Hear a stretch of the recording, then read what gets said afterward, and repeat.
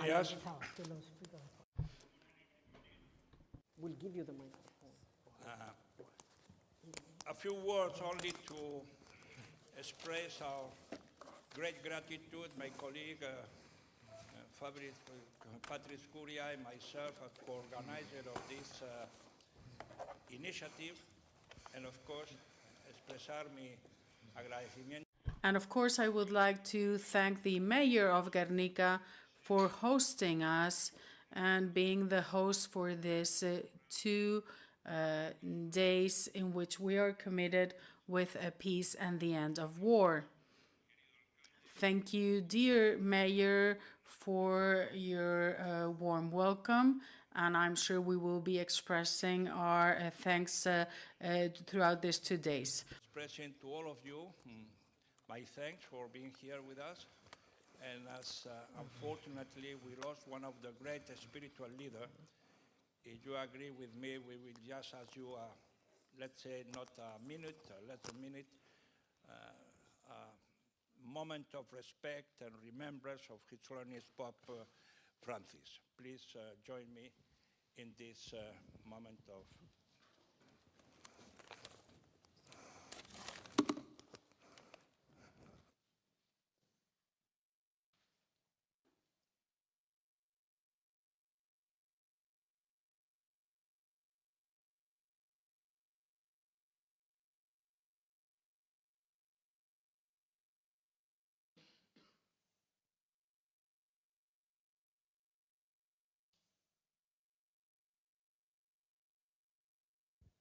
thank you. So again, welcome. And I think we agree that the first debate, the first meeting will be around what is really the most important is our spiritual guidance. And so for that reason, we consider that to have with us all the main faith, religions that can present to us the ethic, moral aspect, and how to really can build up peace, I think is the best one. So for that reason, we start with religious leaders. I thank all the panelists that have represented different beliefs and faith. And I hope we have a good exchange, and we will pursue the whole day exchanging with the civil society, with women, with youth, and then we have a reflection in this theater about why wars, with a movie that has been produced and directed by the famous movie director Amos Gitai. So thank you very much. Now I give the floor. Thank you, Mr. Mayor. We will see you during the day. Thank you. Michal, you have the floor.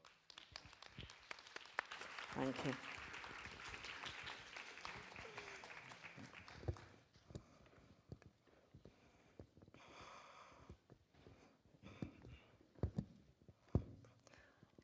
Well, if you will excuse me, because I cannot, okay, it's turned off. So before we start, I welcome everyone. We have a very distinguished speakers for our first session to kick off this important initiative, the Global Call for Peace and End of War and Respect of International Law. But before we start, I would like our distinguished panelists just to stand up one more time to get a group family photo before we start the discussion, because some of the speakers will be leaving a little bit earlier before we wrap up the discussion. So just for 1 minute, we take a photo. Carlos.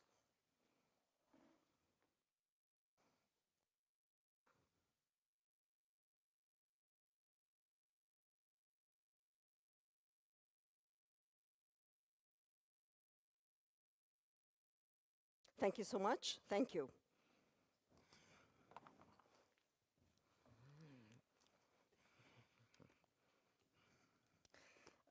Again, good morning, everyone, and welcome to our first panel, focusing here about interfaith dialogue, the role of religious leaders and faith actors in fostering the call for peace, mutual respect, and understanding. And it goes without saying that religious leaders around the world have always been very close to their communities. They have the power to mobilize their communities and convey the positive messages of peace, compassion, empathy, mutual respect and understanding, and dialogue.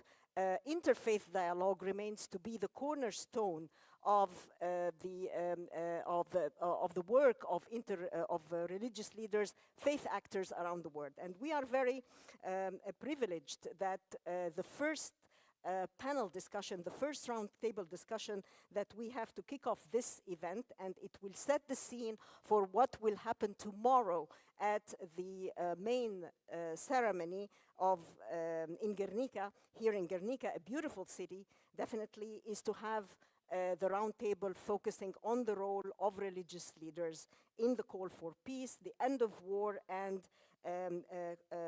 respect of international law.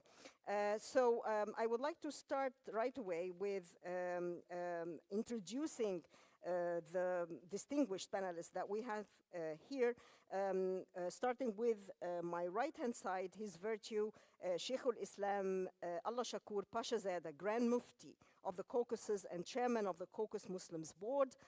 And on my left side, our co-organizer of this initiative, Religions for Peace, His Excellency Dr. Francis Kuria, Secretary General of Religions for Peace. And then we have also His Virtue Mufti, Dr. Nadzad Grabus, Mufti of Sarajevo Islamic Community in Bosnia-Herzegovina and co-president of Religions for Peace. We thank you very much for being here despite your very busy schedule. And I know that you will have to leave early at 11. And again, we thank you for your time. Eminence, Reverend Dr. His Excellency or His Eminence, Reverend Dr. Joseba Segura Etzia Zaraga. Thank you very much, Bishop of Bilbao, and Reverend Kusho Niwano, President-designate Rishu Kosekai, and co-moderator of Religions for Peace. Thank you for coming all the way from Japan, and we really appreciate your itinerary and your time and for accommodating our event. And welcome to Gernika. Ms. Delia Levinson, happy to see you again, Dr. Delia Levinson, President of the Jewish Community Council of Barcelona and board member of Religions for Peace in Spain. And she is also here carrying a message from the Chief Rabbi of Barcelona, Rabbi Samuel Garzón. So let's start right away, and I would like to invite His Excellency Dr. Francis Kuria to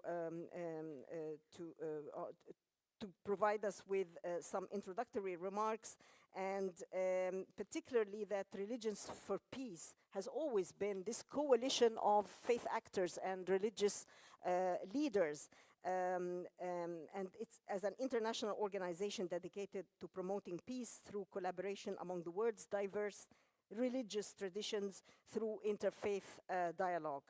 And you took over the presidency, or being a Secretary General of Religions for Peace recently, maybe a few months ago. You came all the way from Kenya, and thank you again for your time and your acting. Dr. Kuria, the floor is yours. Thank you so much. The Mayor of Gernika, we thank you for welcoming us to your city. His Excellency Miguel Moratinos, the High Representative of the United Nations Alliance of Civilization, esteemed and eminent religious leaders, our colleagues from the United Nations, civil society colleagues, the citizens of Gernika here present, and those of you who join us to seek peace, warm greetings to you all. It is my profound honor to be with you in this historic city of Gernika, a town that has transformed a history of tragedy into a beacon of peace. It is also a true privilege to be joined here on this panel by such esteemed religious leaders from the Religious for Peace movement, each of whom exemplifies the peace-building power of faith communities. At the turn of this century, religious leaders have leveraged this power and influence to serve as trusted moral influencers, harbingers of peace in times of conflict. In over 50 years, Religions for Peace has harnessed that influence to advance peace, justice, and harmony. And we have proven time and again that true sustainable peace is possible when religious leaders create coalitions that strive towards shared sacred well-being. Leaders of our movement have affected real change. I can give a few examples. In 1990, Muslim and Christian leaders from Religions for Peace Liberia initiated the framework that became known as the ECOWAS Peace Plan, including a ceasefire roundtable conference and a peacekeeping force that brought peace to Sierra Leone. In 2004, Religions for Peace Bosnia and Herzegovina influenced the government to implement their first law protecting religious freedom and helped reduce violence against religious institutions by more than 50%. In the 2010s, members of Religions for Peace International Youth Committee came together around the world to launch the Arms Down campaign for shared security and presented over 20 million signatures to the United Nations Secretary General's High Representative for Disarmament. And in 2017, Religions for Peace peacefully brought a faith-based perspective into the UN Treaty on the Prohibition of Nuclear Weapons that culminated in the Nobel Peace Prize of 2017. Since 2022, Religions for Peace has partnered with the United Nations Alliance of Civilization to convene religious leaders from active peace zones for the Tokyo Peace Roundtable, and thanks to the Religions for Peace Japan. This year, again in July, we'll bring together leaders from Ukraine and Russia, Palestine and Israel, and Myanmar together to establish a framework for sustained and coordinated dialogue. These are just a few illustrations of what can be achieved when religious leaders and other actors commit themselves to working for peace, reconciliation as a collective. His Holiness Pope Francis, whom we mourn today, whose life was a testament to the power of faith in action, constantly emphasized the need for religious leaders to use their influence in this way. When he hosted a delegation from Religions for Peace in the Vatican, he reminded us that religions, together with their spiritual and moral resources, have a specific and unique role to play in building peace. They cannot be neutral, much less ambiguous when peace is concerned. As a Catholic myself, and as a pursuer of peace, I'm inspired by this legacy and the dedication of each one of you here today. I look forward to learning from you in the coming days as we begin to usher in this call for peace and shared flourishing, rooted in the sacred. May peace be with each of you. Thank you very much.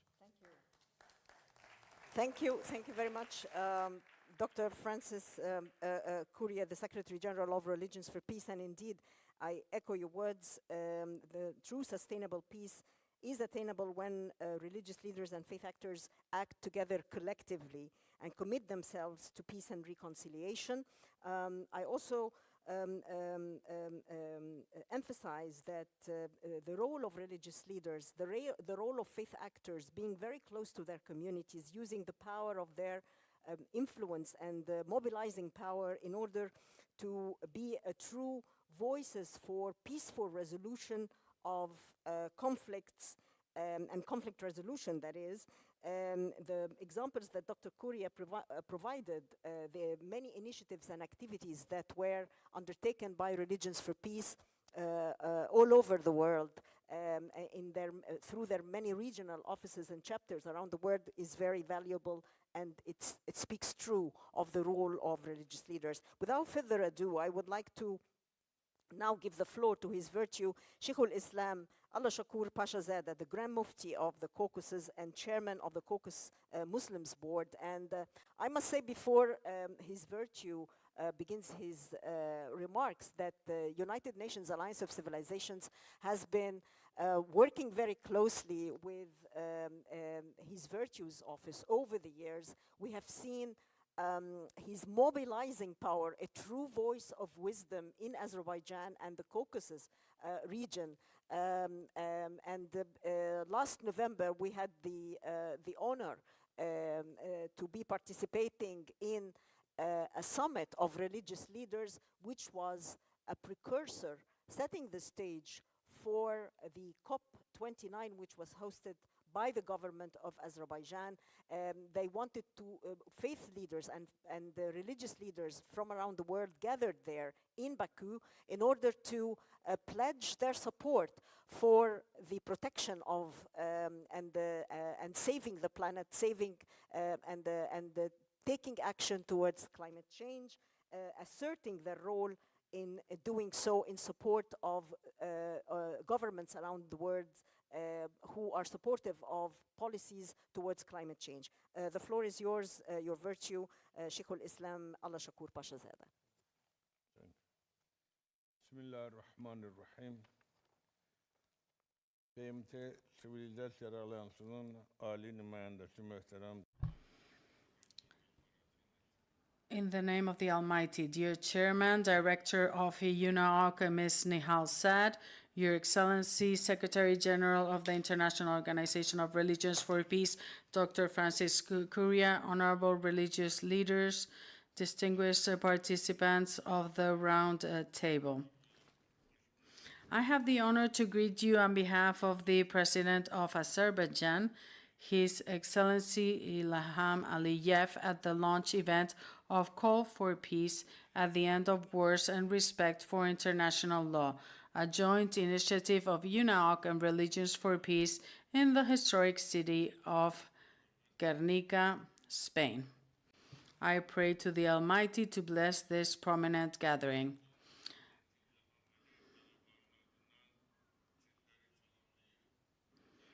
Distinguished participants of the Round Table, for the sake of saving human life, which is the greatest value created by the Almighty, peace must be based on the norms of international law, universal moral values, and traditional religious and moral principles. As long as war crimes continue, the tragedy of Gernika should not be erased from memory, but should serve as a symbol for those who have not learned the historical lessons of the two world wars. Meanwhile, the UN Alliance for Civilizations, which has made valuable efforts to develop dialogue amongst civilizations and expand cooperation between various religious confessions, and in particular the initiative to create the Alliance for Peace, makes a significant contribution to the creation of an environment of peace and mutual confidence on the planet.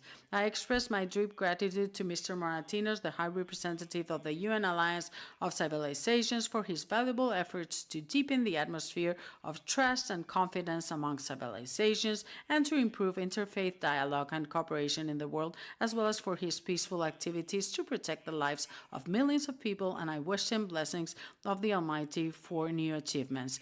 Distinguished participants of the Round Table, there is an urgent need to assess the world's problems from a moral point of view and to present to the world a multicultural way of life that is able to prevent manifestations based on national, racial, and religious extremism.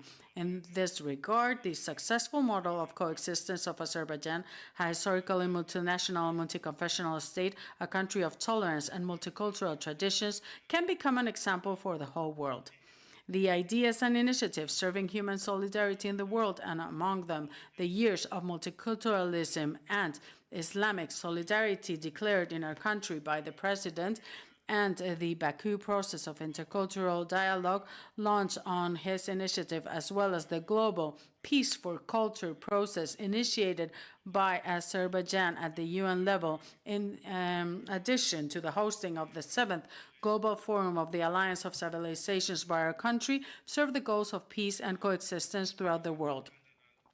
The Republic of Azerbaijan, which recently put an end to military aggression in accordance with the provisions of international law and relevant UN resolutions and restored its territorial integrity recognized by the world community, was subjected to war crimes, occupation, genocide, vandalism, herbicide, eocide, and culturecide for 30 years. Today, the state of Azerbaijan is reviving its culture and spiritual heritage in the liberated territories, giving new life to our scorched lands, and is engaged in peaceful construction and real peacekeeping in this region.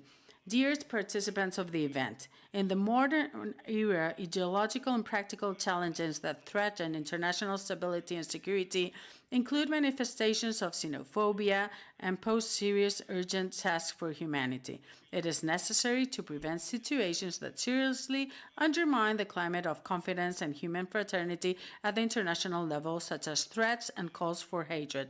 All this will be possible only under supremacy of international law in the world.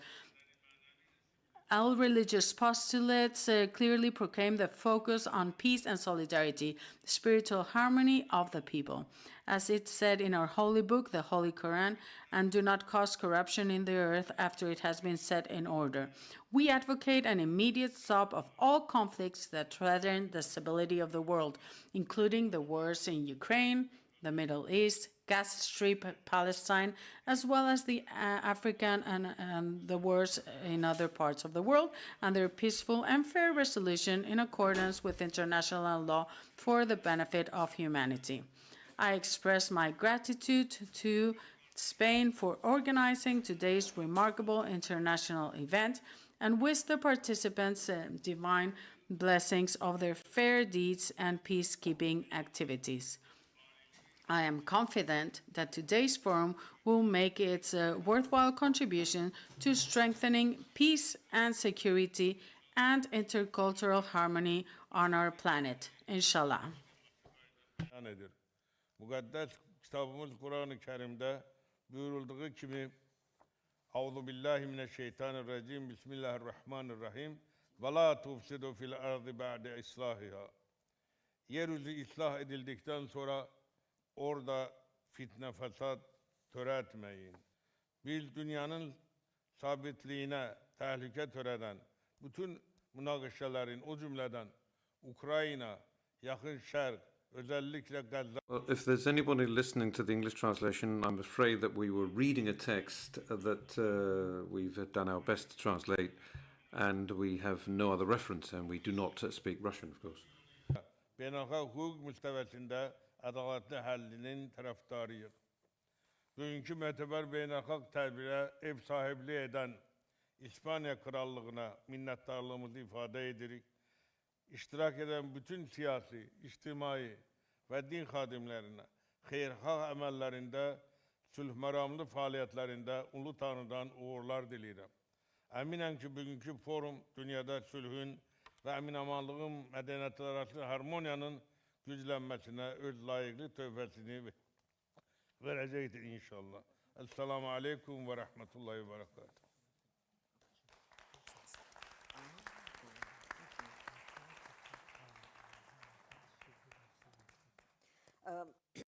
I would like to thank very much His Virtue, Sheikh al-Islam Allah Shakur Pashazada, the Grand Mufti of the Caucasus and the Chairman of the Caucasus Muslims Board. Actually, the translation, I would like to thank very much the interpreters for their good work, and we were provided with, just a clarification, we were provided with a text of His Virtue's speech, and we asked the interpreters to read it as His Virtue was delivering his remarks, and I think they delivered all of it. So whatever you heard into the other language, whether it's English, Spanish, or French, was the entire text of His Virtue's speech. No? Not in Spanish. Okay, so we will thank you for letting us know. We will deal with that later, but for those who are listening to the English interpretation, it was the entire, actually the entire text. So I move now to our following distinguished speaker in this panel discussion.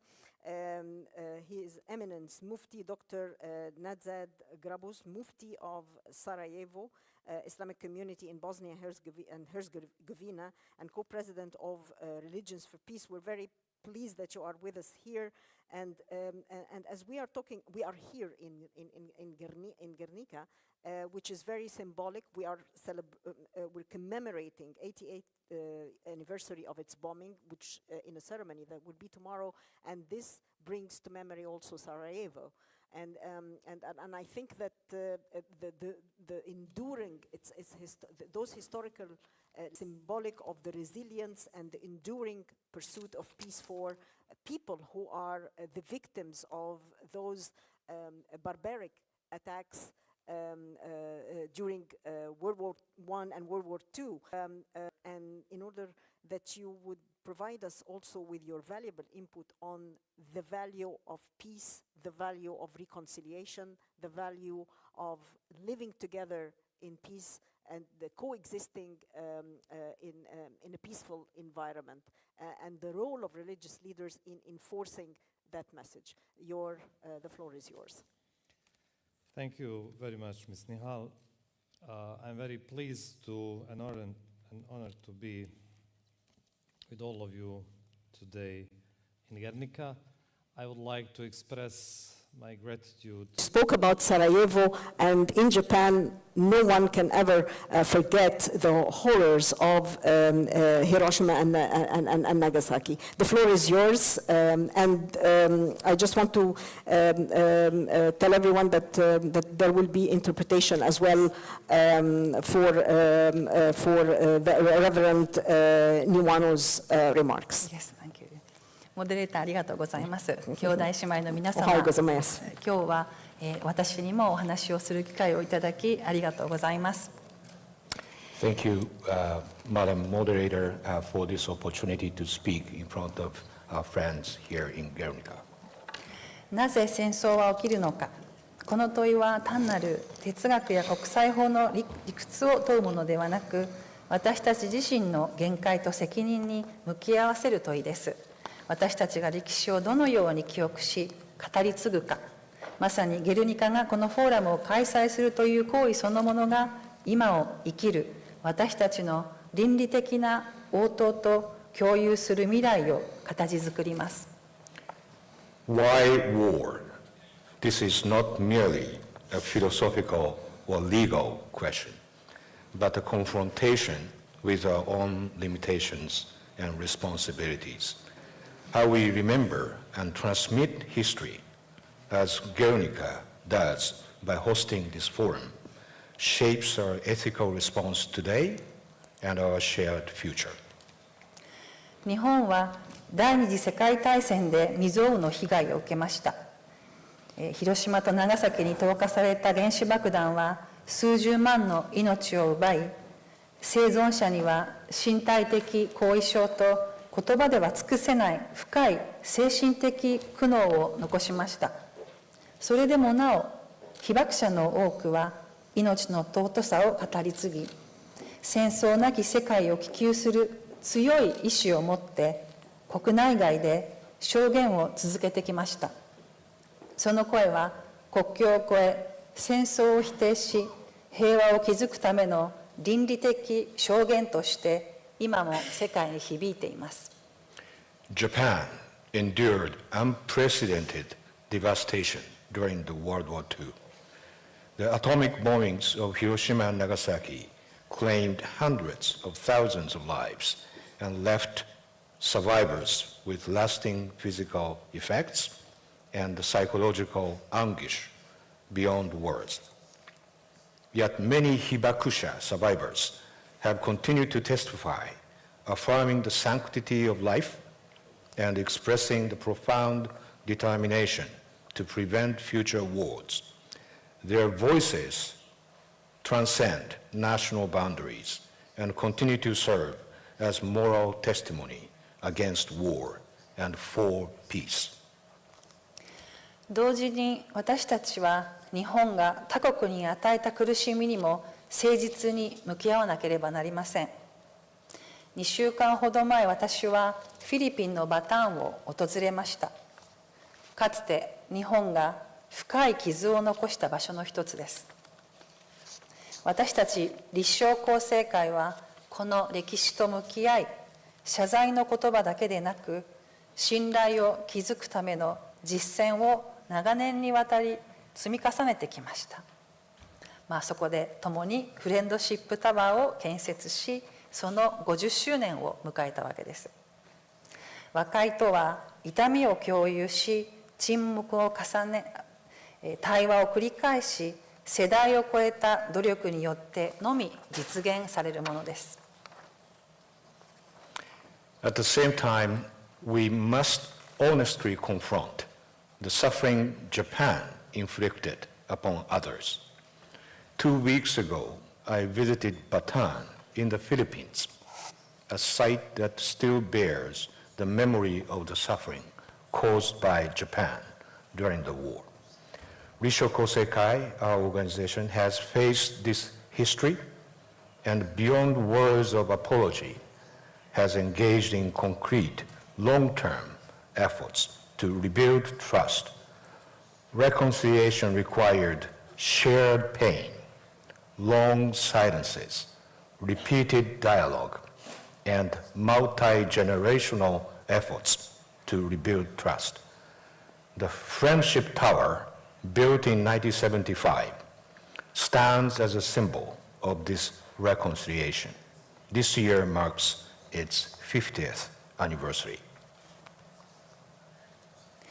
多くの宗教がそうであるように、仏教もまた人間の行動や判断を形作る心の習慣、すなわち内面的な変容が持続的な平和と正義の基礎であることを強調します。世界の宗教は個人の変革を呼びかけるだけではなく、権力と政策の在り方そのものを見直し、対話、尊厳、倫理的責任に根ざした文化を築くことを求めています。国際平和と信頼の年は象徴的な言葉にとどまることなく、私たちの制度を改革し、共生のための教育を再構築し、対話への真摯な取り組みを再活性化するための具体的な行動原理とならなければならないと思います。平和は生きられ、体現され、制度として根付かなければなりません。力による支配ではなく、協力を促す制度、共感を育む教育、分断ではなく尊厳を守るリーダーシップ、それこそが平和を築く道です。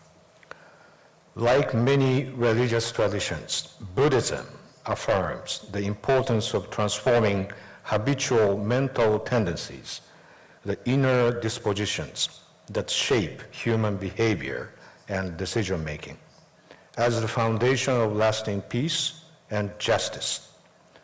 The world faith traditions call not only for personal renewal, but also for urgent reform of power and policy, all grounded in a culture of dialogue, mutual dignity, and moral responsibility. The International Year of Peace and Trust must serve not merely as a symbolic gesture, but as a concrete mandate to reform our institutions, reorient education towards coexistence, and revitalize our commitment to dialogue. Thank you. Thank you very much.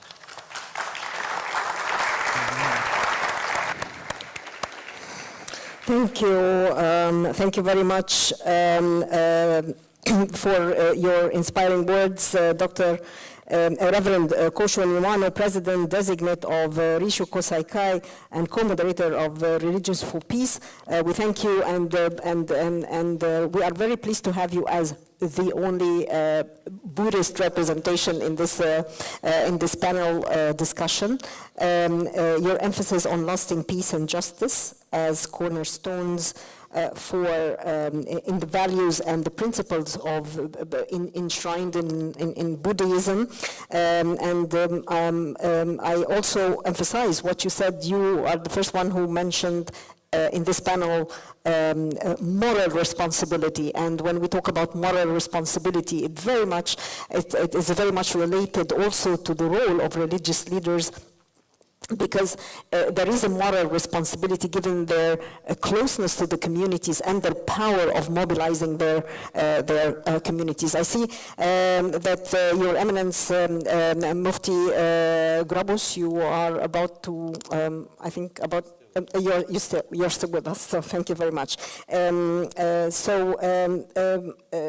mentioned also the International Year of Peace and Trust, which is in 2025 is the International Year of Peace and Trust based on General Assembly resolution that was adopted in that regard last year, and it was actually proposed by the Republic of Turkmenistan. And we are very pleased that the Deputy Foreign Minister of Turkmenistan is going to be one of the keynote speakers in tomorrow's opening ceremony in Gernika. So thank you very much again, and I now turn to our last speaker in this panel discussion, Ms. Delia Livingston, President of the Jewish Community Council of Barcelona and board member of Religions for Peace here in Spain. And you know, I mean, we have been here a couple of years ago. United Nations Alliance of Civilizations, the High Representative for the United Nations Alliance of Civilizations, was also had many conversations and discussions with the Jewish community here in Spain.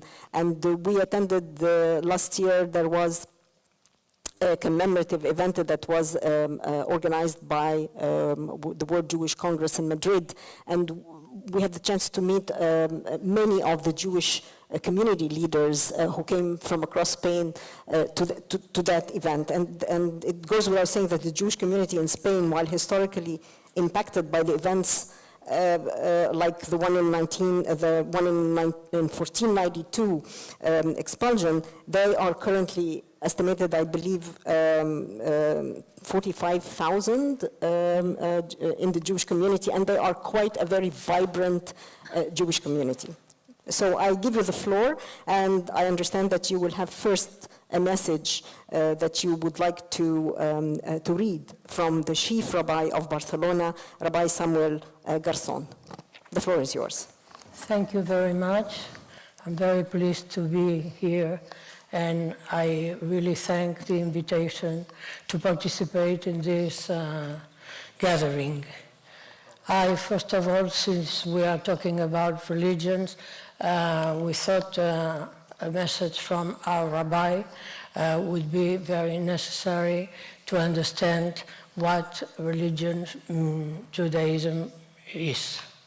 So please, these are his words. Weaving the future of peace. Dear brothers and sisters of all faiths and all of humanity, distinguished religious and spiritual leaders, representatives of governments and international organizations, dear friends. Today we gather at a crucial moment where differences can be used to divide us or to strengthen us. Human history has experienced both darkness and light. From those experiences, we learn the importance of coexistence, respect, and the construction of a future where every person has a dignified place. As a member of the Jewish people, I bring with me a millennia-old tradition that has endured times of persecution, but has also contributed greatly to humanity in thought, science, justice, and culture. Judaism teaches us that all human beings are created b'tselem Elohim, in divine image, and that the dignity of every person is sacred. This principle calls us to the moral responsibility of building a world of peace and justice for all. It calls us to engage in tikkun olam, the repair of the world, a concept that reminds us that every action we take, no matter how small, can contribute to healing the brokenness in our society and in our planet. We cannot ignore that intolerance, injustice, and violence exist in the world. We cannot close our eyes to the suffering of those who are marginalized because of their identity, faith, or history. In Judaism, life is sacred. Pikuach Nefesh teaches us to save a single life is to save an entire world. The Torah calls us to seek peace and pursue it. Jewish wisdom has always guided us toward justice, dialogue, and compassion, principles that are not exclusive to Jews, but universal values meant to unite all of humanity. As Jews, we know that what it means to be persecuted, but we also know the most repeated commandment in the Torah is Ve'avavta le'achar kamocha. You shall love your neighbor as yourself. This is not just about loving around those around us, but about opposing injustice and defending those who are vulnerable. No people, no community should be condemned to hatred or discrimination. The diversity of beliefs, cultures, and perspectives is not a threat, but a richness that challenges us to expand our understanding in the world. As the Talmud teaches, truth can take many forms. Justice is not an abstract ideal. It is an obligation to ensure that all people have the same rights and opportunities. Justice you shall pursue, the Torah commands us, urging us not to remain indifferent to suffering. History has shown us that when a society allows discrimination against one group, the danger extends to the whole society. And peace, shalom, is not merely the absence of conflict, but the presence of harmony, respect, and cooperation. Peace is built through action, dialogue, and the recognition of humanity in each person. Oseh shalom bimromav, v'yaseh shalom aleinu. May the one who makes peace in the heaven grant peace upon us and upon the world.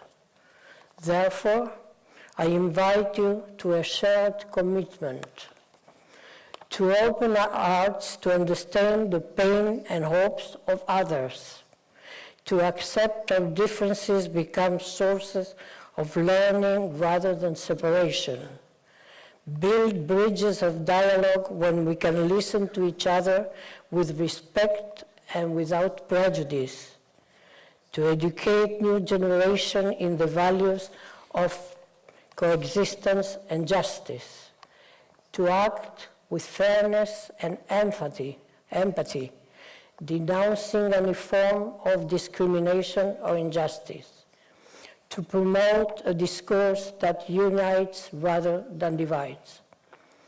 Today, we have the opportunity to be architects of a better world, where every community is valued for its contributions and where respect is the foundation of our interactions.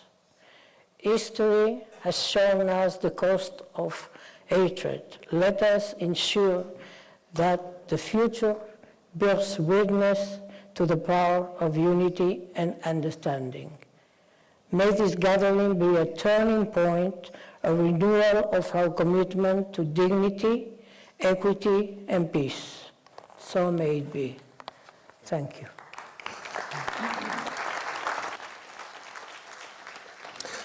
Thank you. Thank you very much for those words, the message of Chief Rabbi of Barcelona, Samuel Garzón. And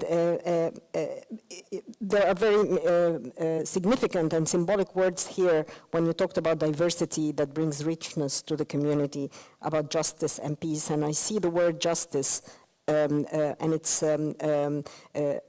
attachment and its nexus to peace is very important, because and it was echoed by most of the speakers in this panel: peace, justice, moral responsibility, and diversity, and the need to build bridges of dialogue.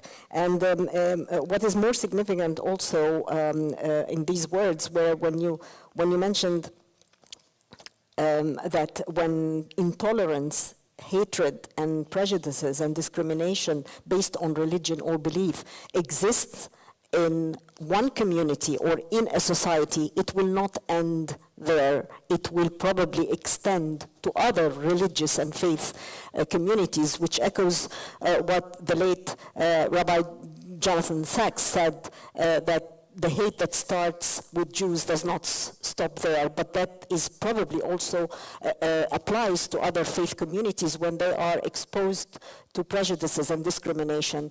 Every one of us, I believe, is a minority somewhere in the world. When he or she exists somewhere in the world, it becomes a minority. Daniel, that was the message of the Rabbi of Barcelona, and maybe we can talk a little bit about the power of education, the power of bringing the community together through educating the community and bringing them together, and educating them and bringing to their awareness the value of dialogue through religious leaders and faith actors. We are members, of course, of Religions for Peace, which is a very good tool to work together, and especially in Catalonia, where we are based, we have in our group the pedagogy of the action. I mean, we gather every month, the group of Religions for Peace, because we work on issues that are daily issues. We don't start talking about religions and the principles of religions upon which we all are. We agree. I mean, we have talked about dignity, about justice. I mean, but we work on action. We take action. We try to bring people to the encounters, either they are interested in religion or not, to know us, to see what we work, because as religious leaders, we need to show to others that we can sit with the other one and talk with respect and to listen, and from any word that we receive from the other, we learn. Each of one learns from the other one, and we must show that to the people, to the students, for anything, because we need this dialogue. It's the most important thing, and we agree with that, all of us. And one, for example, of our work, we have launched in Barcelona, in front of the Catalan Parliament, an issue which is the formation of an intergroup of parliamentary in the Parliament of Catalonia for religion affairs, which is a very important thing, because this group will be formed by people of different parties of the Catalan Parliament, and this is a really it will help as we will show them how we can interface dialogue. We can bring them to have an intergroup dialogue also, because we know in parliament, politicians, they all have their ideas and they don't want to step down from that. So, I mean, this is one of the achievements. We hope that it will come to a good end, but this is what gives us the dialogue with religions. Daria Livingston, thank you very much. An interesting initiative. We wish you the best of luck. And I believe that we came to the end of this panel discussion. I would like to thank all the distinguished speakers who joined us today for their time and for their valuable input and contribution to this panel, which kicks off the initiative, A Call for Peace, the End of Wars and the Respect for International Law. I'd like to thank His Virtue Sheikh al-Islam Allah Shakur Pashazadeh, His Excellency Dr. Francis Kuria, His Eminence Mufti Dr. Nazad Grabus, His Eminence Reverend Dr. Josepa Segura Etzifaraga, and Her Eminence Reverend Kosho Nimano, and again Ms. Daria Livingston. We thank you all, and please join me in applauding the distinguished panels.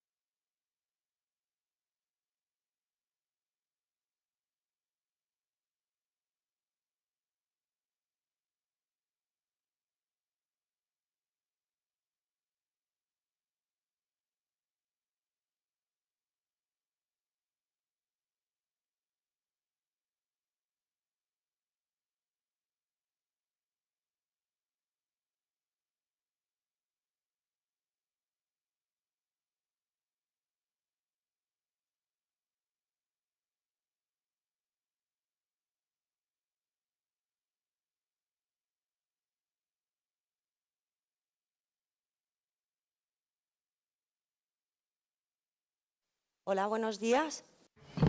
Bonjour. Très humblement, avec beaucoup de respect, je vous souhaite la bienvenue à Gernika, un lieu qui symbolise non seulement la mémoire, mais aussi notre responsabilité partagée avec la paix. Demain sera le 88e anniversaire du premier bombardement contre des civils. Et la souffrance de Gernika fait partie de notre mémoire collective. Elle est immortalisée dans l'iconique tableau de Pablo Picasso. C'est un cri contre la brutalité de la guerre et qui est au Conseil de sécurité des Nations Unies. Nous sommes ici aujourd'hui non seulement pour nous souvenir, mais aussi pour exiger la fin des guerres dans une initiative globale pour le respect international et le renouveau de l'espoir, dans une convergence de voix des leaders religieux, la société civile, des jeunes, des femmes, des artistes, et finalement des constructeurs de la paix, des architectes de la paix. Nous sommes ici car la militarisation du monde a atteint un point alarmant. Le conflit est de retour en Europe. Des milliers de personnes au Moyen-Orient, en Afrique, souffrent car les outils de la diplomatie et du dialogue souvent sont ignorés. Nous sommes ici pour un effort conjoint de l'Alliance des civilisations des Nations Unies et des religions pour la paix, deux institutions profondément engagées avec le dialogue interculturel et interreligieux. À cette table ronde qui est intitulée « Des actions communautaires à l'impact mondial, la société civile comme catalyseur d'une paix durable », je vous invite à participer avec une mentalité ouverte et des cœurs engagés. Parler de la société civile et de reconnaître que la paix est construite dans les marges à partir de personnes qui transforment le quotidien. Sans une société civile active, il n'y aura pas de démocratie solide, ni justice sociale, ni mémoire vivante. Le monde a besoin de la paix. Et aujourd'hui, plus que jamais, la paix a besoin de nous toutes et tous.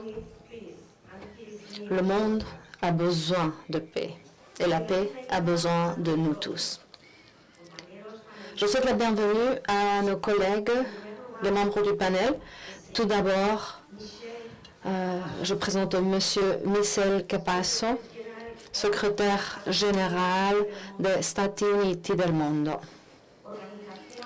une organisation internationale qui travaille pour la promotion de la justice sociale, la paix et le développement. Je souhaite la bienvenue aussi au docteur Mirit Ophir, experte en éducation pour la paix, avec une carrière distinguée qui englobe toutes sortes d'activités de diplomatie internationale et de questions aussi académiques. Et M. Carlos Martínez Mínguez, le maire de Soria, Madame Zahra Hassan, avocate spécialisée dans les droits humains et membre du Carnegie Endowment for International Peace. Madame Carmen Marion, présidente de la Fondation Séminaire de recherche pour la paix. Bienvenue. À ce moment, je passe la parole à M. Michele Capasso et j'aimerais lui demander de quelle manière les initiatives communautaires et de base peuvent-elles aider à aborder les dynamiques des conflits locaux et encourager la confiance. À tous. Merci à mon cher ami Miguel Ángel Moratinos pour l'invitation. Et je suis très ému parce que j'ai vu le Mufti de Sarajevo, une ville à mes chers, parce que c'est à partir de Sarajevo que nous avons commencé à travailler pour la paix contre la guerre. Quelqu'un ce matin, il m'a appelé et m'a dit « Qu'est-ce que tu fais à Gernika? Tu devais être ici à Rome pour le funérailles du pape qui c'était un cher ami. » Et j'ai dit « La manière la plus opportune et la plus forte pour honorer Pape François, c'est d'être ici à Gernika. Et j'ai pris ce matin un écrit en espagnol qui nous a voulu dédier, ça fait 3 mois.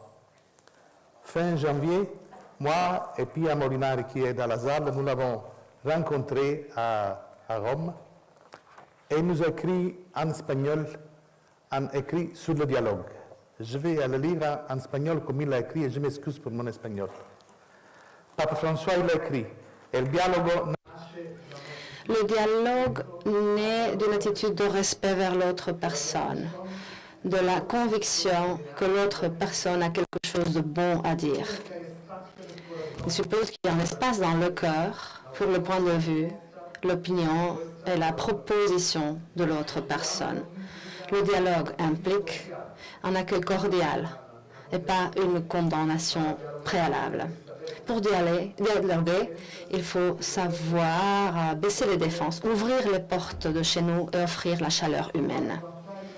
Toujours, comme aussi Pape Jean-Paul II a soutenu de son départ les États-Unis du monde, qui sont une organisation internationale qui met ensemble les pays, sont 181, mais surtout les acteurs de la société civile, et surtout les villes, sont 16 000 aujourd'hui qui ont adhéré. Et avec cette combinaison, qui c'est une grande force réelle, on peut trouver les possibilités pour réduire les conflits, parce que la base de la société, tous les peuples ne désirent pas la guerre. La guerre dépend de la folie humaine des gouverneurs de quelques pays qui, malheureusement, aujourd'hui, sont dans la dimension plus médiocre des derniers siècles. Si, par exemple, nous avons un cher ami président d'Israël comme Shimon Peres, un autre cher ami comme Mikhail Gorbatchev, président de la Russie, et avec une grande liste, les choses aujourd'hui seront différentes. Jamais on n'a vu un président de la plus grande puissance du monde, les États-Unis, qu'il travaille avec des intérêts personnels. Ils ont gagné, lui et ses amis, des milliards et des milliards de dollars. Ça, c'est un scandale et c'est un manque d'éthique dans la vie politique. Aujourd'hui, j'ai écrit un texte en espagnol, puis je vous le donne, mais aujourd'hui, je vais parler avec le cœur, pas avec l'écriture. En voyant ce matin ce pays merveilleux avec le vert. And as I was in this beautiful country with a view over the sea, with the beautiful houses, we are really starving in terms of happiness and love. It's a suicidal kind of selfishness that has contaminated all of our mankind. See, all of us are very unhappy. We are very sad, and things are happening each day that make us feel absolutely desperate, and that is family members are killing each other, children are killing each other. In other words, these are horrible things that are happening. So we have to focus on civil society as a basis, and we have to educate our young people, our youth, because young people don't really see many positive things happening in the world. And what they have to do, they haven't got to be hunters of positivism.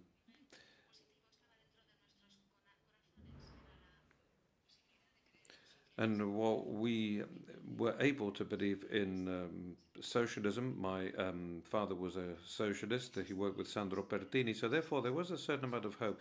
So in other words, socialism meant that you were there to serve the people, that you were there to serve the common good. But nowadays, young people are only leading virtual lives.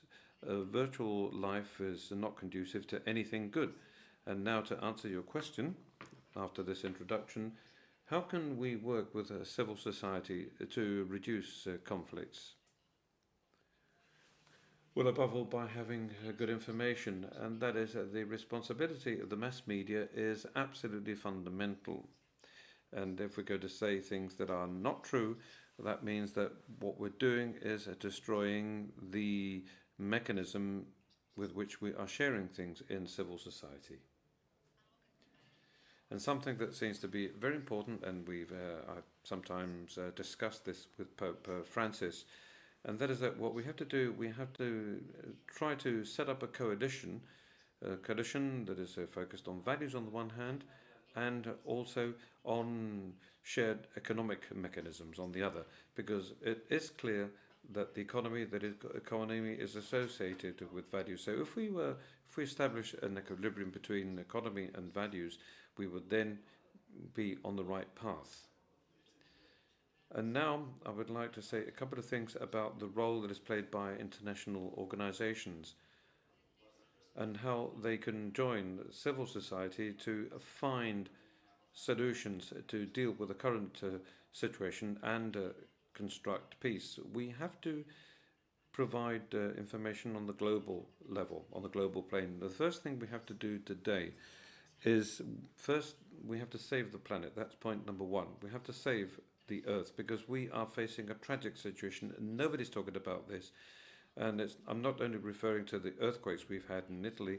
There have been 500% more of unexpected events that are associated with the climate. We've had tremendous rainfalls and unexpected storms, etc. Nobody says anything about that. Nobody says anything about what has to be done. And unfortunately, I still find in documents of the European Union the issue of energy transition, which is absolute madness. So we have to carry out an ecological conversion. So what I mean to say by that is that we have to change our life methodology, and we must understand that each and every one of us is here to save the world, or is supposed to save the world. So this doesn't only mean that we have to try to do something about these situations, but also have a constitution that includes the rights and duties of the inhabitants of this planet, although we are working on this. And at the very center, we have the ecological conversion, and we're asking large cities and smaller towns to become involved. And it's lovely to see that we have such a young mayor here with us today, like the mayor from Soria. But cities have to play a fundamental role, because cities receive the requests of people and they can do something about those needs and meet them. So it's the cities of the world that should unite to establish the right kind of methodology and inform people on what has to be done, which is absolutely essential nowadays. So we have to save the earth and we have to protect peace. But peace is not a theory or it's something that is in limbo. No, peace has to be experienced firsthand. And somebody said to me once upon a time, look, you must understand that you have to live peace and that you have to be capable of transforming the love for power, which is what you can find everywhere, but it's the power of love. In other words, you have to work with people. You have to work with as many people as you can in whatever is good and true. And this is something that I mentioned 40 years ago, and I've been working to achieve this goal since then on a daily basis. And I only hope that from Gernika we'll be able to draw some conclusions and cooperate with other organizations. We have to convince our young people, we have to mobilize our society, all of our societies, because we are facing a very difficult situation, because we have the destruction of the planet on the one hand, and we also have the definitive destruction of peace. So we have to fight against all of that. And we need to get the mayors, the men and women and the young people of cities, we have to unite our forces so that we can generate a good and positive force that can change how we're doing things right now. Thank you very much.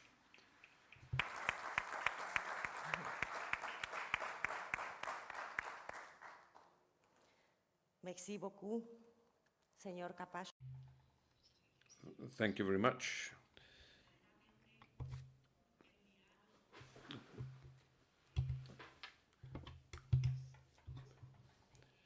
Tenemos para implementar. Dialogue is the most important thing for implementing peace and having a cordial attitude, and we have to do something about this suicidal selfishness, but we have to educate our young people so that we can achieve these common goals. And there's something that you said that is fundamental in your intervention. It's the responsibility of the mass media too, of the media, considering what's going on right now in the world. So many thanks too for what you said about living peace, and working with people with love. Thank you very much. Thank you very much for those words. And now I'm going to give the floor to Madame Nidit Ofi.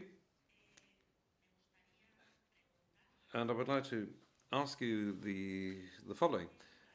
How can civil society organizations, how can they have a greater impact as regards influencing the global agendas that are aimed at constructing peace? First of all, thank you for all of you who came and participated here. I would like to thank a special thanks for two people who are leading with me, and they are part of our group on behalf of Pope Francis. May rest in peace. In the last 2 years, Miguel Moratinos and also Mr. Enrique Zimmerman, we are all together ambassadors for peace on behalf of Francis. And my feeling now, during the last week, that he was more for us than a leader. He guided us how to do things right. We've been through a very, very hard period in the last 2 years in the Middle East. I'm a doctor for Middle East Studies and professor in the university. In the last 15 years, I work for education in war zones. What I believed after the Arab Spring started in 2012, 1 year later, that if we won't start and change from the inside the field, all this brutalization, the extremism, fundamentalization in the area, we won't make it, because we have to change the hearts, we have to change the way of mind, not in the universities. We have to start from the kindergarten and from the first grade if we really want to change these parts of the world. I've been through with my kids many, many brutal years.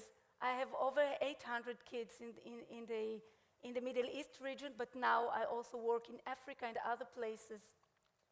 And the most important thing that we have to understand, that we have a very brutal history. We must change it. We have to look forward to the future.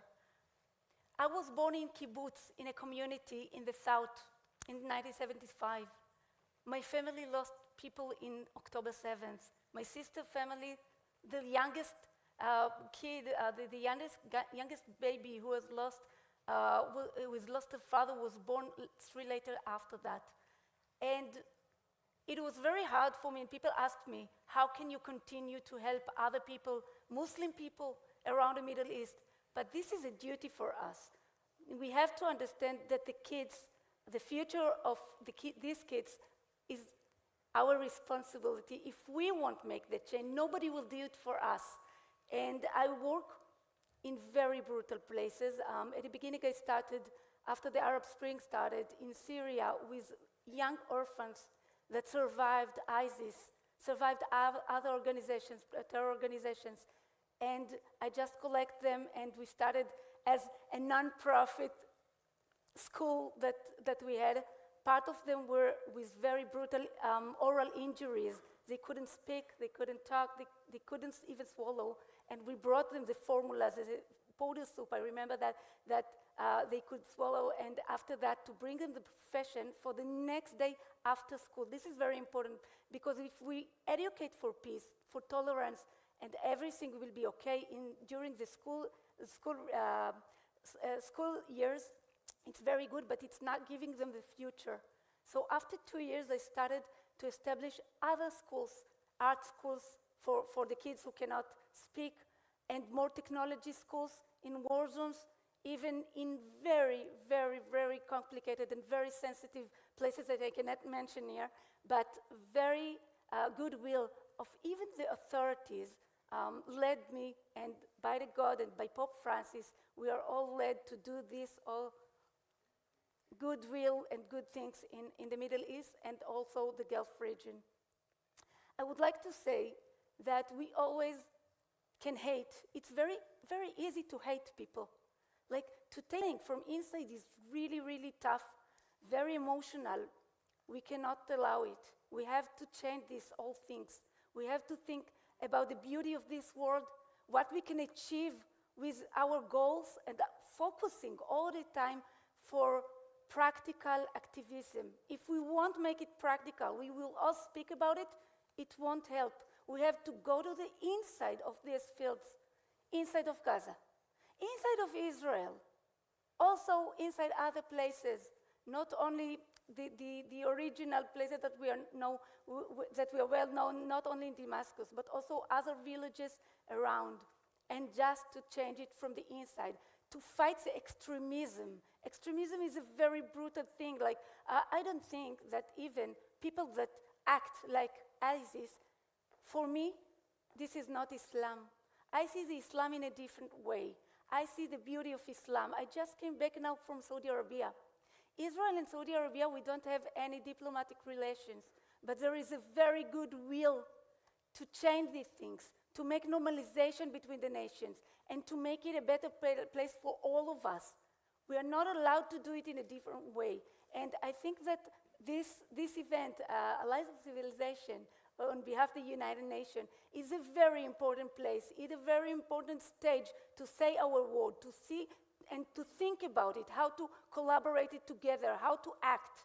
And thank you for my friend who spoke so beautifully, because this is the issue, or our heart and our goals, to take this education from the inside, from the kindergarten, and to change it.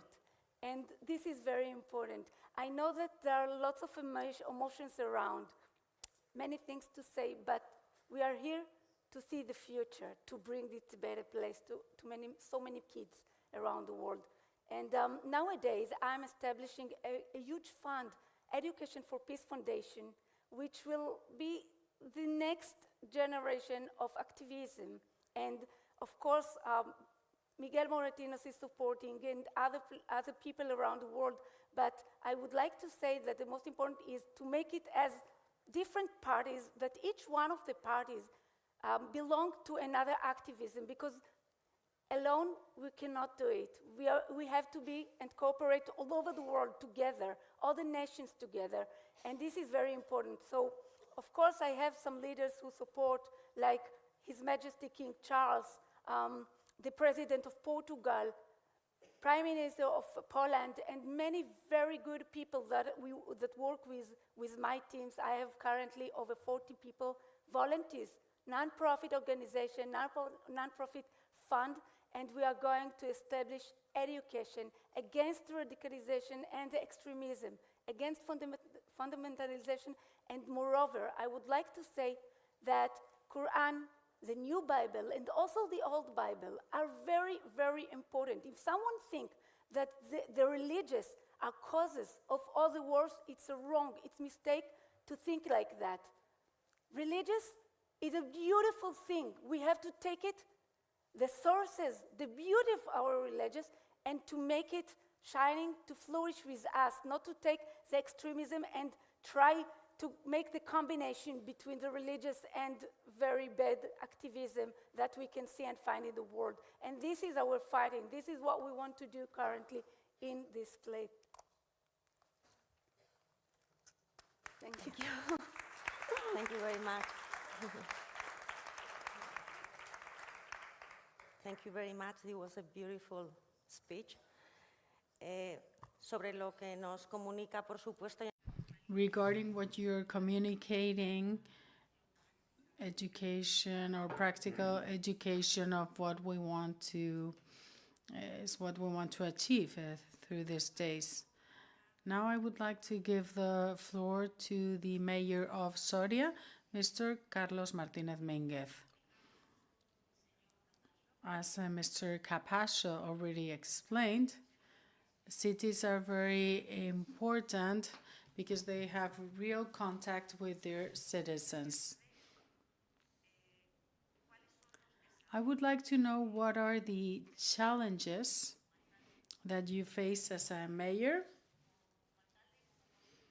and as a person that is building a peace from the grassroots, and what is the influence of international stakeholders and what is the support that can come from them? Well, good morning, everyone. And first of all, I would like to say thank you to the municipality of Gernika, its mayor, and its representatives for hosting us here, as well as the United Nations through the High Representative Miguel Ángel Moratinos that has invited me to speak about the commitment of a medium-sized city in Spain, taking into account the situation in the world that is not a simple one, as Michelle explained, because you didn't talk about despair, but you made us aware of how we need to face things in a crude manner. We need to face the international challenges in this geopolitical context that is harsh and difficult, with political agents that are rowing against peace, social justice, and the values and principles that have allowed us to progress as mankind, especially during the second half of the 20th century till now. And if we're not able to understand this political context, we won't be able to provide solutions to these challenges. I'm one of these people that believes that when it was approved unanimously between all the countries in the UN, the passing of the SDGs, nowadays it would be very difficult. We've renewed a pact for the future where we talk about the political action of the institutions, which are people, planet, and democracy as fundamental objectives. And when we talk about people, and this has been mentioned in the previous panel, it is important to recover the dignity of all.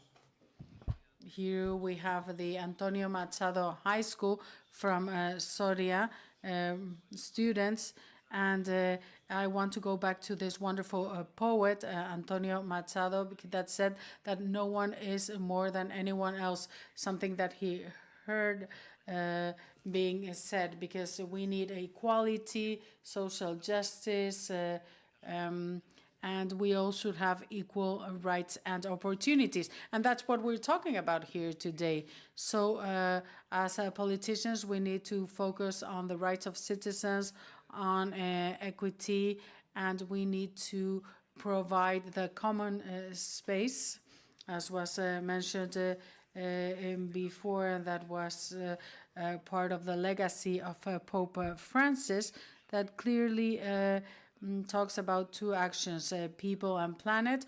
Also the planet when there's some that deny what is happening, which is perverse, and that is being shared as fake news, and that also means that we are not all working to take care of our planet, our common and shared space. So we need to put in place the public policies to defend us from the Wild West that some want to create. So we need to continue evolving, improving, reviewing, so that we continue to be efficient when achieving our goals of improving the planet and people's lives. That's why we need to reinvent things in an ongoing manner. And that was the common action on a paper of all countries. And then there are other options that I wouldn't want to analyze today. But suddenly we have wars that are very present. And we should also look into that, because as Europeans we start to be awake when they're closer to us, because there are other wars that have been very active for many years. You've talked about Palestine, we can talk about Sahara, Africa, Latin America. We can also mention the Middle East and the Euro-Asian area. So wars never cease to exist, but now they are back in Europe, and this means that we see the need of going back to the United Nations Alliance of Civilizations, because as Democrats we get together at an international level to be able to, through public policies, do something that should be the foundation for all public policies and to work on peace. Without this, it will be impossible to progress. And as this is what makes sense from the starting point, we should consider peace as the fundamental objective at all levels of administration, even in local governments. Today, I'm very pleased that the young students from the Antonio Machado High School are here together with their teachers so that they see how a small town also has its voice in an international geopolitical event organized by the UN, so that they see that a middle-sized city also has its responsibility when contributing to their with their political commitment and engagement. Because sometimes we understand that the peace is the absence of a war, and this is not so. When we talk about how town councils research through our different organizations, and we work with the new urban agenda, and we also include peace there, we need to understand that a small city has a lot to contribute in the international geopolitical context, because in the absence of war, we also need to make visible other kinds of violence that arise in cities and that are not looked into. We have to look into their origin to see how this happens, why this happens, and how they later on escalate. So we need to study violence in cities from the perspective of inequality, or also violence on women, violence because of sexual orientation, because of race, because of others being different, because they're migrants, because they are different social classes.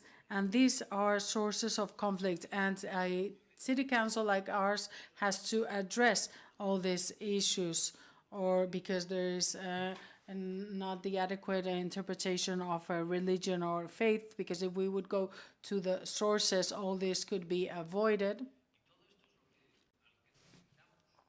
So this is something that we also do as local governments, to research causes and try to avoid inequalities that create violence and that later on escalate and become wars. And in fact, the Bishop of Bilbao mentioned this before: evil that it will not disappear, or the eternal conflict of interest from the social and economic standpoint exists between human beings and territories, and how, in the way in which we manage things, we will be able to find efficient solutions to be able to coexist and to live together in a community. And so how do we do this from a town council? Well, we try and find the origin of the conflict, and we show our political engagement, because at the end of the day, that's what we have to do. It's easier to have a political engagement with those that are educated, trained, and better informed. And in fact, someone mentioned before the role of media and how this is key too. But I wouldn't only focus on the youth. They are being educated and trained, but the situation in which we are now find ourselves now is because of what we've done in the past. Maybe if we had done things better, we shouldn't focus so much on them. They are doing so much because they are already evolving. So we need to generate the public policy structures so that they, as young people, can make decisions for the future or in the present, but without just focusing responsibility on them, because we are also responsible for what is happening.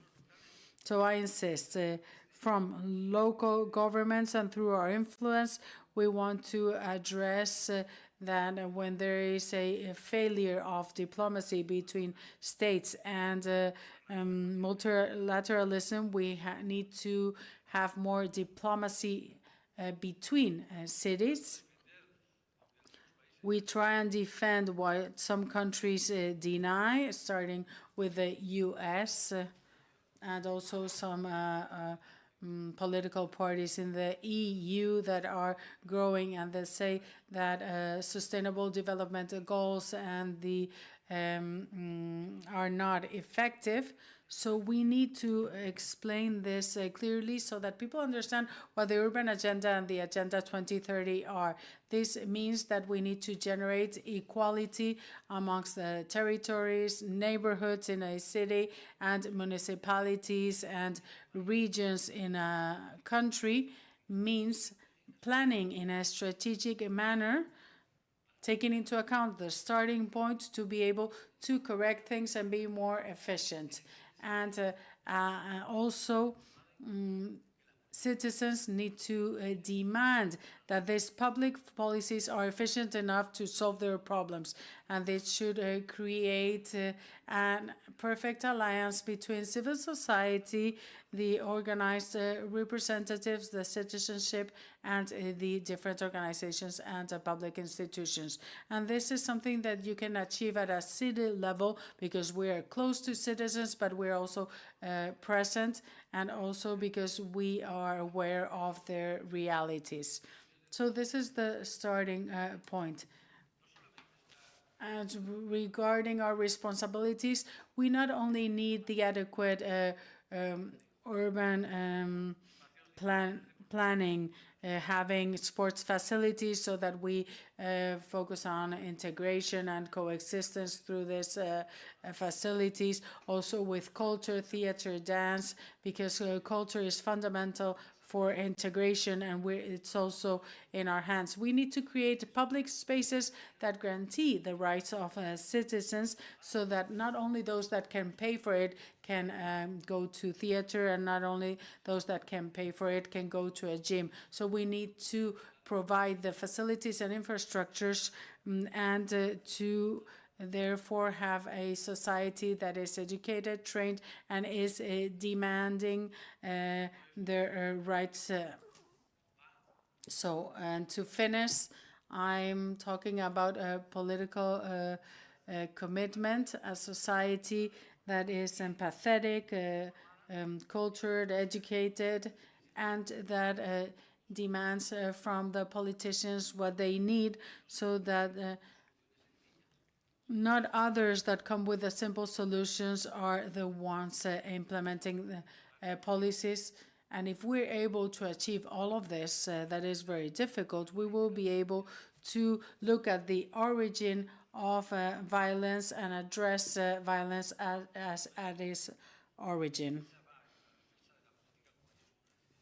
So we need to focus on the politics in the small towns and villages and in big cities. And these revolutions from the grassroots are the ones that are able to change things in small towns and in big cities. Thank you.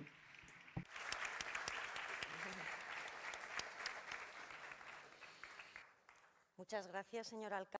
Thank you so much, Mr. Mayor. Now I will give the floor, and I apologize to Mr. Alberto Alonso.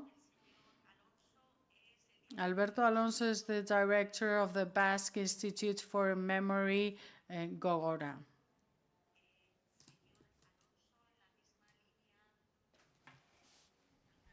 Mr. Alonso, I have a question that is similar to the one I just asked to the mayor of Soria.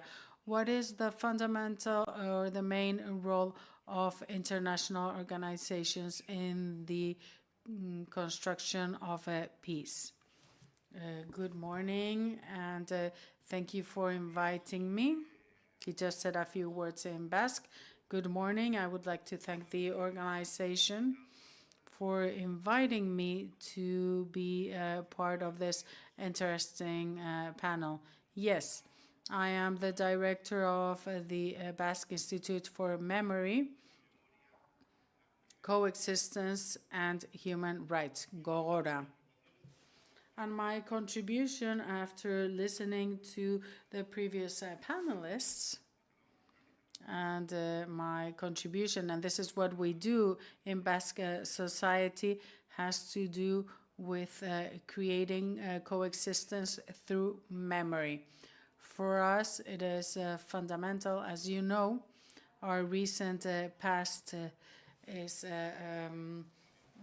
full of pain, suffering, and political violence up to 15 years ago. So for us, it's fundamental to look towards the past and all the suffering generated by the dictatorship of General Franco, but also all the suffering for the Basque citizens and for Spanish citizens of political violence.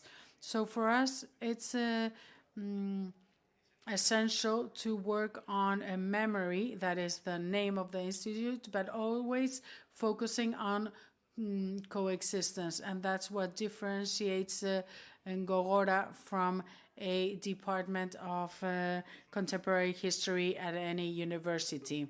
So we want to look towards the past with the aim of building the future of our citizens with the respect and commitment towards human rights.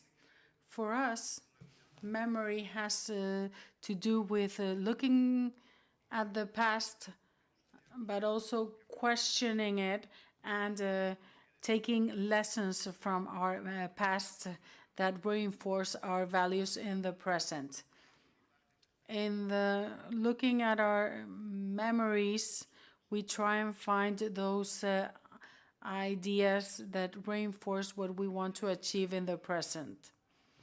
Memory is different from history because it selects those experiences from the past that can reinforce our values. For example, democratic memory, how from the present and with our engagement with freedom and democracy, we look towards those experiences that can reinforce how we deal and are committed with democracy nowadays. So we always have to look at the past in all its complexity.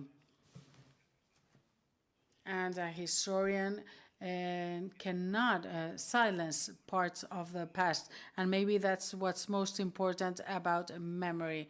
But as soon as we are choosing some experiences of the past to reinforce the values of the present, somehow we are also forgetting many other experiences. And this is something that we are also very aware at in Gogora.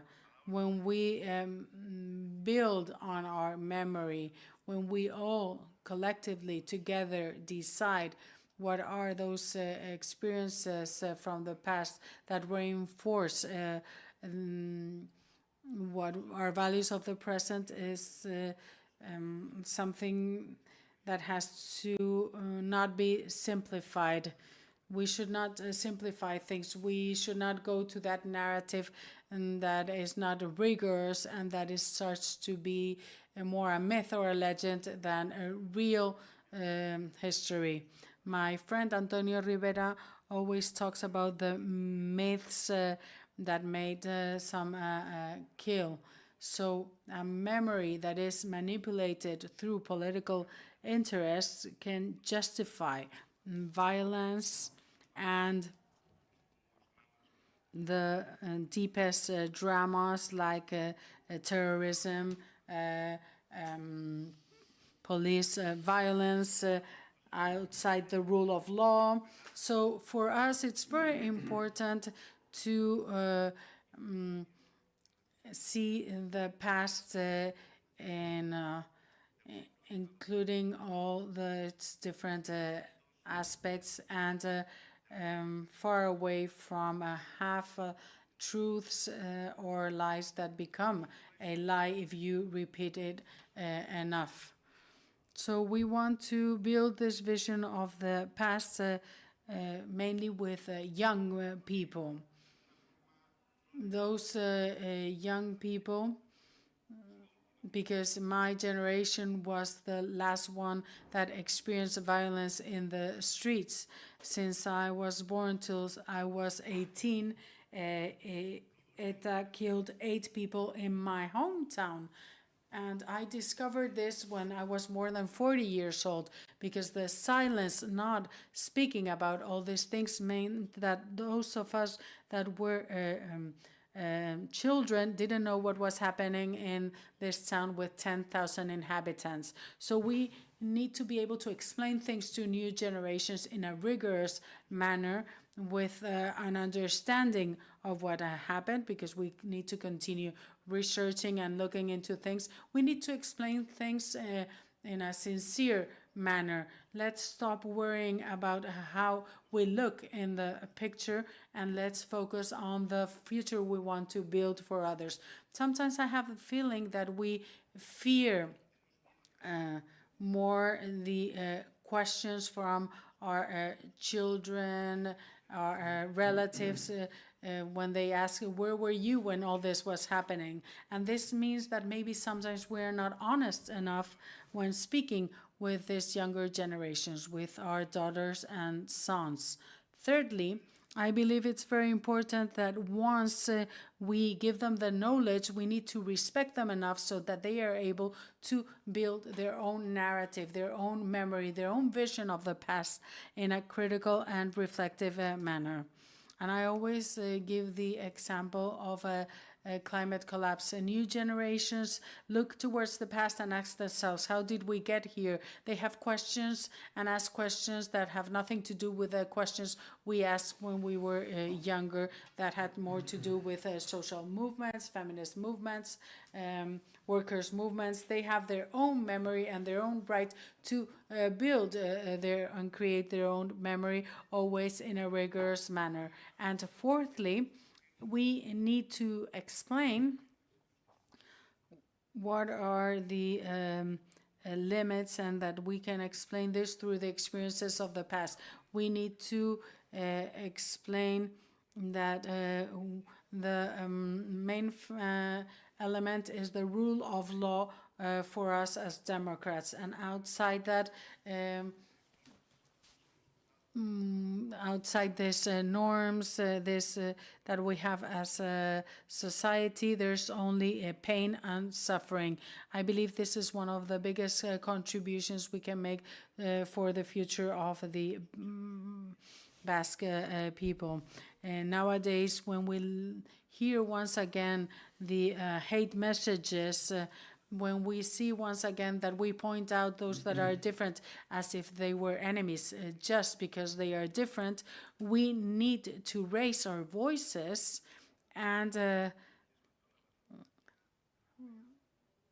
tell the Spanish and European citizenship that we've already been there. We know what's the deep pain of these messages being part of society. So we need to be able to warn them, to explain that this will only create a separation, because through many years we haven't looked at each other. We've divided society. We've allowed society to be divided because of this hate messages. So we need to be able to explain that what's most important is coexisted, the right to be different. And once we are able to understand that we have to work inside the rule of law, that we have the basic regulation for coexistence, when all the different parties have decided to work together, we've been able to live in peace. The writer Bernardo Atxaga, and I will finish with this, said that when Basques didn't have the weight of the conflict and of the constant violence, that day we will be able to lift a big weight from our backs. And Bernarda Tara maybe got wrong the distance. Since then, I think we are able to levitate because of the weight we don't have on our shoulders anymore. So we have to look at the past in an honest and sincere manner to provide the citizens, the young citizens, of the tools to be able to build a critical memory, and mainly to clearly explain what are the limits and how difficult it has been to have a rule of law and to coexist, and also provide them with support, all the information, all the historical rigor and research, so that they can be critical thinkers and have this memory with them. Muchas gracias, señor Alonso. Thank you very much, Mr. Alonso. And we obviously forget about the pain that is produced by war, that is also produced by destruction, and which only serves to consider what peace actually means now more than ever before. But I would now like to give the floor to Madame Saha Hassan. Welcome. Bienvenida. How can we enrich the alliance between the civil society, governments, and multilateral institutions? Thank you so much for that question, and to all my panelists. I'm really honored to be on a panel with all of you. Very impressive group of people. Thank you to the High Representative Mauritanis for inviting me, and the Mayor of Gernika for also hosting us in this really dark time, honestly, in the world.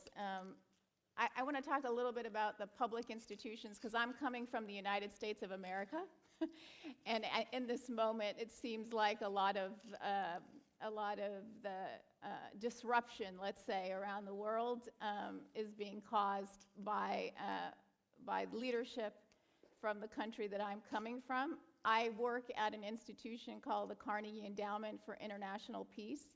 And if you're not familiar with it, it's an institution that was created by Andrew Carnegie before World War II, in the period just before and just after World War I, where he had this crazy idea. He thought, how can we figure out a way to end all war? And he went about creating this institution with the project of figuring out how to end war. He wasn't looking for a way to mitigate the worst impulses of war, or to try to, sand around the rough edges of war. He wanted to end war. So he thought, let's bring the smartest people together and let them, have basically a laboratory in which they can figure out how to do that. I'm sad to report that despite bringing some very intelligent people together over the many decades Carnegie's been around, and it's over 100 years old, we haven't figured it out yet. And what I find unfortunate is that what we're doing instead is trying to find out ways to sand around the rough edges of war, to make it more palatable. And this shouldn't be our agenda. Our agenda should be how to prevent war, how to increase the ability of people to have dialogue, to find diplomatic ways to resolve conflict and to get away from war. But what we see now is something quite different. There's this, some of the comments that were made in the first panel, really, especially about Pope Francis, God rest his soul, really resonated with me. This idea of, being courageous, taking risks, making your values live, not just something that you have inside of you, but something that you practice. That's what he was. The Pope was this to all of us. He wasn't afraid when he visited Bethlehem to put his hand on, the separation wall and to pray silently. But that symbolism spoke volumes around the world because of the institution that the Pope is. You know, he wasn't afraid to show how he would pick up the phone and call, you know, his co-religionists in Gaza to find out how they're doing and let the world know that he was doing that. He wasn't afraid to speak out and call out by name something that was wrong and to use labels that fit. He didn't speak in diplomatic terms in those contexts. He called something what it was, he named it. And that's so important because in an institution like mine, where while Andrew Carnegie wanted to end war, think tanks and civil society in general that work in the space of research and academia, we try to both sides everything. But there's some things that are just plain wrong. There's some things that violate international law. There's some things that go against our values, and we shouldn't be afraid to say so. We have to say so, because if we make exceptions in one case, then we've lost the entire value of the structures that were built in the aftermath of World War II to protect all of us. There shouldn't be exceptionalism, and I think that's what's really important about civil society and about building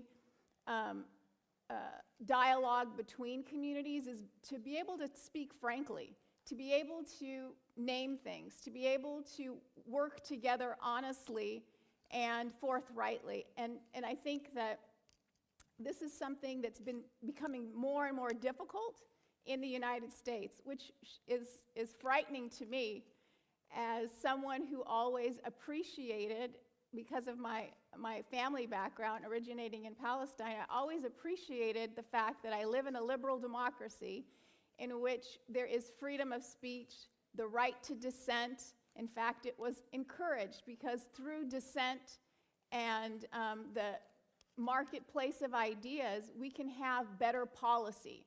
And I work in policy, so for me, this is the bread and butter of being a policy analyst, is being able to talk about bad policy and good policy and encourage policymakers to choose better policy. And right now in the United States, we are having trouble with this idea of dissent. We're seeing a crackdown on disfavored speech, speech that is against war, speech calling for a ceasefire, speech advocating for the human rights of people that are facing daily bombardment, people who are being denied food, water, and medicine. We're in the 50th day now of a complete blockade of Gaza, and it's difficult to be able to name that in the United States now because of restrictions that are being put on civil society to prevent them from speaking. And this is not just individuals. We're seeing attacks on academic institutions. We're seeing threats that the nonprofit status of philanthropies are going to be withdrawn so that they can't support civil society organizations that are trying to advocate for peace. We're seeing academic institutions losing billions of dollars in funding. Many have closed down. Many think tanks in the Washington, D.C. area have been shut down because of their advocacy for disfavored ideas like peace in the Middle East, like the rights of minorities, of supporting diversity, equity, and inclusion. So it's a very fraught time. And I fear the impact these measures are going to have, not just in the United States and how it's going to impact vulnerable communities and the ability for those that advocate on their behalf to be able to pursue policy change, but because of the impact and the footprint the United States has around the world, I fear what it's going to do to other countries and the way that they are approaching different policy issues. I fear of what it's going to do to multilateral institutions like the UN to have the world's superpower dictating the terms of acceptable speech and the acceptable position to take when it comes to war and peace. So, you know, this is an incredibly difficult time, and having a conversation like this in which we can talk about what are some of the ways we can approach this moment. There is a fierce urgency of now. It's important for us to learn the lessons of the past and to think about a better future, but there's a moment right now where people are in serious conflict. People are being deprived of the essentials of life. What can we do now to make sure that we're able to advocate for an end to this despite the many restrictions? And I go back to, and I'll conclude with this, I go back to the example of Pope Francis, who took risks, who wasn't afraid to speak out, who could have, just been the beloved Pope to the world and not put himself out there, but he did. And I think that's what this moment demands of all of us. It demands us all to take risks, to be clear about our values, and to practice them. Thank you.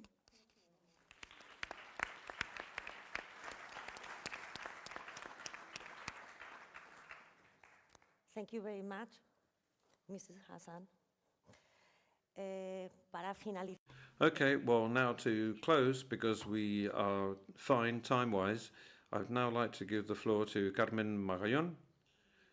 And I think that it would also be very important for you to say a couple of things about how civil society can collaborate efficaciously as regards to these efforts aimed at achieving peace. Thank you very much for inviting me. Y sobre todo, I will speak in Spanish. Gracias. Thank you very much for having organized this event, because the truth is that it has been like a sort of, I don't know, it's like seeing the light shining at the end of the tunnel.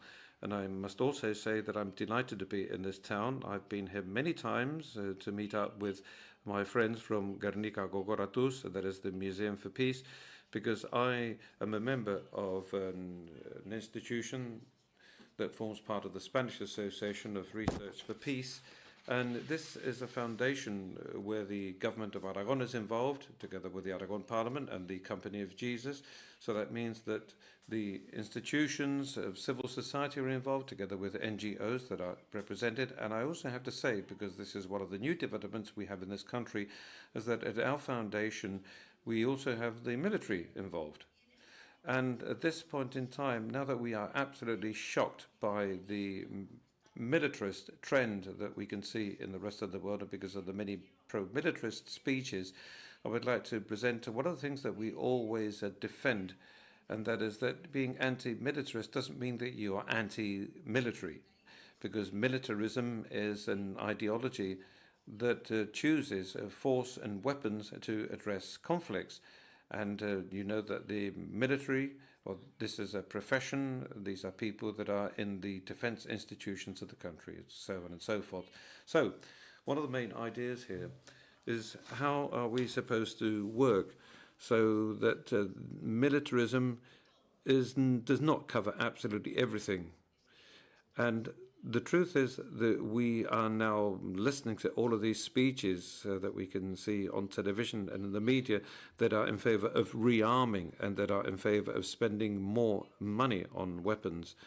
But I think that one of the things that civil society can do in this case is counteract that discourse. In other words, delegitimize this idea that says that weapons are necessary. And we have to delegitimize this thing, because if it's only this discourse that predominates, we're going to end up having what we call the Pygmalion effect, that is the prophecy that fulfills itself. And one of the institutions that is also very cherished by us, there was the Pakwash Institute, where we have lots of international scientists there, and they are telling us how we are getting closer and closer to that possible predominance of nuclear weaponry, and how the international agreements are going to be set aside. And they are also telling us that those periods in which there's an increase in the expenditure on weapons are those periods that can end up producing a conflict, a war, because as they say in non-violence, whoever holds the hammer, well, believes that the rest of the world looks like a nail. So I'm going to leave this message with you people, and that is that we have to make visible the voices in favor of peace, even if they are a minority. Because, for instance, and with my pupils, and when I only spoke about wars and about the dangers associated with nuclear energy as a professor of physics, I noticed that I also had to explain to these people what the people have done over the years. And we have to work with those legacies, with those historic legacies, in other words, with the legacy of the people that are here to build peace, that my colleagues will be talking about in the next panel discussion. But this is a legacy that has to do with looking after the lives of human beings and of caring for human life. So I think that I'd connect this to what you've said on this panel discussion. I love underscoring whatever is positive, whatever has to do with education or with local institutions, because we, in my city, a few years ago, the treaty banning the nuclear weapons that has not been signed by the Spanish government, but we have suggested that town councils signed it, and ours did. So these are things that civil society can get done. Civil society can dismantle these hate speeches, because civil society has always played a very relevant role in the Basque Country to delegitimize in people's minds the fact that violence can be used to achieve objectives. I'm not going to say much more because I'm afraid that we're running out of time here. But I do want to point out that we have to work, as civil society has to organize itself, and it has to cooperate with institutions and has to work hand in hand together with the United Nations. And there's possibility in civil society of doing so, because we at Nairobi at the last international conference. And this is how it will be positive to produce these positive things that are happening in the world that can generate more hope in our young people and in ourselves too. Thank you very much.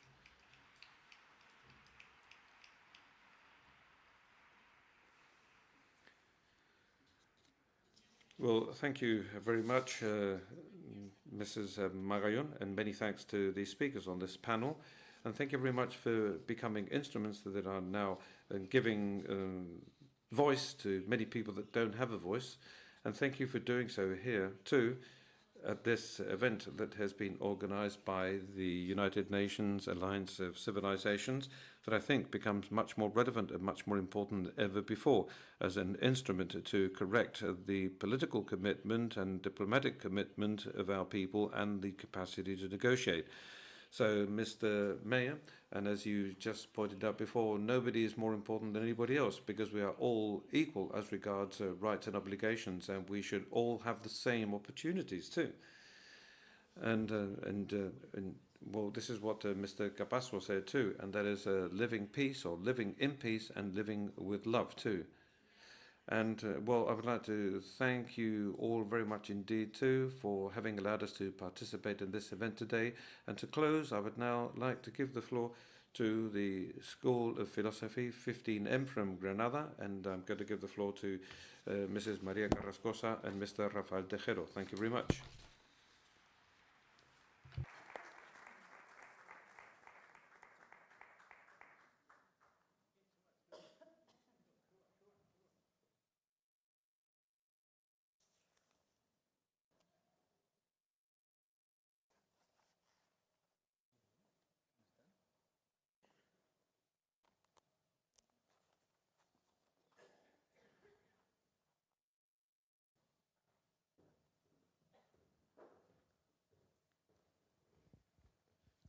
Buenas tardes.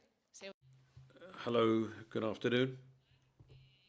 Firstly, many thanks to Gernika, many thanks for having us here today, many thanks to the mayor and to the panelists, and many thanks to all of the people that are here today.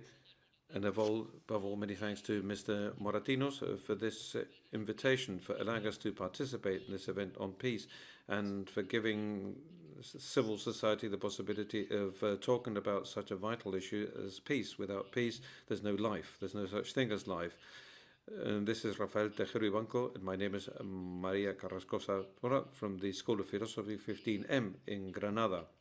We are actively involved in the 15M movement since its inception, and we are also involved in the 15S action, Surround Parliament, which took place in 2012. And this is an action that was a campaign about the fact that Parliament was occupied by the factic powers, and this received support of 77% of our citizens. And my colleague Rafael Tejero was one of the people that was charged, together with another 7 activists, for attacking state institutions. So one of the ideas behind this meeting is an appeal to everybody. Everybody is very interested in global changes, because this is affecting all of us tragically and significantly. We are affected by climate change, by wars, by inequalities, and by other terrible things. And in view of this unbearable situation that mankind is having to put up with, the good news is that a union is now being formed between the social movements and diplomacy at the highest possible level through the United Nations, basically, because civil society, as is pointed out there, as a catalyst for sustainable peace. And as the Pan-Hispanic Dictionary says, the institution of diplomacy has demonstrated that it's an essential instrument for efficacious cooperation in the international community that allows the states, and in spite of the differences in their constitutional and social systems, achieve a mutual understanding and also solve their controversies through peaceful means, like Antonio Guterres or Federico Mayor Zaragoza or Miguel Ángel Moratinos and so many others have demonstrated they are firmly committed towards equality and peace. And let's just remember how the minister, Fernando Morán, opposed the incorporation of Spain to NATO. And this communion between high diplomacy and the popular base is focused on what Federico Mayor Oreja did, the rector of the University of Granada. He was also the Minister of Education and the Director General of UNESCO. He held a number of meetings with Miguel Carrascosa, a teacher from public schools, as we saw in the tribute that was paid by Federico to Miguel, which was an exercise of gratitude. And this union could also be seen in the homage that was paid to Federico Mayor at the Círculo de Bellas Artes in Madrid that took place last month on March the 18th, where the attendees, very high-ranking officials from the United Nations and from universities, decided that a mobilization had to take place at an international level. That is, the Alliance of Civilizations of the UN is one of the major achievements of international diplomacy as a response to fight against the imperialist policies. And diplomacy without social movements is absolutely powerless. And social movements without diplomacy become marginal elements too. So what is the doctrine behind this union? Well, the fundamental texts that have to do with international legitimacy and the Universal Declaration of Human Rights. And the Alliance of Civilizations of the United Nations is building bridges between societies. It is also promoting dialogue and a greater level of understanding, and wants to improve our political willingness. So what are our references? Well, equality and peace, always. And now I'm going to give the microphone to my colleague.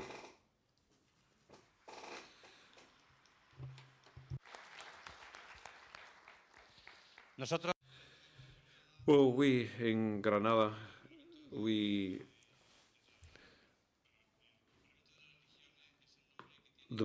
Parliament of the Religions is the name they use in Malaga, but we call this religions and spirituality in favour of coexistence. And we, the School of Philosophy, we are there as theists and not as a confessional religion, but rather as theists. But what I mean to say by this is that the idea of has to be everywhere, and that is in the alliance of civilization and in the union for peace, religions for peace. And it has been said that 85% of the world's population is religious. And there's an idea that dates back many years that says that all the evils of the world, as has been pointed out here, arise from religions, from their fanaticism, and from their beliefs in absolutely absurd fantasies, things that have nothing to do with nature, with mankind, etc. But what I believe is that we are involved in a very significant cultural struggle, and we have to defend religions, and we have to defend the history of religions and truth too. We also have the obligation of being critical with ourselves or criticize religions, because obviously this negative approach is based on, well, monstrous wars, terrible wars between different religions at certain periods in time in our history, and which can even persist nowadays. So therefore, but above all, and as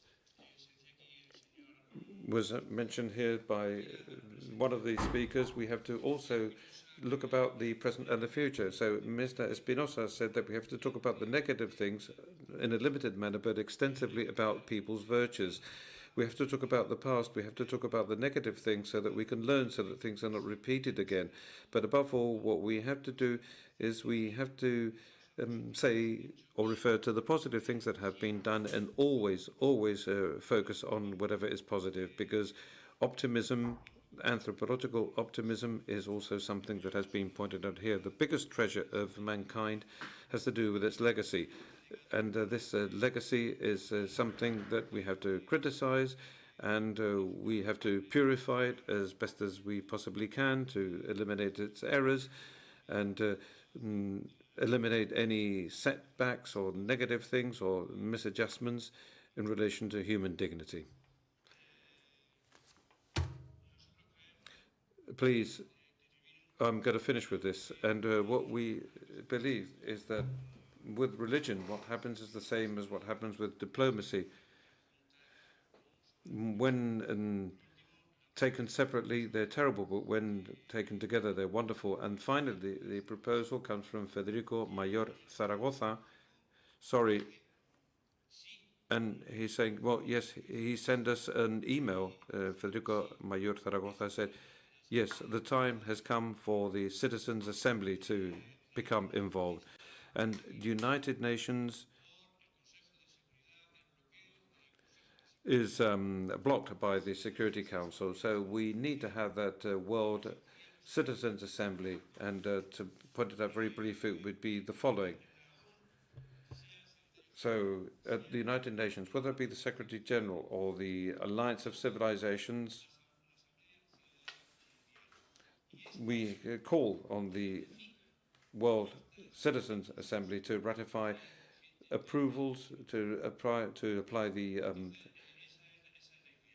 conclusions drawn by international experts. So that's the basic idea here. So in other words, that we have our citizens to become involved at an international level so that they can ratify this consensus proposal, so that the teams can be as pluralistic as possible, where different ideas are expressed, so that this can be ratified by the Assembly. Thank you very much. Bueno, pero es que Miguel fue el que le dio la palabra en realidad.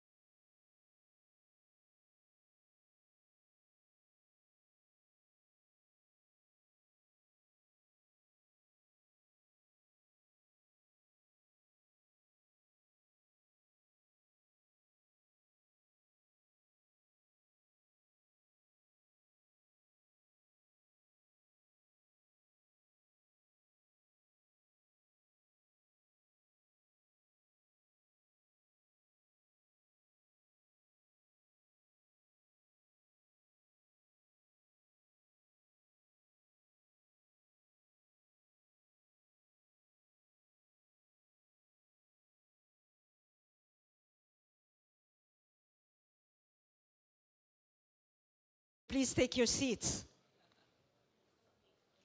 Please take your seats.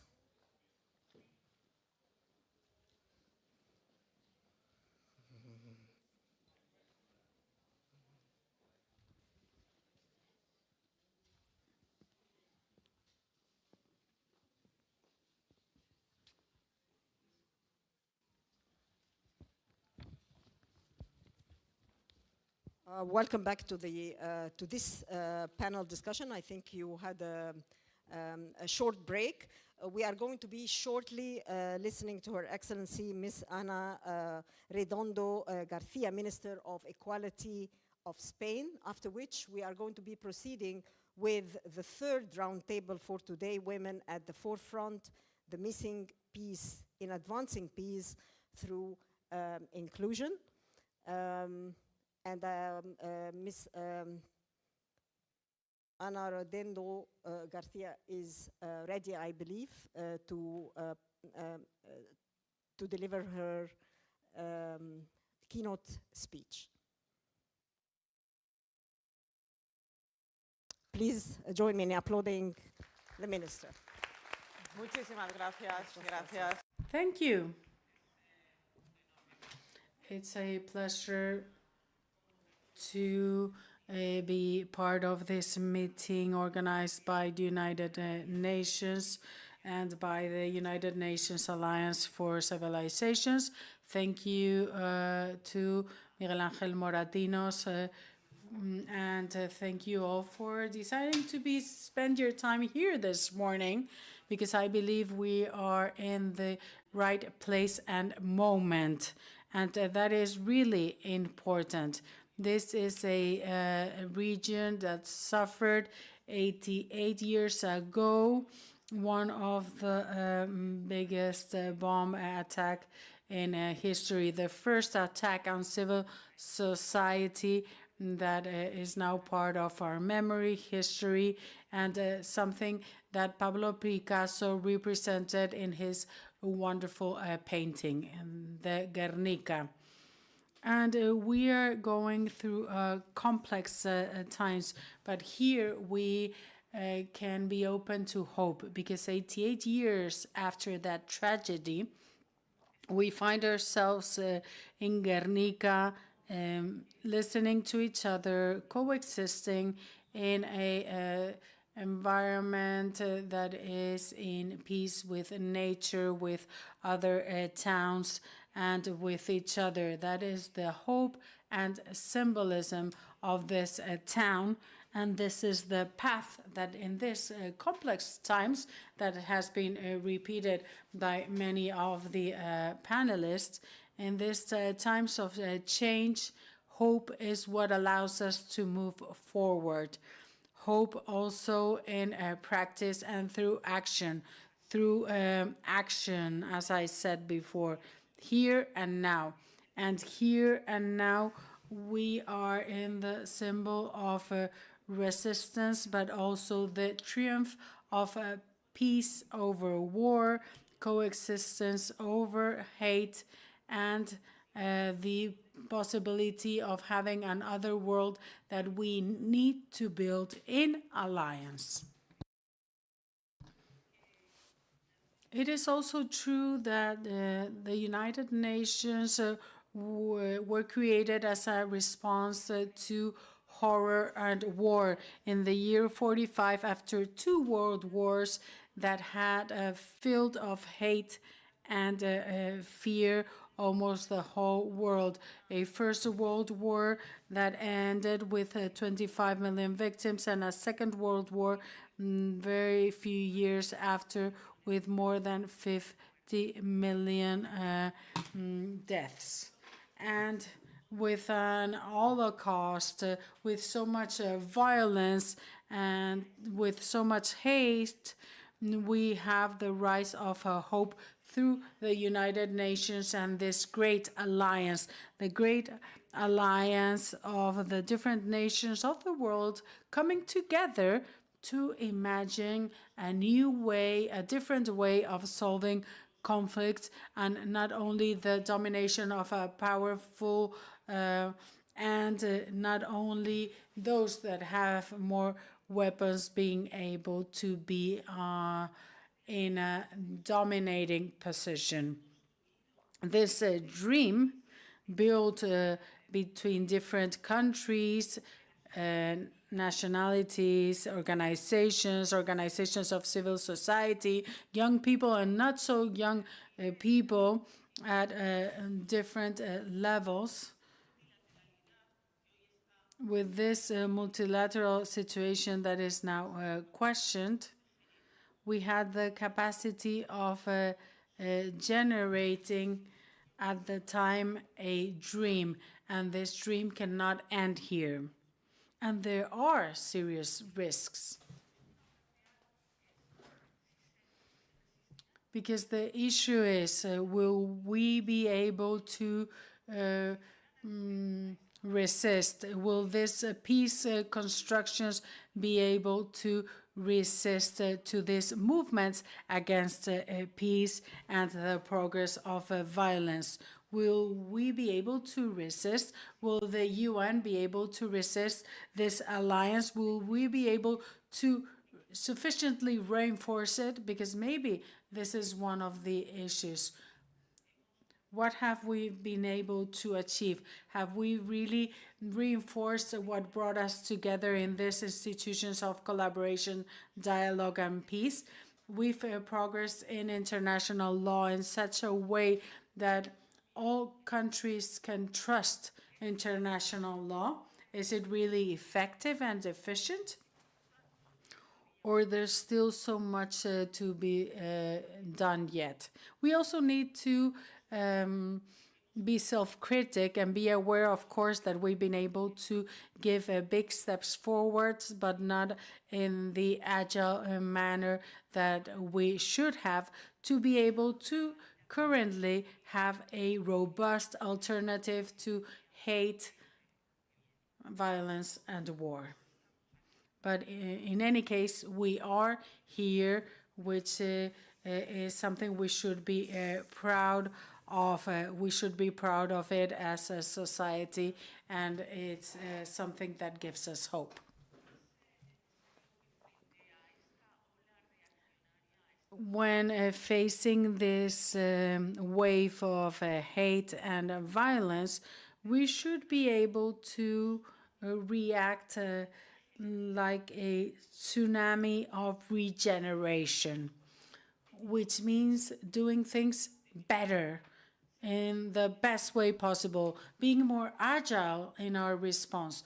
We have the tools, we have the know-how, we have the experience, and we need to implement it in an agile and immediate manner.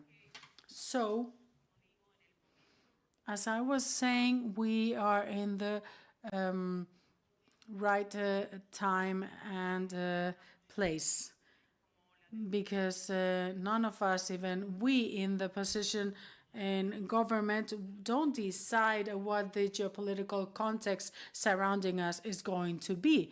It's a given, but we do decide how we respond to those challenges, how we are able to respond in a way that we are building on the present and the future, making things better for most of our citizens.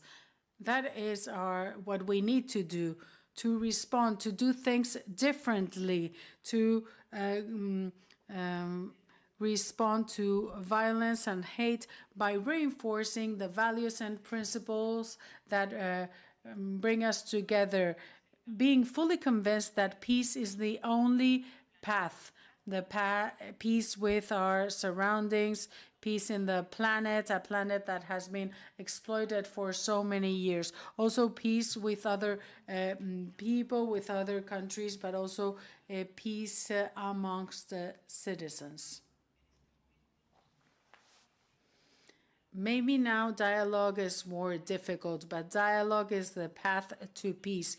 Only when we listen and we understand and we want to understand the different voices, we're able to have a context and a global perspective, a general overview, understanding and being empathetic with the other, understanding what their problems and needs are. And this dialogue that happened in the year 45, 50, 60 faced many difficulties, but is maybe a bit more simple currently with all the media that makes things more polarized.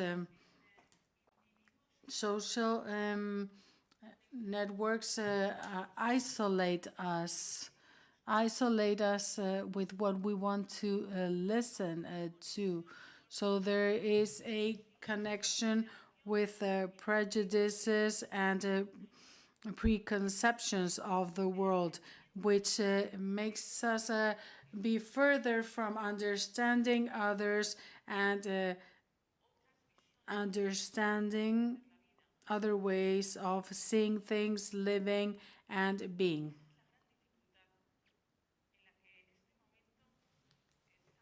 So this is the big difficulty we face nowadays in this geopolitical situation that is so complex. That's why we need to break with this self-reference of what we perceive, and we need to open paths for dialogue, alliance, and understanding of diversity, because diversity is human. We are all diverse. Therefore, respect to diversity and others is fundamental. So as I was saying, what's important is the way in which we face these complexities, these problems, this extremely complex world that we've created together.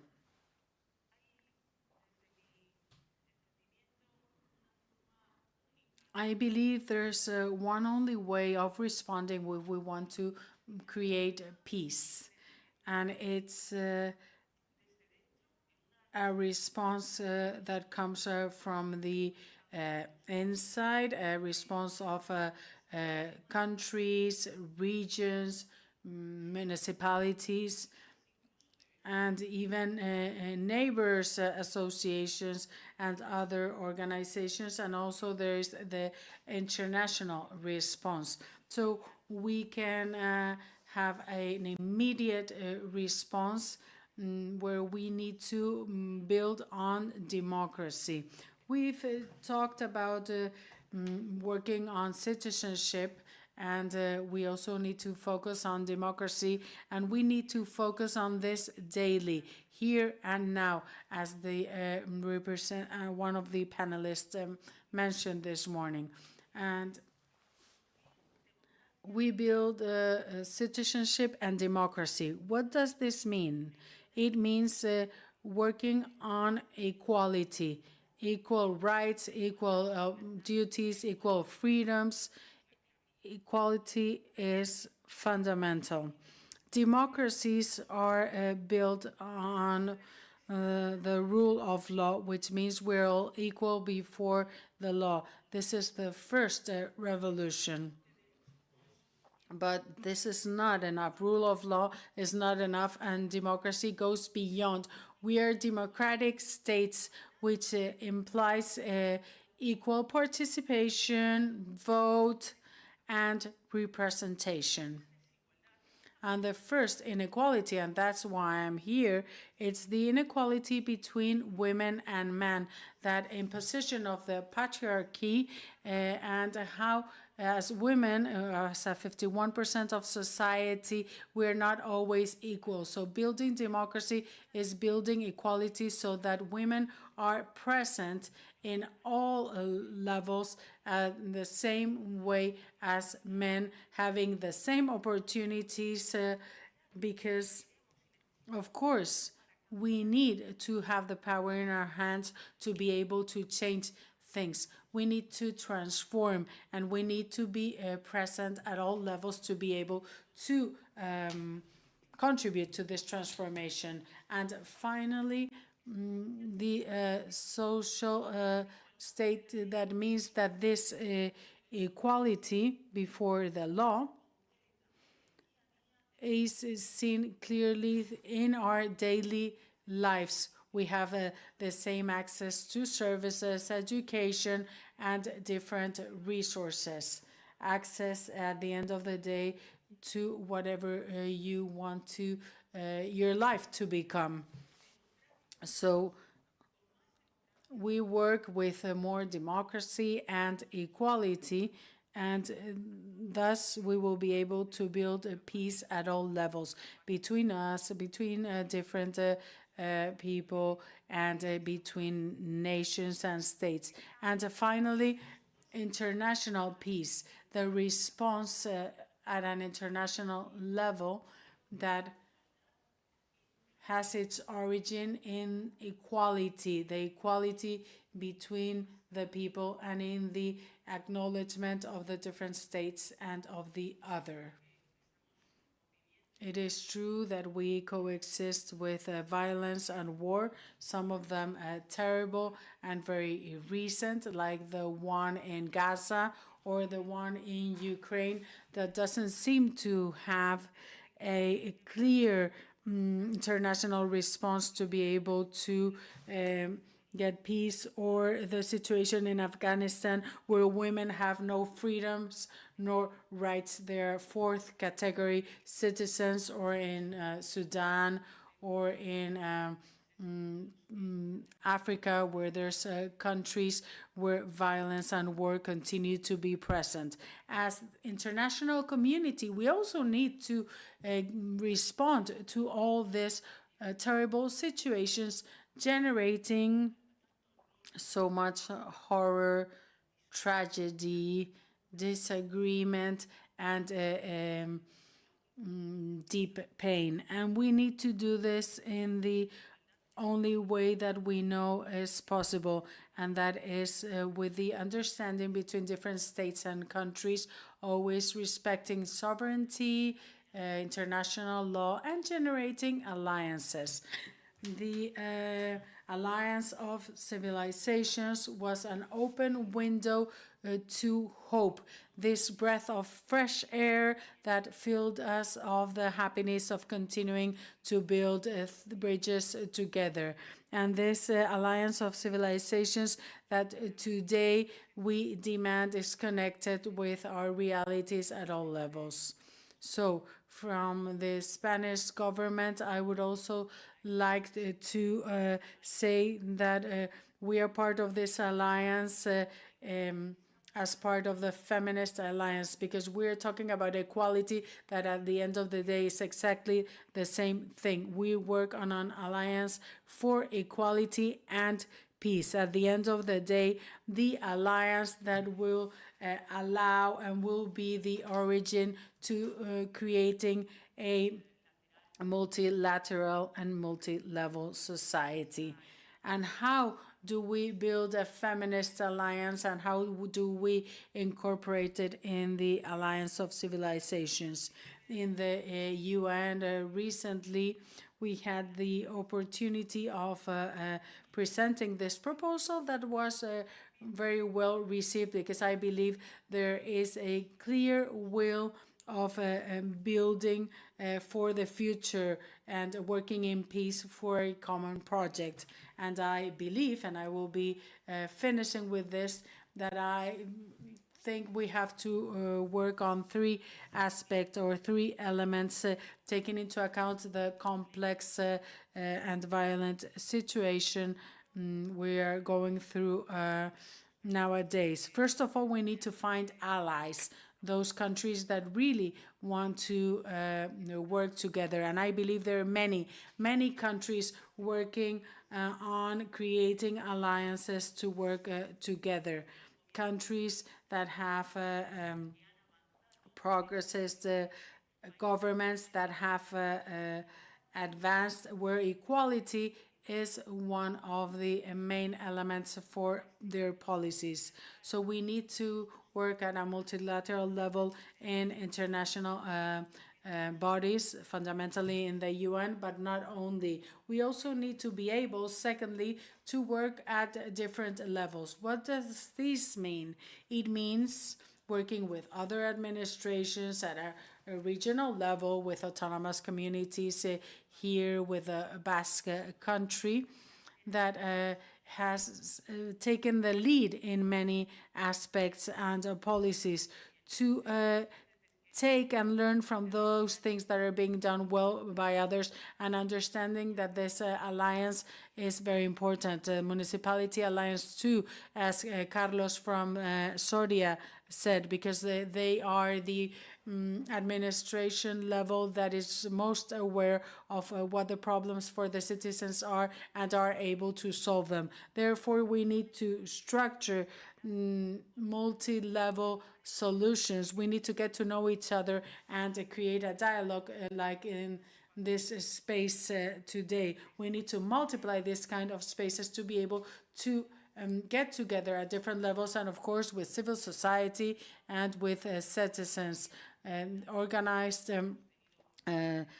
citizens, as we've seen today, that move the world and the will of countries and governments. Therefore, we need to listen to them. We need to learn from them. We need to continue talking with civil society and work at different levels. And thirdly, we need to include these issues in the political agenda. We need to focus on these issues, because the political agenda, and I can say this after being in the government of Spain for a year and a half, the political agenda sometimes is changed because of the need to provide a response to those issues that arise each and every day and that make things more complex. Sometimes we leave the significant things on the side to solve the immediate and urgent problems, because we need to make these things that are important and significant what's really urgent and what we need to be part of with the political agenda. The political agenda needs to be a peace agenda, an agenda that builds on equality, provides equal opportunities, equality between women and men, and equality to face disabilities, differences, poverty, diversity, and this world that is continuously changing. So I believe in the here and now. I believe that we should be responsible, taking into account current times. We haven't chosen this situation, but we are responsible for what is happening, and therefore we need to work on this daily to provide a response. The government of Spain is fully committed with this agenda, that is an international agenda, of course, in multilateral bodies, the UN, but an agenda that goes beyond, an agenda that connects with each and every citizen, with all administration levels and with civil society. And when we will continue working, we will continue incorporating resources, which is also very important. Resources are necessary. Without resources, we'll never make any progress. And we also have to be committed to increasing our cooperation resources and also increasing our resources so that we can strengthen these alliances. UN Women needs resources, the Alliance of Civilization also. And we need this as bodies, as administrations, or as states too. We also have to recognize this priority, and we must implement these resources so that we can set into motion all of these mechanisms, which will be those that will serve to build a much better world, a world at peace. And I would like to conclude with what one of the participants mentioned previously, and that is that we cannot leave lagging behind the younger people, and education is fundamental. We need this peace dynamic to be included in schools, because building the future is all about starting to work in the present education. And sometimes there are elements that are not incorporated as thoroughly or as intensely as we should with the educational systems. We need to educate for peace. We need the generations that now are somewhat perplexed and that look at the world through the social media, they must bear in mind that it's a world in which we don't build a peace on a daily basis, is a world that could become very dangerous, and it's a world that is not going to meet the basic of human rights, which is the right to feel hopeful. So with all of these things that I wanted to put across to you today, that I wanted to share with you, what we're going to do is now carry on learning and listen to what other people have to say. And many thanks, Miguel Angel, because you are allowing us to learn, you're allowing us to listen to each other, and you're allowing us to extend our vision of the world too. Thank you very much.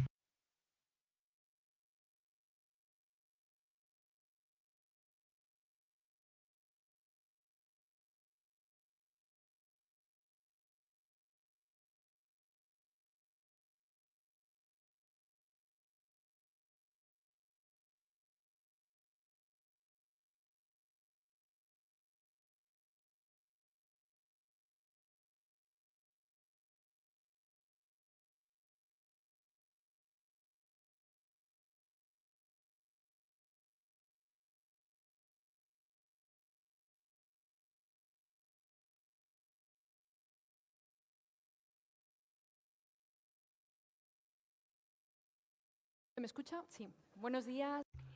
Hello, good afternoon. I would like to kick off by thanking you, as other people have already done. I would like to thank you for organizing this very important event. Many thanks to the Alliance of Civilizations and many thanks to the Gernika Town Council and Religions for Peace too. And this is, one of the previous participants said that this is like an island of hope. And that is what I've perceived too. And I think that I'm speaking on behalf of the organization that I represent, because we are living in very somber times, because the minister has spoken about these challenges and these threats we're dealing with. And I think that many of you, and I think that it's already been mentioned previously, I think that all of you know about this clock of the end of the world that was established in the year 1947 to evaluate and to draw people's attention to the nuclear threat during the Cold War.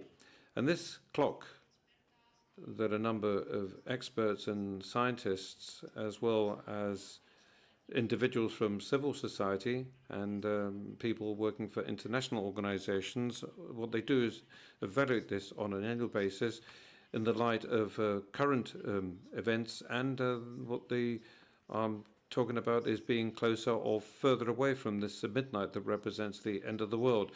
And as many of you people know, it was in January this year when this clock was getting a little bit closer to that midnight.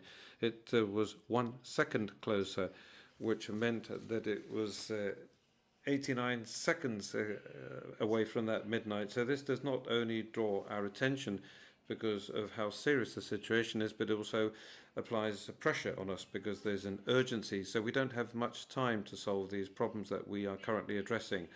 Although, fortunately, we do know that there are certain things that make our strategies work. And one of them has to do with the participation of women in peace processes. Please allow me to give you some data very quickly before moving on to this panel of extraordinary experts. It's a tremendous luxury to have these people here with us today so that we can also discuss this, because they all want to hold a conversation, and I think that it's going to be very interesting. And the International Peace Institute, in one of its studies, underscored that the participation of women increases the probability of having a long-lasting peace accord, at least for 2 years. That increases this by 20%. So if women are involved, we can guarantee that this peace agreement will prevail over time. But this peace agreement, 15 years down the road, increases another 35%. That is, it's being enforced if women are involved. So there are more than 100 studies that show similar data, but we don't only have these comments from civil society and from the world of academia, but the United Nations adopted a resolution on peace, women and security or safety, where they spoke about the relevant role that is played by women in terms of prevention and conflict resolution. and they spoke about the importance of having women in peace negotiations to consolidate peace and to maintain peace. Okay, so 25 years later, UN Women presents data for 2023, and it seems that it's only 9.6% of the negotiators are women, and 13.7% of the mediators are women, or 26.6% of those people that sign the peace agreements are women. Okay, well, the Secretary General of the United Nations has asked us this very year to guarantee the full and equalitarian and significant participation of women in the consolidation of peace. But I would like to introduce our panelists, because they are all going to be talking about why it is so important for us women to be involved in these processes. And please allow me to introduce these ladies. Firstly, we have Isabel Romero Arias, who's the chairperson of the Las Fuentes Foundation. And then we have Ana Barrero, who's the director of Fundación Cultura de Paz and also the chairperson of Paz. We have Maria Oyanguren, who's the director of Gernika Gogoratus. We have Eva Saldaña, who's the executive director of Greenpeace in Spain and Portugal, and Marta Iglesias, who's responsible for the Department of International Action in Favor of Peace. Right, the MPDL. Well, this is the first question I have for you people. Why is it essential to include women in peace processes? And could you please name some of the elements that make these agreements be more efficacious or more durable? Please go ahead.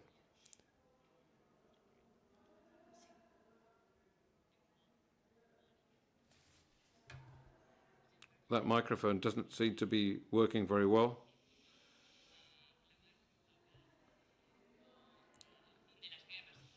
Now it's on. Well, thank you very much for coming here to this meeting.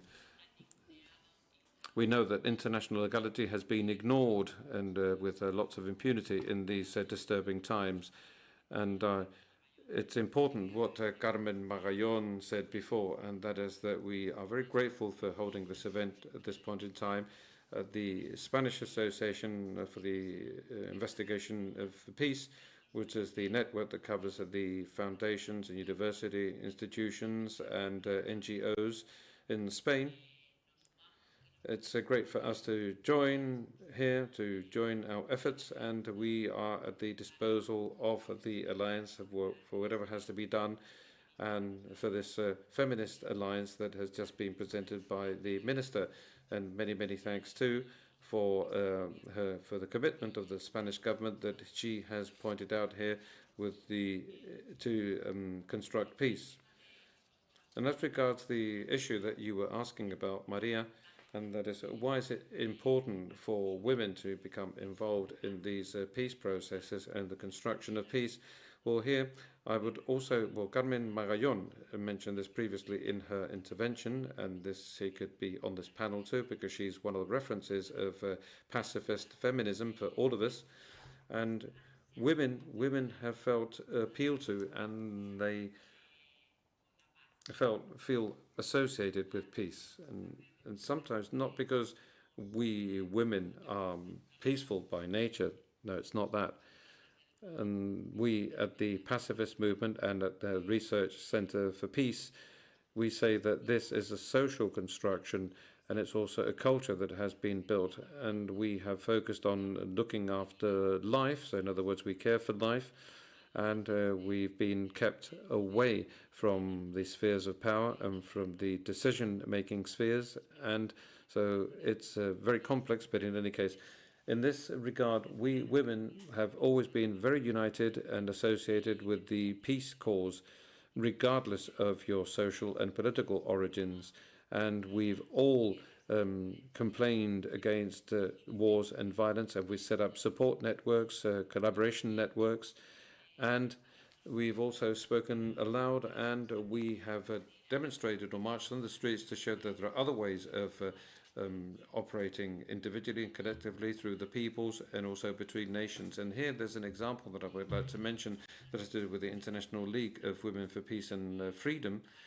And several of us form part of that organization, Maria and Carmen, and the first pacifist feminist organization of the world that was created in 1915 with women from different countries, both belligerent and neutral countries, met up in The Hague to ask to the end of the madness of war, but also to make proposals, to ask countries to implement actions to build peace, for there to be a permanent peace. And, well, there were a number of resolutions and proposals, and apart from complaining against the wars, that there also be dialogue and mediation instruments for conflict resolution, and that a major conference be organized involving women. And they've asked for them to be present, because societies, and especially in those societies that are affected by conflicts, women in their daily practices are here to favor mediation, dialogue and conflict resolution, because they are perfectly familiar with that reality. And this is something that Carmen mentioned before. And this experience that we women have acquired over the years is fundamental to build peace. And being involved in women peace processes guarantees that these peace processes that are implemented to put an end to war and violence, well, this participation of women guarantee that destruction and violence that is produced against civil society be taken into account in those processes, because they have been first-hand witnesses and they've suffered from that. So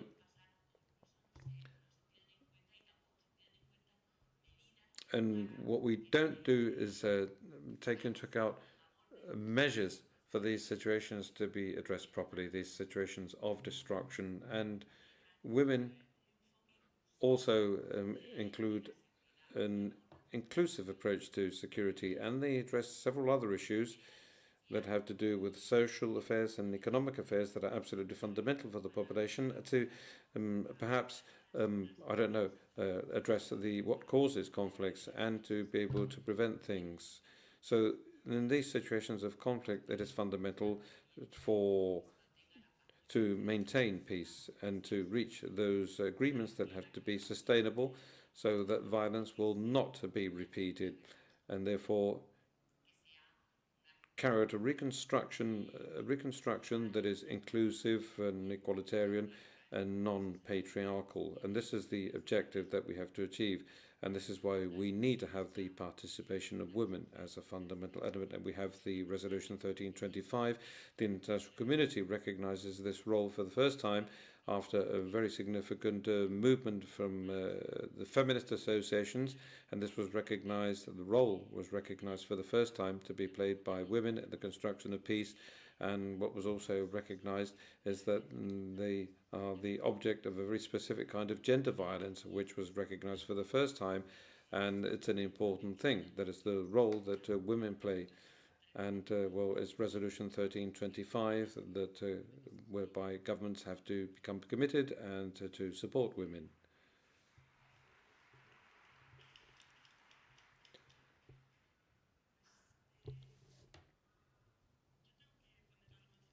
Well, I have to table something here, because I think that this is something that we are all going to agree with. I believe that what we need is time, and I'm not sure about you, but I think I can't stretch my life any further, because we are the people that are in charge of work-life balance things, because this is what the patriarchy wants us to do. But in any case, I have no more tasks, or have no more room for any more tasks in my life. And I'm talking about political decisions, because when you talk about the issue of births, that there are not enough children, but on the one hand, we women have to deal with a challenge, because people are saying, oh, look, we are aging societies and so on and so forth. But on the other hand, but wait a minute, you also have to be efficient, you also have to solve conflicts, and you have to be present on all fronts, and you have to cover absolutely everything. Well, here We need policies that will allow us women to have enough time in our lives so that we can address those things that each one of us wants to address, and secondly, so that we can address the social challenges that we are going to have to face, so that we can be able to articulate those things that we can see that have to do with our immediate daily reality, so that we can then transfer this to the social plate. And this is the first thing that I was just giving some thought to. And it's not just 2 or 3 months of maternity leave or shared paternity and maternity leave. No, we're talking about a social issue, at least in our Western society. And if we women don't have enough time to carry on doing this, and nobody else is going to be able to get this done, it's going to be very difficult for us because we're going to have to take away time from other things so that we can address these challenges that people are posing. And because if the voice of women is necessary, we need to have the possibility of it being necessary, and without renouncing anything, of course, because I think that this is the other issue. And then each woman can do whatever they want, but we should not renounce absolutely anything. And this is the first thing that I wanted to point out here today, so that we can later on start talking about violence, about conflict resolution, and about many other issues. So I'm going to stop here, and if you want later on, we can carry on with other subjects. Sorry, that microphone is not working now. It's on now. But could you speak about some of the barriers that that are impeding women from participating? Who wants to speak now? Eva? Well, the first thing is thank you very much to the town of Gernika for having us here today. Many thanks to the organisers too. Many, many thanks for the invitation. And the truth is that it's a tremendous luxury to be here. I'm not an expert in peace issues, but I do have to present another component that is very important that was mentioned in the previous panels. And when Greenpeace was born, and it was born with thanks to the power of people, and it was born through the anti-nuclear, anti-militarist movements and pacifist movements and the ecological movements and feminist movements of the 70s, our founders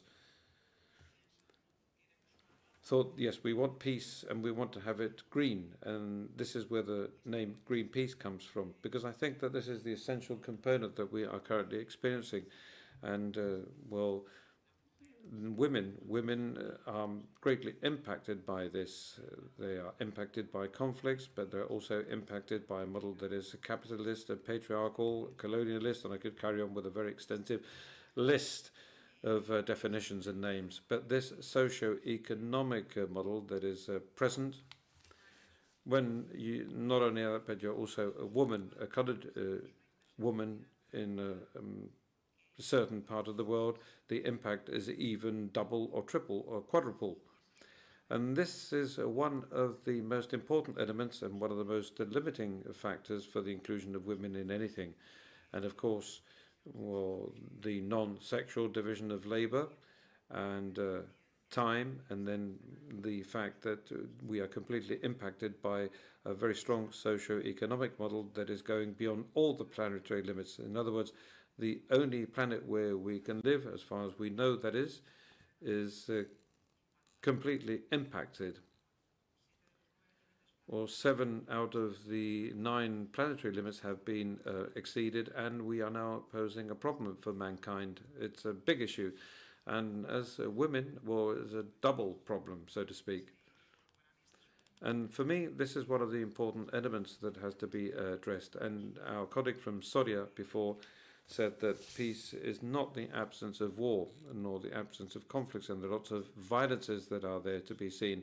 And this is a second important component for me too, because what happens is that if we take a look at the data, and that is of how many women are involved in these peace processes, but we could also talk about data that have to do with impacts. So 1 out of every 10 women lives in a situation of extreme poverty.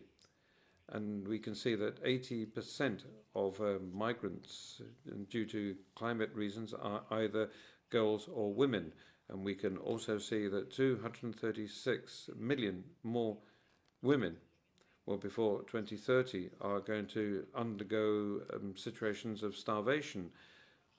Well, basically because of climate issues or things that had to do with planetary limitations. So these figures are absolutely overwhelming as regards how we can turn things around. And obviously, including women is one of the key elements because of many reasons. It's one of the key issues because for women, peace doesn't arrive automatically because they have to put up with all these undignified forms of life. And I think that there's a fundamental element that has to do with justice. That is to start off with. But then this was also mentioned by my colleagues before. I believe that there's a completely different perspective when women participate in these processes. And a feminist peace policy is made up of other things, which is another important element, because there are processes that are more democratic, and there are processes in which security, well, you try to demilitarize it. We can talk about human security and not about military security. And we also have, I don't know, policies that place life in the very center and try to provide the funding. In other words, where's the funding going to go? And we'll talk about money later on if you want. But in any case, this is where you're putting your stakes. Where you're putting your money is where things are going to happen in a world in which money is in the center. And I'll stop here. But anyway, that's what I wanted to point out, at least initially. Well, thanks a lot. Thanks a lot for organizing this event, and also thanks for having a specific space addressing the role played by women in peace. And very briefly, I would like to explain why it is important. And you were asking us about these barriers, Maria. Why is this important? Well, I think that it's important to remember 4 key elements in any peace process. When you work in a peace process or in a negotiation process, it's very important first to know what produces this. In other words, it's not only a peace process that is going to address the causes, but it's a peace process that does have some possibility of reaching positive results. So let's look into the causes. That's the second. Well, the second element, let's bear in mind the demands and petitions that are on the table during the negotiation and who do they affect. The third element that we have to take into account in a negotiations process is also based on how we're going to repair the damage of whatever is happening or has happened in the past. And the fourth element is make as much use as you can of all the energies and possibilities we have of achieving peace so that we can reach an agreement. Well, in these 4 elements, if you've noticed, what's happening to us because of this non-participation, and Maria gave us the data, because we do not participate in the negotiation processes, is because we have to look into the causes. We're not taking into account, or they're not taking into account 51% of the population. So the diagnosis we have for the causes of a conflict, the diagnosis is incorrect, and the entire process collapses because we're not performing a good analysis of what's going on. We forget about lots of causes that make these accords fail. And of course, we do not take into account the demands nor the petitions of that 51% of the population. And usually this is the most widely affected part of the population. But in addition to that, we haven't taken into account how we are going to be able to repair this damage that women suffer, because we are not present on the negotiations table and we cannot deliver any proposals. And finally, we are not making use of the potential that women have to consolidate peace processes. And the minister said this before, equality is the key element in the peace process. Equality and women's participation is the key element, because if we are not involved in those processes, it means that it's going to be very, very difficult for them to end up on a positive note, and it's going to be difficult for them to be sustainable. We're talking about barriers. I would also like to mention 4 elements. One of them was mentioned previously, and it has to do with the structural side of things, because we're facing a situation in which these peace processes pose a structural issue for women's participation. Let's say that these are patriarchal structures that do not allow us women to be in decision-making spaces nor in power spaces. We're talking about power struggle, and we're talking about spaces of power. And this is not something that only affects peace, but it's equally true that when you take a look at the different sectors and when you analyze the international relations or diplomacy And therefore, when you analyze wars and how peace can be constructed, we see things that show that there are much less women involved in international relations, and even less women when we talk about security issues and when we talk about peace. So it's important to pay lots of attention to this, because on the one hand, we have the structural barrier.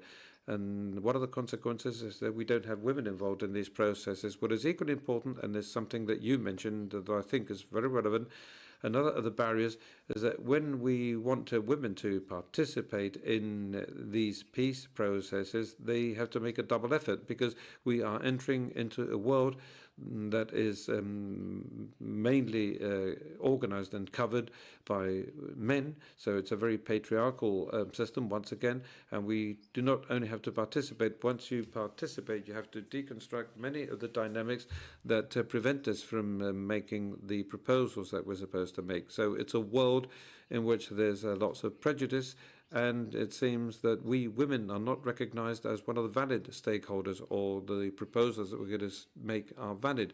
And let's say that the basic principle for a dialogue to work is based on recognizing the other party and therefore respecting the other party. And this is something that in negotiation processes, women have not been acknowledged as a valid actor for that negotiation. But in addition to that, and what you do find is that continuous measure says, well, the trouble is that you women are here to talk about your own issues, but we're not here to talk about women. We're here to talk about economy, about the territory. And I have to talk about these two things from the women's point of view. So once again, we come across this structural violence as regards the role to be played by women in decision-making in life and in any sphere. And perhaps another element that we have, well, this is dominated by them, by the men, but the negotiation spaces and informal spaces are absolutely fundamental. And informal spaces are when people connect, and that's when we humanize the process too.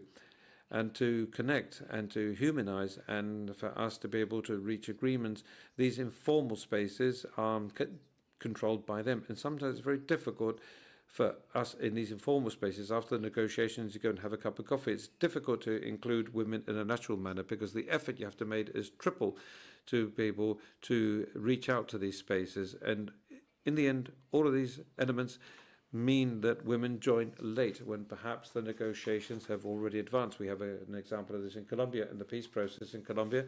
And they negotiated things for a very long time. In the last few months, they said, oh, we haven't taken into account women, so let's have a women's forum. So in the end, they did manage to incorporate them, but the process started off with a structural failure. And perhaps another two things that I believe are essential that have to do with barriers. One has to do with the violence, and sexual violence as a war weapon. Well, this is not the time to discuss this, but this is one of the conditioning factors. And this is why there's an impact. The impact of wars and conflicts is much greater for women.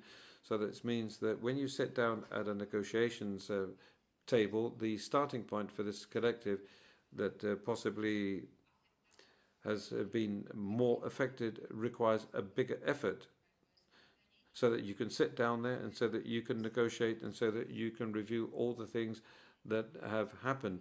Because this violence that has been suffered is still maintained in the negotiation space, and also political violence, and that is that many times they have a double threat. And when you incorporate a cultural and religious component that we also include in these negotiation processes. And also another barrier would be resources, because to participate in negotiation processes, we still need the capacity of strengthening the organizations, investing. But as we will go to proposals later, I won't go more in depth into this, and I will leave it with those four elements that I've just mentioned. Maria, how do you answer these two questions of how it is important for women to participate in these processes, and what are some of the hurdles? And later on, we will see how we can overcome these hurdles.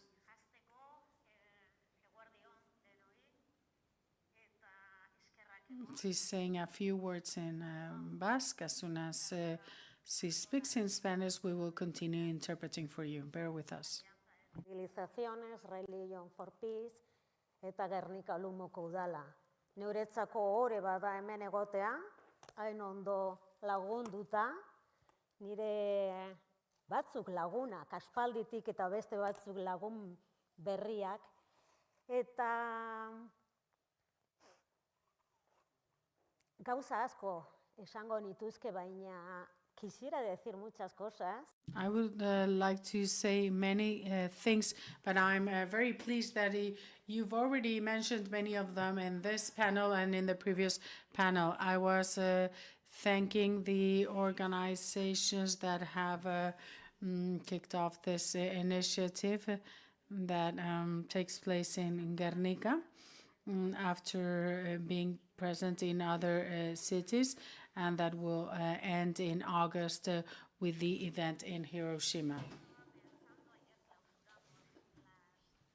Yesterday, we closed the 35th Days on Culture and Peace that we organize every year to commemorate the bombing of Gernika, and the title was Life and Peace. Life, because we need to demand dignity for everyone's lives, and peace so that we can have a peaceful coexistence. So we give value to both peace and life.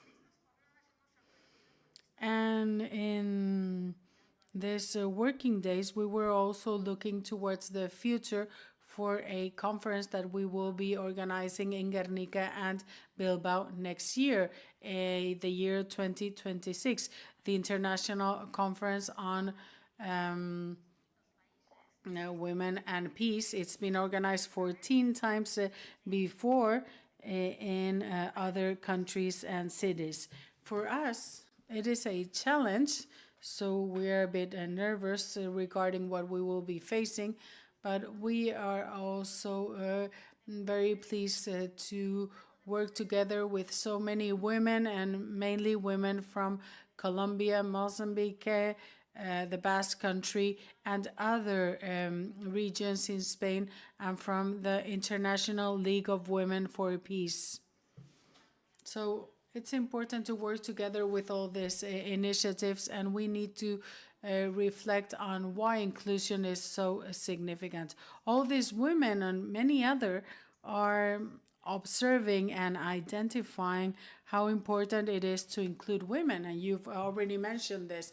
Including women is important because it's important to include all voices and the presence of all those women that are supporting peace processes, and to get together and to jointly reflect on how to leave behind all those obstacles that are not allowing us to access with security in participation processes, dialogue processes, and in decision-making processes.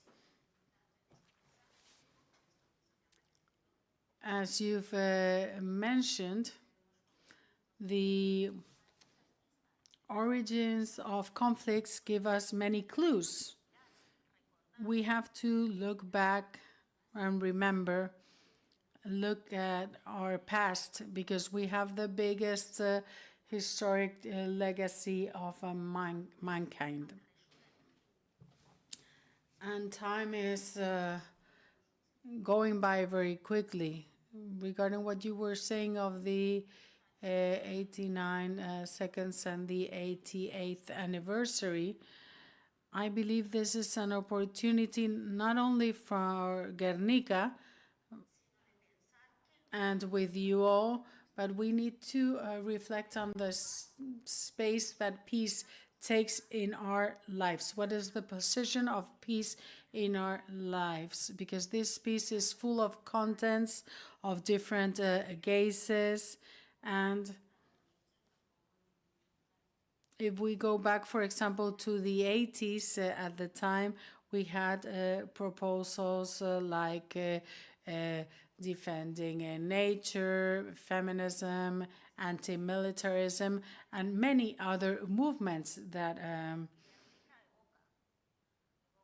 happened at the time. And Gernika brings us back to the past, and as well as Gaza and many other cities in the world and many other places that are territories of violence and war.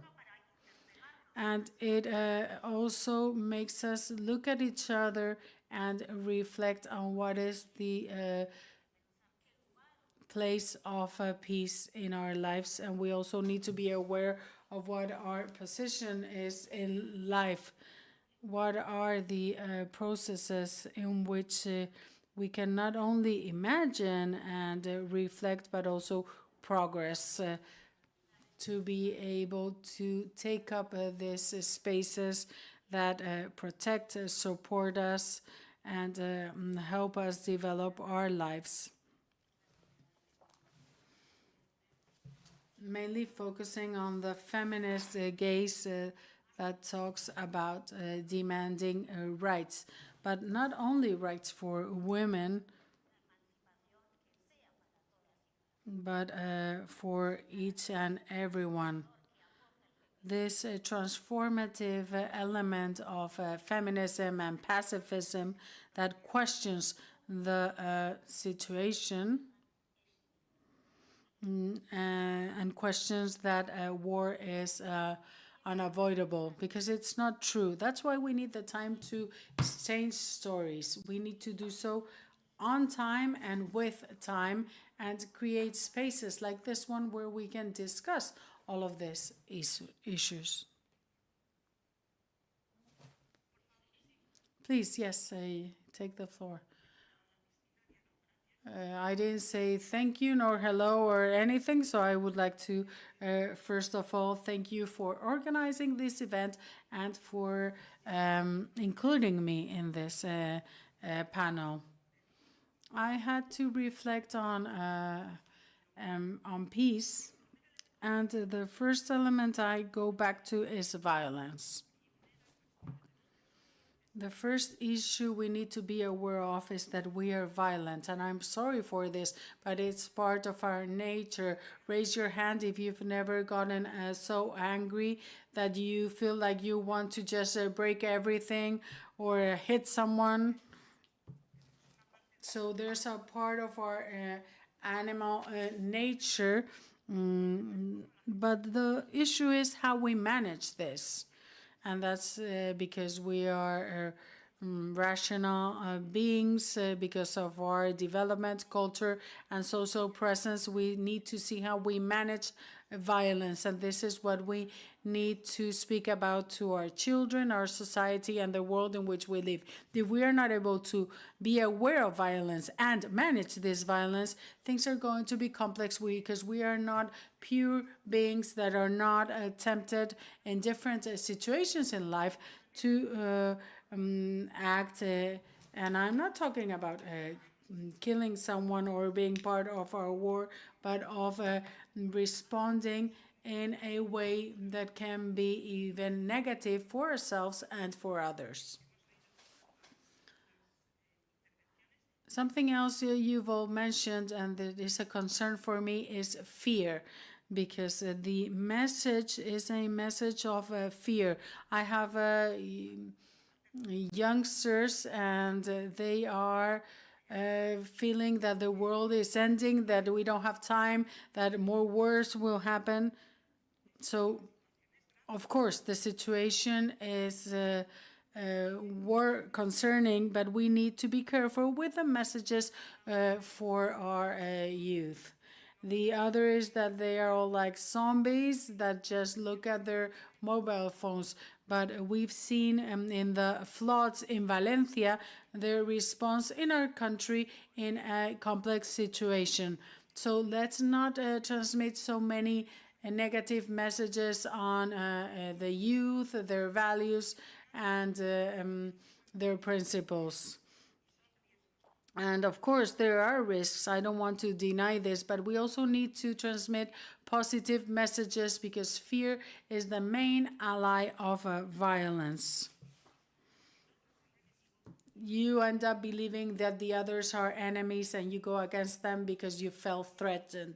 So be very careful with the messages on fear. Another important element is that we have our Western view of things, but there are many places in the world where people are doing things differently, live differently, and have other values, and they are not exactly do things in the same way as us in the Western world. So we need to be flexible when facing diversity. We cannot assess the diversity in the world with our Eurocentric view or Western view of things. Why? Because there's people that can contribute many interesting things. As we've said before, there's diverse powers, and these societies are different. These societies are different, and they have other values. For example, they live in a more collective manner. There's a family support, something that is different to individualism, and that can contribute in a very interesting manner to this discussion about how peace needs to be and how the future world will be. And the youngsters should be the ones that can have these different views to create these spaces of peace and coexistence with justice, equality, and so on and so forth. But this vision that could be ideological is a place in which we need to open our eyes to see that there are other realities and other ways of experiencing things in this planet and this world. Thank you, Isabel. There are two things of what you've just mentioned that also were mentioned by Maria, and that is that war can be avoided. So this is an important premise. But also we have to talk about territories of life with a plural gaze. You didn't use the term plural, you use the term diverse, but I would say a plural view or gaze.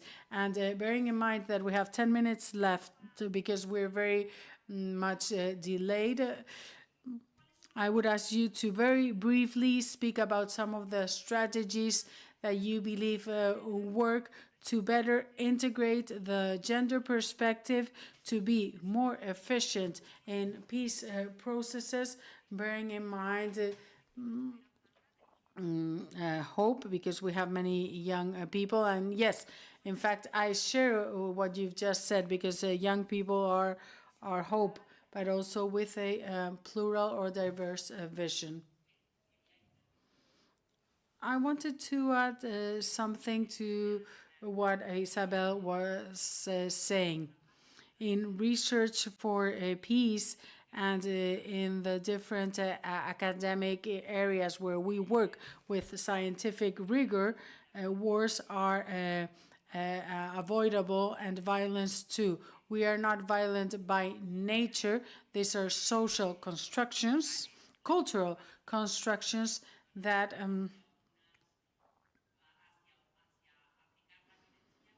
make us use violence or use other measures in a peaceful manner with respect and cooperation. So in research for peace, sometimes there's a mixing up between aggressiveness and violence, because when we as beings feel a threat that can be real or not, we react, and this reaction can be violent, but this is something that we can also work on. So we observe that wars can be avoided, and all cultural violence and structural violence and all direct violence can be avoided, and we need to work to achieve this and to build peaceful societies with a mutual understanding. Regarding participation, we also need more political will, real political will. We need to believe and promote the participation of women in all spaces and stages of peace processes, from the planning to execution to the drafting of reports and the implementation and follow-up. And that they participate in leadership positions. That they participate also in decision-making processes. We need to promote and favor this. And also, there is a situation that is not always taken into account and that makes this more difficult, which is the financial situation of women. There's also gender poverty and a situation in which inequality specifically affects women. And therefore, we also need that support so that women can fully participate, and that it's not that they feel limited because of their financial situation. As Isabel said, that you can participate and decide how you want to participate, or at least have the possibility of participating. So also family life balance can make things more difficult, and that's why women need support, and there needs to be this real political will for this to happen, and therefore we need to have resources to do so. Another important issue is the implementation and development of a feminist act of women. And also women's movements are very necessary, and sometimes they don't have the funding that they need.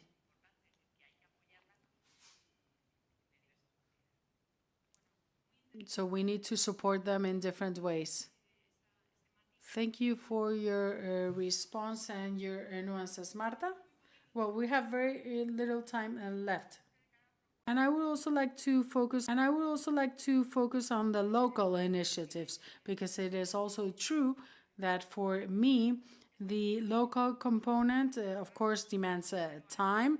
These are long processes, but this is the seed to what we can achieve for the future.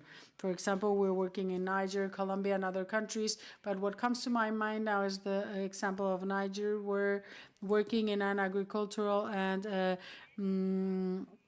project. We observed that there were many women in different communities that were the ones that in a very natural manner and in a very efficient manner to had the role of mediators in conflicts between the people working the land, or the landowners, or the problems of women that lost their right to inherit land.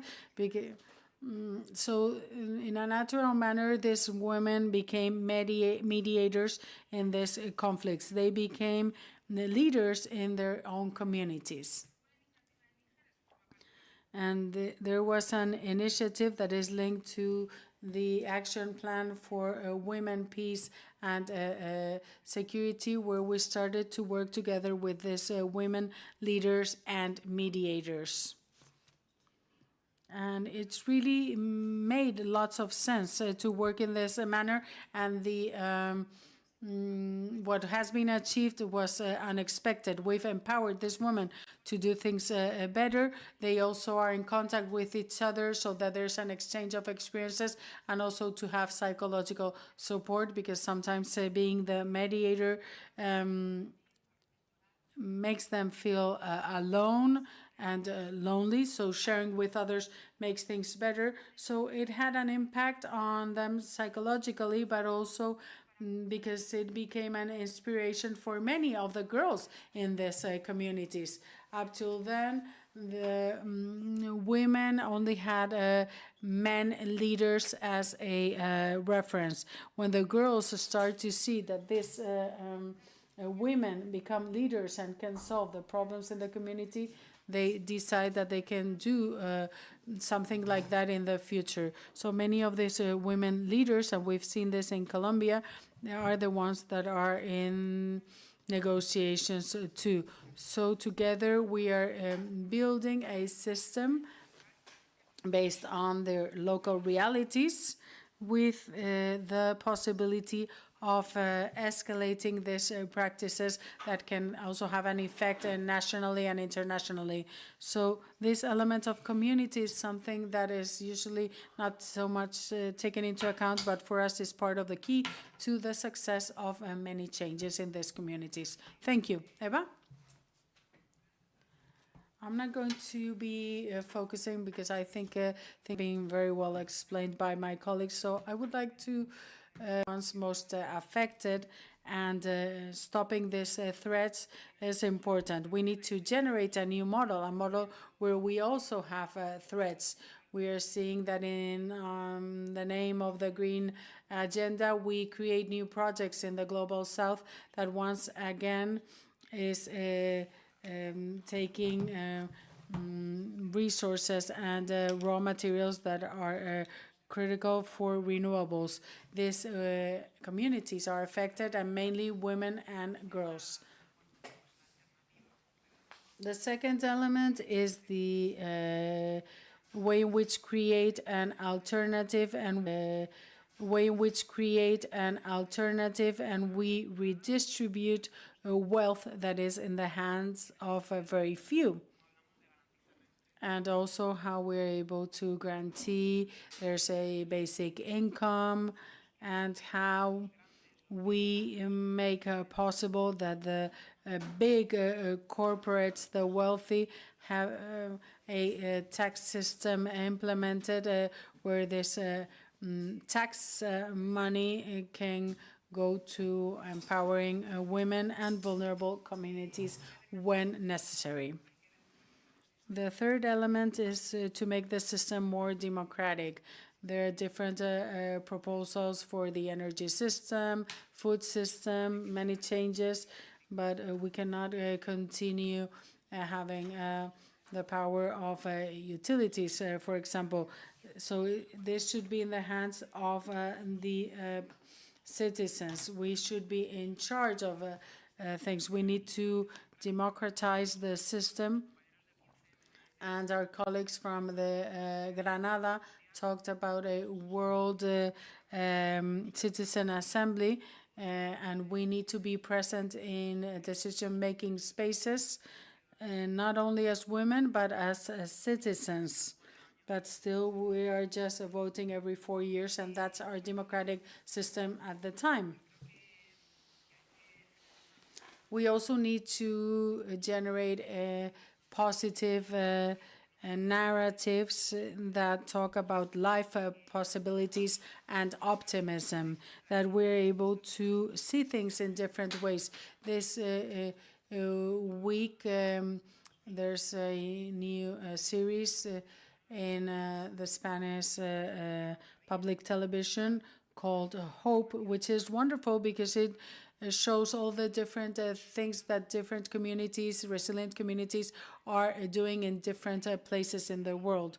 So all this already exists, but this is not shown on daily TV, on social media. We are just seeing war, destruction, and Mr. Trump's messages each and every day. So we also need to make visible all these examples of hope. And finally, to protect rights. We are at a point where we need to protect rights. Everything that has been achieved by the citizen movements and that women have achieved needs to be protected for future generations. All very important issues. Maria, you now have the possibility or the responsibility of closing this very interesting conversation. And I would invite you, if you will allow me to do so with hope. I trust you will be able to do so. Yes, this is a shared responsibility because I fully agree with what the different panelists have said during this panel and the other panels. Yes, we need to question in the narrative that is presented as the only and hegemonic one.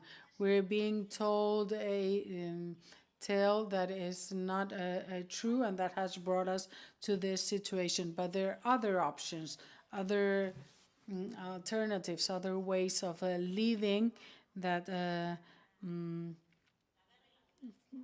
focus on living in Seville in 1989.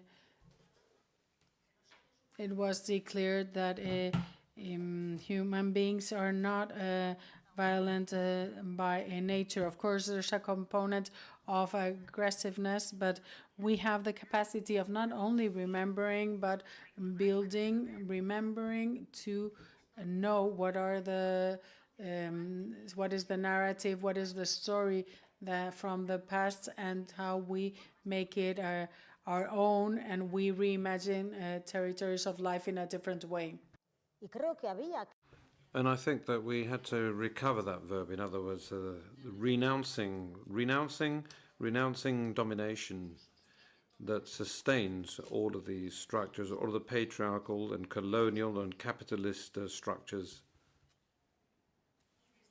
And it's since 40 years ago, the neoliberal structures too. The neoliberal structures. And what they want to make us believe, they want to make us believe in individualistic ontology. In other words, that we are able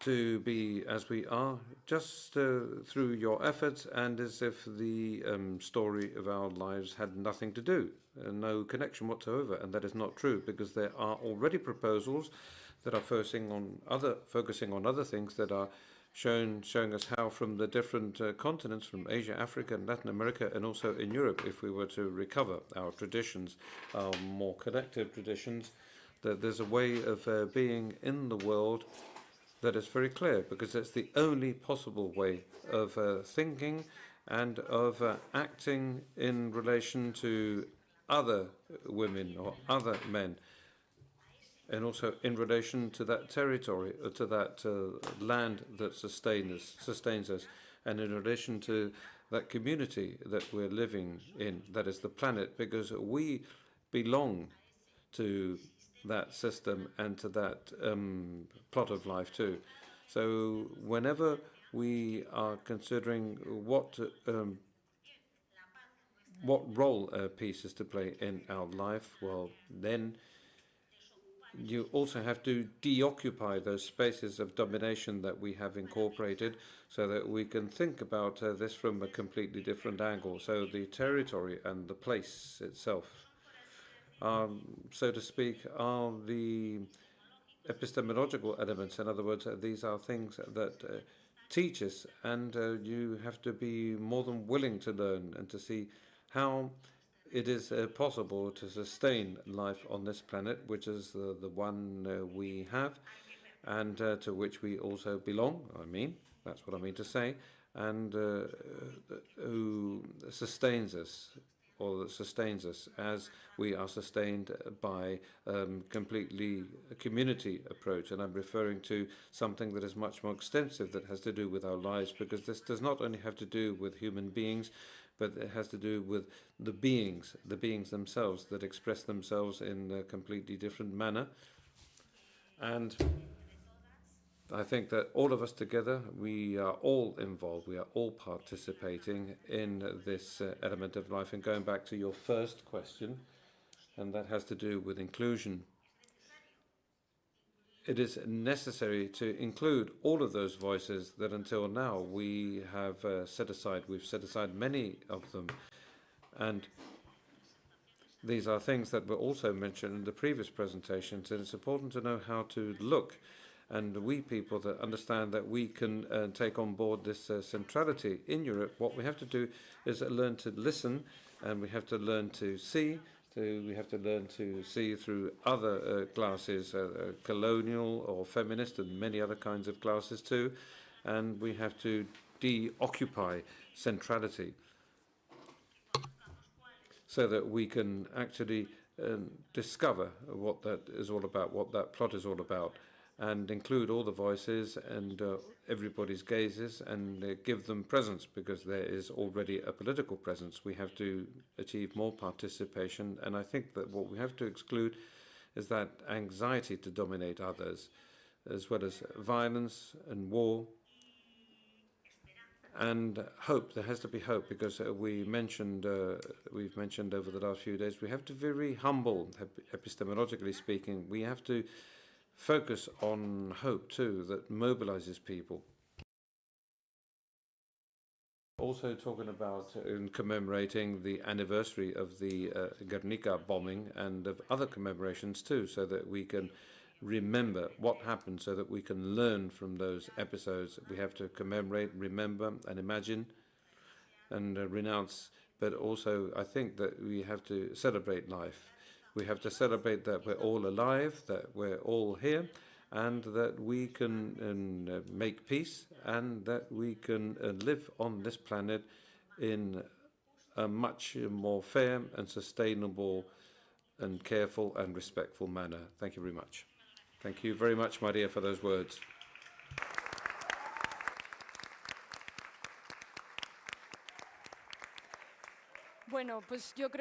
Well, I think that we don't really have to draw any conclusions after these beautiful words from Maria, and I suppose that you all want to go and have lunch. So we're going to be closing this panel here. Thank you very much to the panelists. Thank you very much for this rich dialogue and for being so respectful. Thank you very much. Bye-bye. See you later.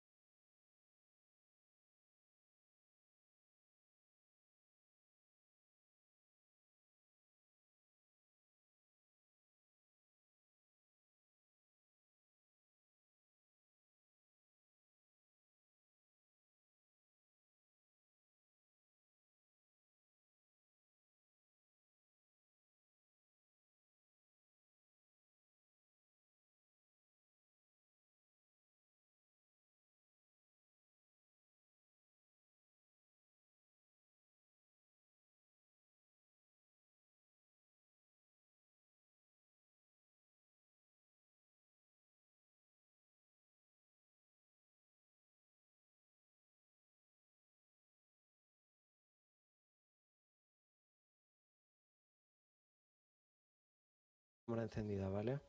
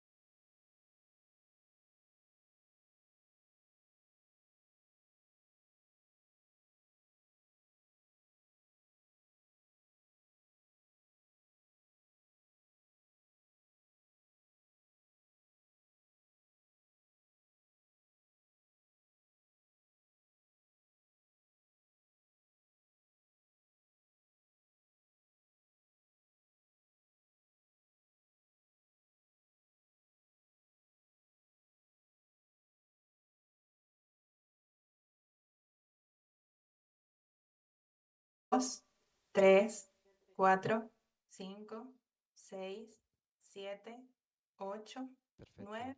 Muchas gracias. Bien, John.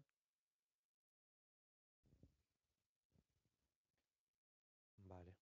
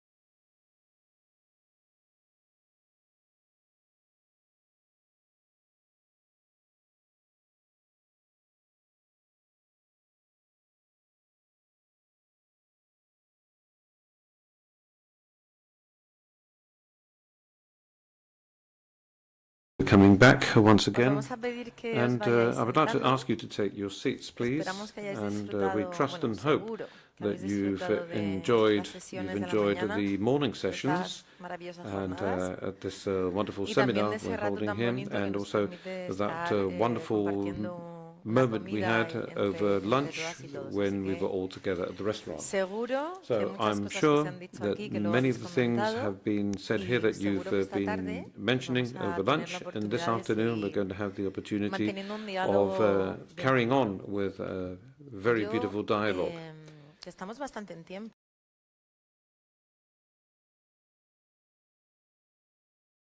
But in any case, I'd like to make a few announcements.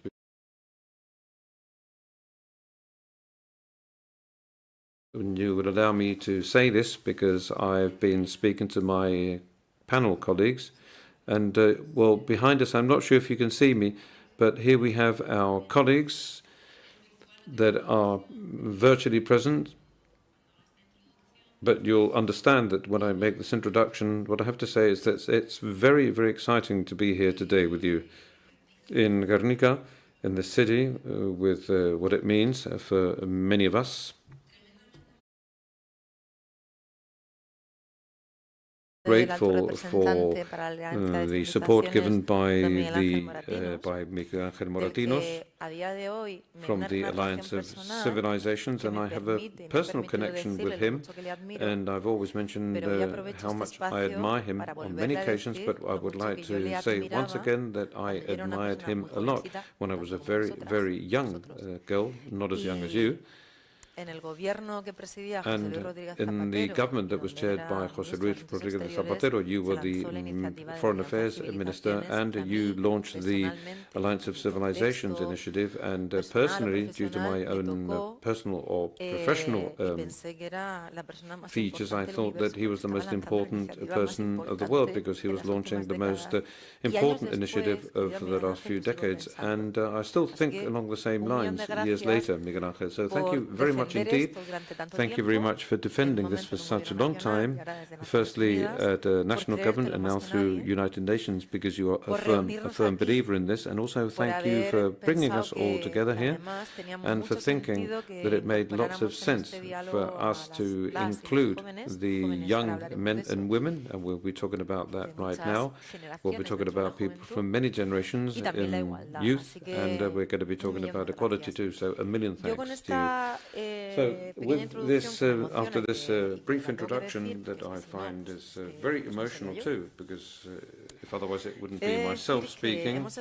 And we were just giving some thought about this session, and this session where part of it is virtual and part of it is in person. And what we want to do is we want to talk about many different things.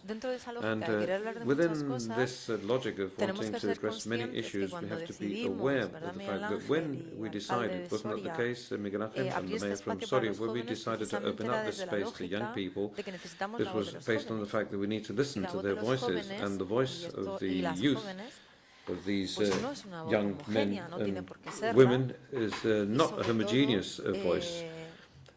And well, normally we're talking about a more critical kind of voice, because what I believe is that we are here to listen to whatever they need, and also, well, they also have to listen about, or they have to discover why we still have to carry out this important task, and which seems to be impossible. It seems to be impossible to achieve peace, but even so, we cannot stop our dialogue. So the main stakeholders here this afternoon are these young people, and these voices of young people that are going to point out things that perhaps we don't feel comfortable with. But this is what it's all about too. And I said to them, look, you have total freedom, and you can say whatever comes out from the depths of your heart. So it could be something you know about an initiative that cropped up 20 years ago, but which was a very important thing. It was like a landmark, a milestone for many people who were young, like me, for instance, and we obviously saw that peace represents a challenge, and so does dialogue and understanding each other too. And this is something that we have to be taught. It's something that we have to cultivate, and sometimes that's no easy task in this context we're living in. Right, so from now on then, what we want to do with these sessions, we want to open up a space for you young people, for you young men and women, so that we can think about these things, so that we can also dream.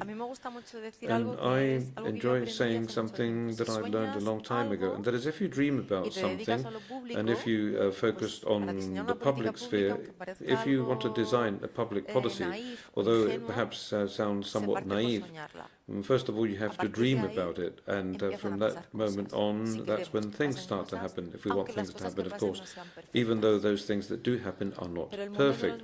But the world belongs to the courageous, and you must make mistakes, and you mustn't remain sitting down doing nothing. So this is the exercise that we're starting today, and it's not going to finish today, but we know that this is just the starting point. So according to this logic, we have designed this session with a bit of a mix. And for those of you that have not read the program, I would like you to understand it better because we don't have all the names. So who's here with me on stage? Well, we have three students from the Antonio Machado High School in Soria, who are here together with their colleagues, their classmates, and let's have a round of applause for them because they're very brave, these guys. Acordaros que os he dicho que quizá hay alguna cosa de intro show y salgáis algunos, o sea que estar atentos a lo que va a pasar improvisation, and some of you might appear here on screen too. También, y creo que tiene todo el sentido estando donde estamos, en una ciudad que representa el sufrimiento de la guerra y la superación hacia la paz. How you suffer in a war and how you have to head towards peace. And we are in Gernika, which is not only a symbol for the Basque Country, but also for Spain, for Europe, and for the rest of the world. So this is why we have with us Elena. Elena, thank you very much. And you are going to serve as the intergenerational link too. And you're going to be talking about many things, but you're also going to be describing the challenges that young people have at this point in time when we are in a stage in which formal education doesn't teach us very much. So how can we learn from peace? That's what it's all about. And of course, it's a privilege to have Kimberly there, and as well as Oriana. It's great to have you guys here, because we have three young people who are involved in a marvelous program that was launched by the Alliance of Civilizations that has to do with how these youngsters are agents for peace, peacemakers or peace builders. And well, they can do this in a context in which they do have a specific focus, or they can do this in a very silent and a very straightforward manner. And when we prepared the session today, I was saying to my colleagues, there was a certain day in my life when I considered whether I was a person of conflict or dialogue. In other words, somebody that wanted to remove those rough edges and wanted to achieve a consensus again, or was I just meeting up with people that were more focused on conflicts, but I wanted to focus on dialogue. So this is why when Miguel Ángel Moratinos was the driving force behind this initiative, I believe that he was working as if he were a lighthouse. I said, okay, well, this is my place, and this is what I have to do. But what I'm referring to basically is that there are people, there are youngsters that are familiar with the program that has to do with how we are in our environment. It's not about implementing public policies, but it's about how we behave and what we do in our communities, in the social media, how we interact with our colleagues, with our friends at high school, and with our families. And they, on the screen too, our guests, that I'd like them to explain why they feel that they are involved and why they feel that they've been called upon to form part of this process. So we're going to kick off with them, and then I will remain silent. We're going to start with them so that they can break the ice, as it were, because you have a little bit more knowledge, and all three of you, Crescente, Kimberly, and Oriana, and so that we have enough time, because there's lots of us here. So it's 6 or 7 minutes each. You can't see me, and I'm turning to look at the screen because it makes more sense, but at least you can hear me. So in 6 or 7 minutes each, you could talk about your experience in participating in this program, how you arrived and how you did things, and what kind of experience you've had until right now regarding your own personal development. And in that context, I would also, if possible, of course, perhaps you could focus your presentations on whether this program has brought about a network with young people from different geographic realities, although you people on screen represent Latin America. And then, based on that internal knowledge you have, what do you think that United Nations or the UNAOC, how do you think that this organization can help you in your work, or so that your voice can be heard and recognized? And I'd also like to ask you, and this is a favor that I'm asking of you people, because whatever is international, well, it seems to be very far away from us, and it seems that it's not that tangible either. But it is. It's very tangible, because if it were not for the international agendas, many of the things that happen in the world would never take place, would never happen. And if there were not a Miguel Ángel Moratinos, who does what he does on a daily basis in many different locations, our life perhaps wouldn't be as good as it is right now. And I know that it's difficult to understand that this is so. And what I would also like to add is, apart from my colleagues that are with me at this session, we also have other young colleagues sitting in the room. Well, perhaps you could also encourage them so that they can join this movement of young people for peace. So, Kimberly, because I have you first on the list there, I'll give you the floor then. So, thank you very much. Bueno, gracias a todos. Un gusto. Mi nombre es Kimberly Barrios. Thank you very much. My name is Kimberly Barrios. Hello from Guatemala.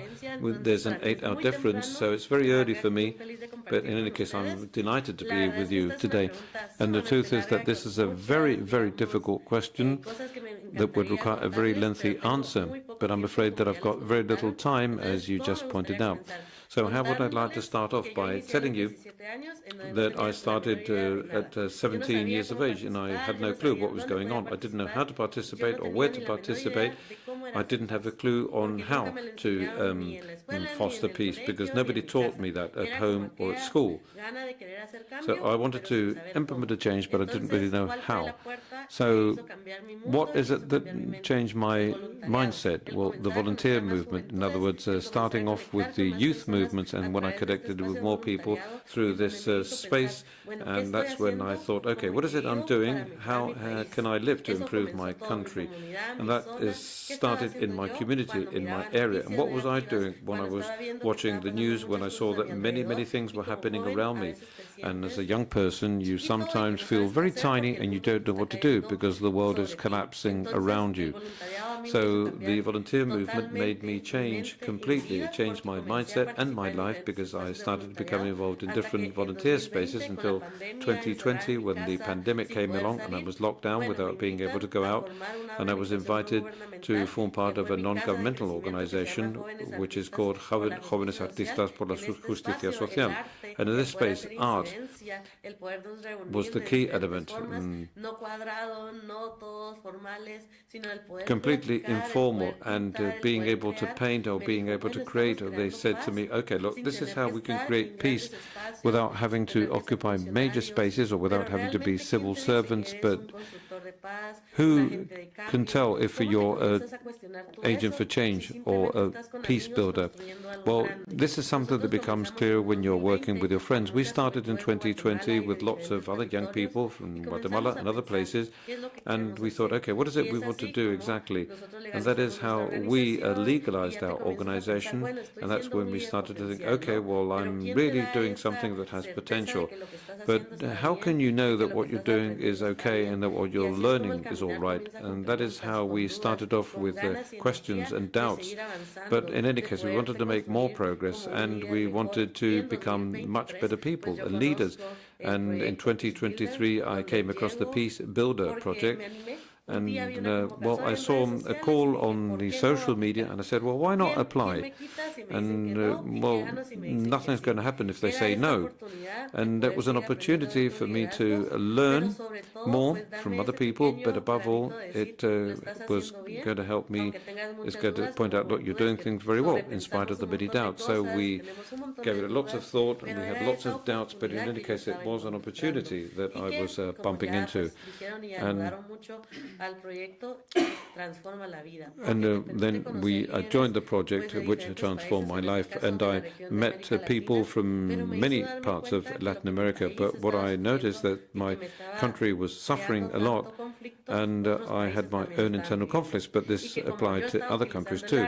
And as I was using art to transform my country, there were other people in Colombia, in Mexico, in Honduras, in El Salvador. They are all using other tools. For instance, they were using art in the digital world, a different kind of art. They were also setting up secure spaces, and we were all interconnected. So knowledge was shared, and we discovered new things. And 2 years down the road, what I can say is that this still has a big impact on my life, because we are still building this network of knowledge with these change agents in the social media. And it's great to see that my colleagues are brilliant on Instagram, and I told them about my existential doubts because of what's going on in my country. And there can be nothing better than sharing things with other friends and other colleagues who are living in other territories, people that have more experience. So I'm now learning a lot in this space and through the digital channels, because sometimes we still think that the incidents, and we think that changes have to be boring or very squared. But the truth is that we have transformed all of those things. And we have overcome many barriers, because we are working in a digital world where we can connect with each other regardless of our culture, regardless of our language, and regardless of where we come from. So we are creating what is really useful. Peace is the absence of conflict, and peace is all about respecting human rights and equality and feeling safe and secure. And this is something that we're doing with projects that are being led by young people, for young people. And this is an opportunity that is opening up a lot, and which at United Nations and that the UNAOC is promoting this creation of youth leaderships, and which has allowed us to change our environments. But who knows what it is we're going to be doing in the future? In other words, we're going to be taking much more significant steps, and we'll be able to implement much more significant decisions, reaching out to more younger people, to more young people, and establish a greater empathy, and do away with this idea of polarization, and say, look, from our cultures, and based on our learnings, and based on our skills, and based on the trust that we feel as young people that are developing and learning, we are building lots of things. And we're building a world, and as I said before, well, we young people really focused on idealism, because we believe that we can change our realities. And what I'm saying today is that we are getting this done. I know that it's a minor contribution. These are very small actions, but we are building major transformative changes that in the future will mean that we're going to have a world at peace, where we can all live together in great harmony and happiness. And it's something that we are really working hard to achieve in all of our countries. One of these days we're going to achieve this at an international level too. That's what I wanted to say. Thank you very much, and I hope that I did not speak for too long.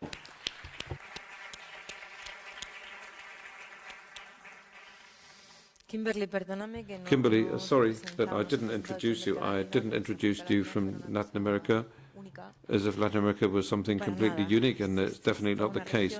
This is a region, and it's a universe too, of different realities.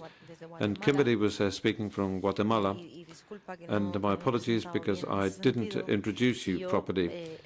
And I was just remembering my first trips to Latin America, and that was to Central America. And when you reach El Salvador or Guatemala, you notice the dimension of what violence is like, what daily violence is like. and how this DNA of how to fight against violence on the streets or structural violence, or how these conflicts become a priority for all of you young people. And it's one of the things that you've had from the very beginning, in which you've grown up.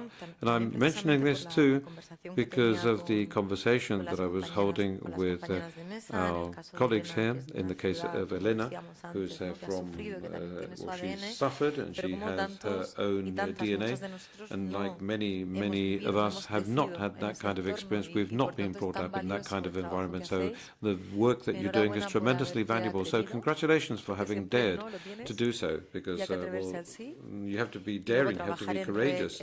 And then networking, or in Latin America, it would be wonderful to have a network between Latin America and Europe. And I'm now going to give the floor to Oriana Aranguren from Venezuela, who, well, we are fully aware of the fact that as regards the international sphere, we are aware of the difficulties that you people have been experiencing in recent months and years, and without expressing any political opinions here, but it's very difficult too to be in a context where there's a high degree of polarization, and where I think that this program for young people based on dialogue, young peacemakers, is fundamental.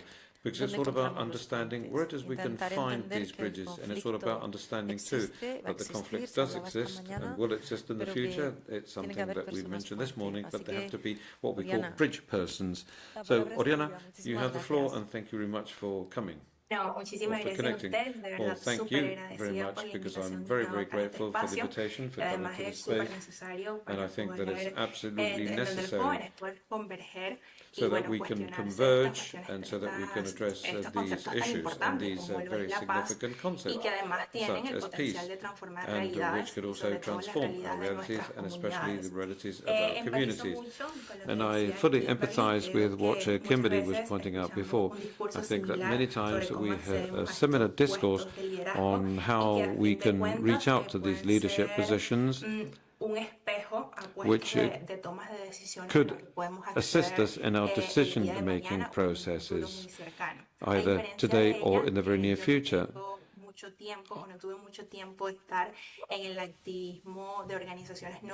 I haven't got to as much experience as she has, because I started in this journey after the pandemic, of course, in 2022, and then we have the issue of the social and political realities of Venezuela, which obviously was one of the most significant landmarks in for my decisions to become a leader. And this leadership is about changing the realities of people, because at the end of the day, this is why I'm still working hard to achieve these goals. I want to transform the reality of people that are living in vulnerable situations, and as a function of that, what I want to do is achieve a sustainable and durable peace, because peace is not just the absence of conflict. Conflict is necessary in life and nature of human beings, and that's how we can solve problematic issues, and we can find solutions, and we can also achieve a goal that has to do with setting up generic solutions. Although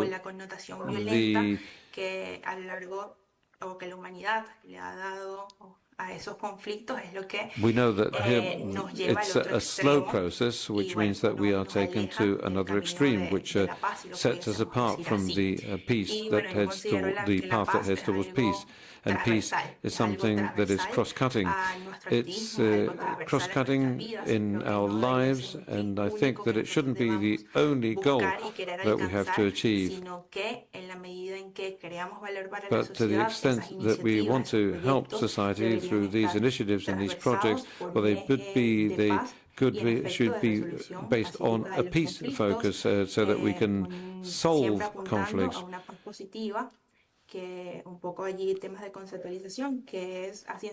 But always, you have to be fully aware what is causing that consequence, and sometimes it is not possible to do so. But in any case, this is a bit of my background, and I started working as a leader at the university because I believed that I could use my reality to change the conditions or the environment in which I live. I come from a community that is economically very vulnerable, that is facing many, many issues, and this is my action space, and where what I try to do is incentivize other people, other young people, so that we can not necessarily solve the problem, but at least give those people the tools so that they can solve things as best as they possibly can.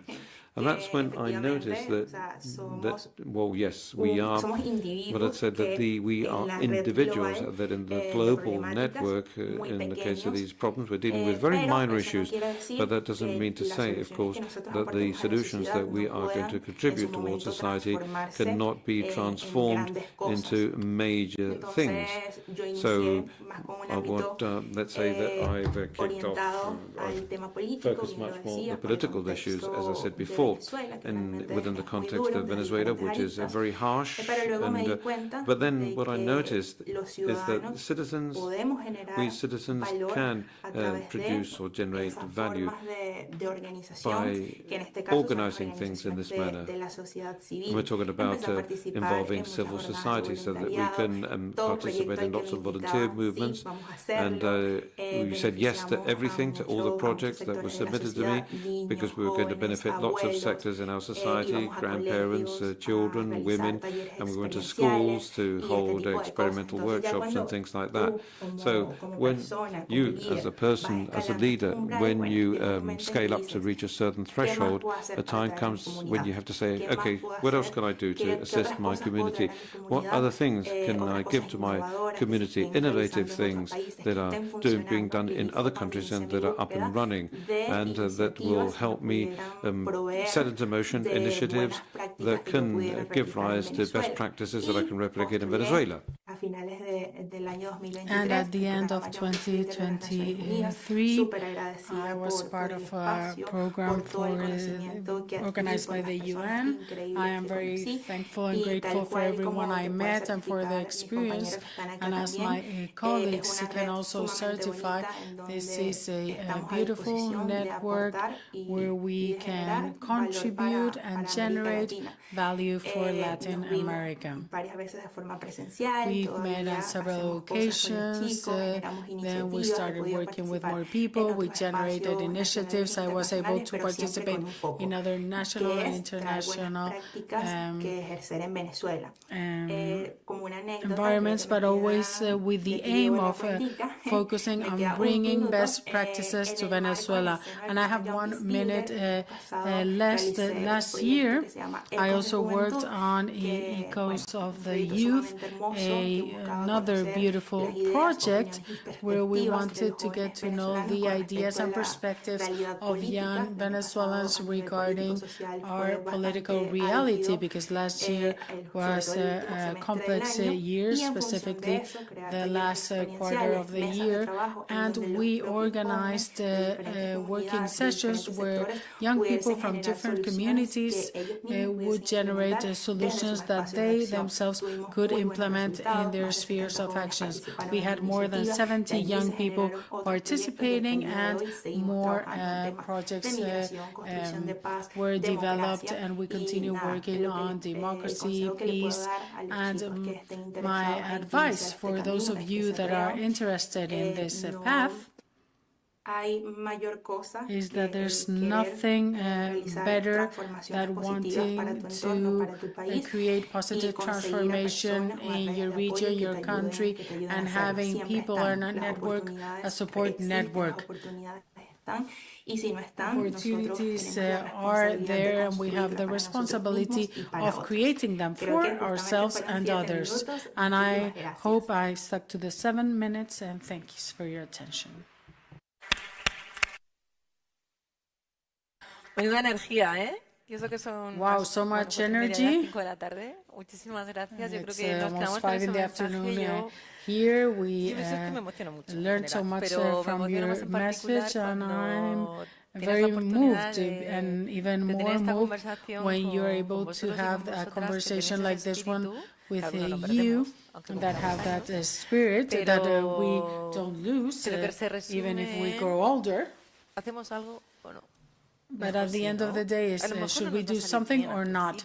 And the answer is yes. Maybe things don't go well from the start, but at least there is a lighthouse, a goal you want to get to, and you believe that part of your life is to try and make the lives of others better. And in dialogue, peace, and transformation context, when we talk about the well-being of people, well, there's nothing better than trying to achieve this. So thanks for your encouragement, but we need to continue encouraging you, and it's wonderful that you are ambassadors. And now, Crescente, it's your turn. Crescente is coming from Chile. Some of us know really well the complexities of your history that is very much shared with Spain in some aspects. So we would really like to hear about your personal experience, your experience in the program, and the message you have for the people here, because there's lots of people here, not only the young people. Thank you. Thank you, everyone.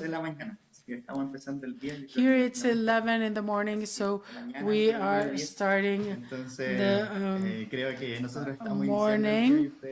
We are starting the day and you're finishing with your day. But what's important is to talk about what we want to talk about. I am one of the young peace builders or change makers. I am 24 years old. I come from Santiago. I'm a young peace builder from the 2023. And during that edition, the edition of 2023, I learned a lot, but I also come from the student movement. I don't know if you're aware, but the president of Chile nowadays also comes from the students' movement. All my career has been linked with students and the student unions.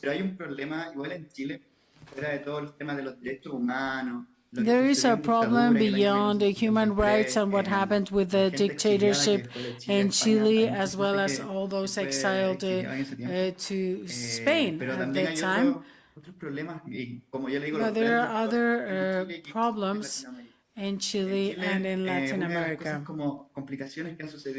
One of the complex elements in Chile is the issue of the Chilean population. Sometimes we're not so tolerant with people from the region that come to Chile. So sometimes there's xenophobia, which is a complex issue. It's our reality, the reality of our country, and we need to face it. My parents migrated to Chile. And I would like to talk about the UN and the agenda, because I was born in Chile, but many of the things that happened are things that I saw as a child, things that people that didn't have Chilean appearance were discriminated, and this is something that I had to suffer, or that I saw how my parents were suffering. I saw discrimination and painful moments.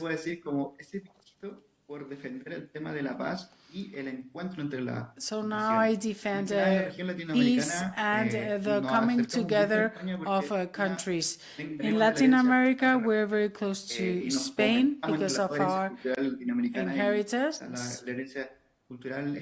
because of our cultural inheritance. So we could say we are brother countries, and all the issues regarding discrimination, xenophobia, discrimination of different kinds of population, the discrimination to the indigenous people from Chile. When you grow older, you start to be aware of how somehow you need to change the mindset of new generations of the youth. And that's why I started to be part of the student movement defending education. But there I started to be an activist, and in the UN I found myself connected with many people that were very different, but people that wanted to make changes. We created a network with all the young people in Latin America that wanted to build peace, and this program gave me another vision because I observed how many things can be fought with peace and reconciliation and forgiveness. Sometimes there is also a lack of apologizing. So when we build bridges for peace, we have to build these bridges by also meeting the other and be able to be reconciled with them, which is something very important. This program opened my eyes. I met Kimberly, also Pedro. Say hello if you see him. And he's from Extremadura. And the connections, the ways in which we could create a relationship allowed us to develop these projects. And now we have organized a Congress for Peace in Chile, including the 2030 Agenda, Sustainable Development. And all leaders in Chile now can see solutions for different problematic areas in the country. It is very important to give the young people a voice, because probably they will become the new ministers, governors, presidents, CEOs.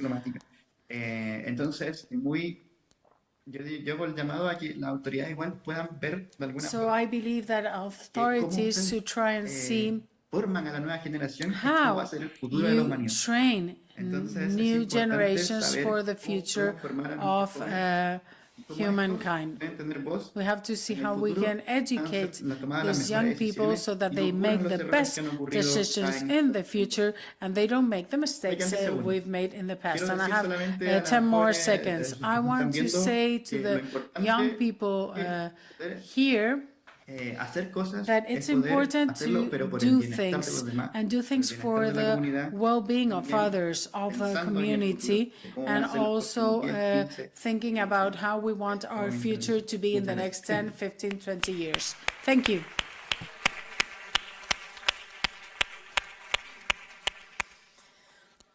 Muchísimas gracias, Crescente. Thank you so much, Crescente. Bueno, nos quedamos.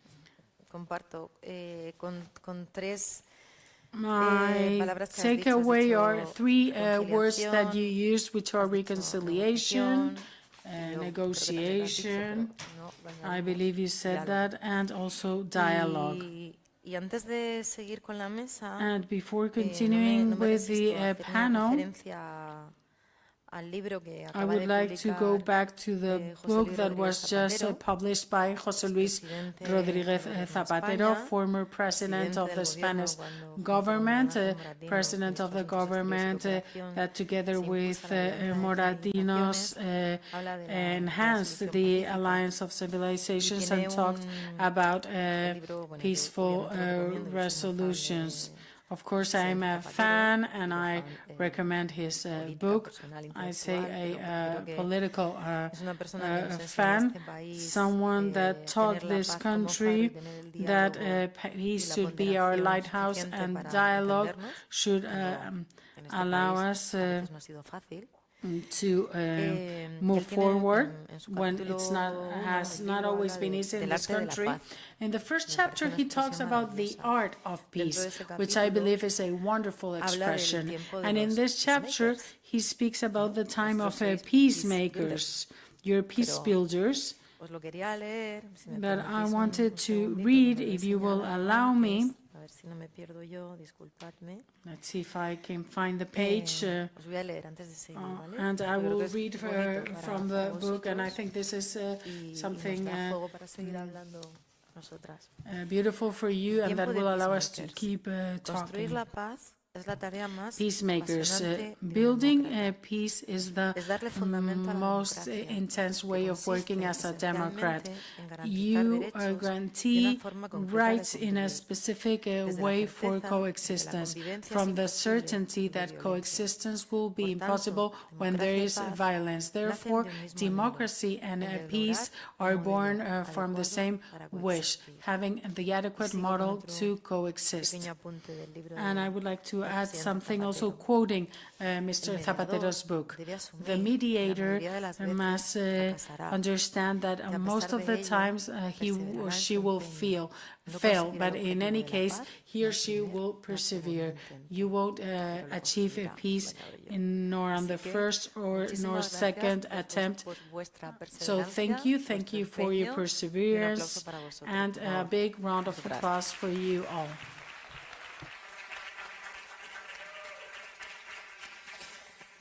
Seguimos, vamos bastante bien de tiempo. Os tengo que agradecer muchísimo el ajuste. We're doing quite well with time, so thank you for that. And now we come back here to the room, and this space is for you to reflect, feel, make proposals. And I would like to focus on something that is quite fundamental. It's not a theoretical exercise, it's more a personal and emotional exercise. Before giving the floor to our colleagues from the Antonio Machado High School, we are lucky enough to have someone from here, from Gernika, from this city, that is so important for peace. And today we start commemorating this important date, but Elena, when we talked about the session before, we talked about how important it is to address the challenges, the current challenges, and that I said before are linked to young people, and what is the conversation amongst young people from different communities, and also those contexts that have to do with where you do things in a more intense manner as young people, which is the space of social media, and how you can also build peace in social media. So, Elena, I give you the floor. You're free to tell us whatever you want to tell us before we start talking with the other panelists. Elena is saying a few words in Basque, and she will repeat them in Spanish, and then we will interpret for you. As unfortunately there's no Basque interpretation today. Bear with us.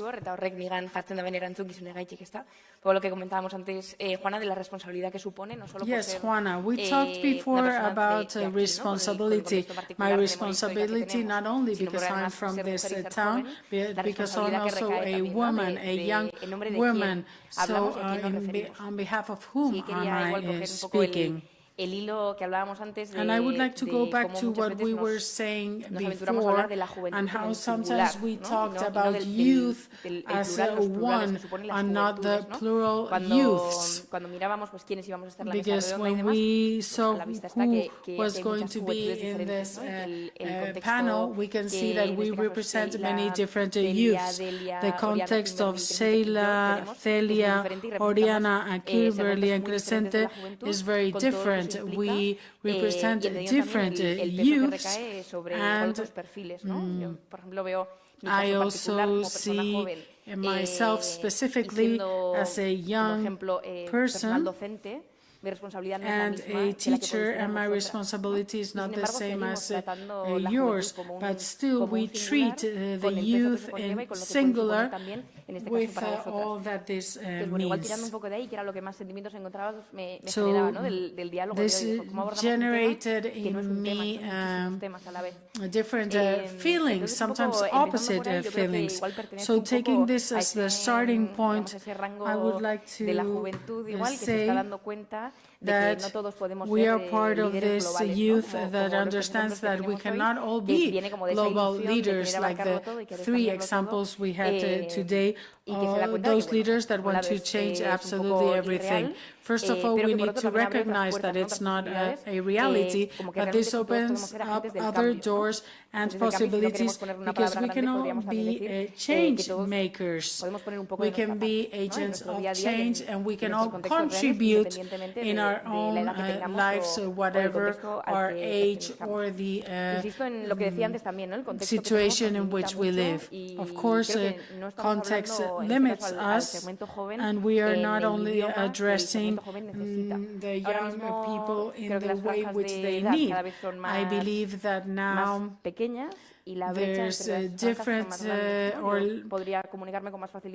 smaller gaps between ages. Maybe I could communicate better with someone that is 10 years older than me, than 5 years younger, and you will probably use a vocabulary that I don't know that well. So we need to be aware of this, and we need to understand how we send messages so that the responsibility of the young people is not also implies the responsibility of understanding specific terminology. And I would also like to speak about the big or gigantic hurdle of the limitation of social media. Far away from being an enhancing tool, and this might sound topical, but if you are in the wrong algorithm, it is very difficult to move away from there. So what are the messages we're sending out to young people, and how do we generate critical thinking? More specifically, if we talk about someone like Crescente or myself that are in a stage where there's no more education and we need to decide what we want to learn. Sometimes all the resources are not there for us to take, while at the same time we have responsibility with others. In my case, as a teacher, in the case of Crescente, because we're more or less the same age as a leader of the future.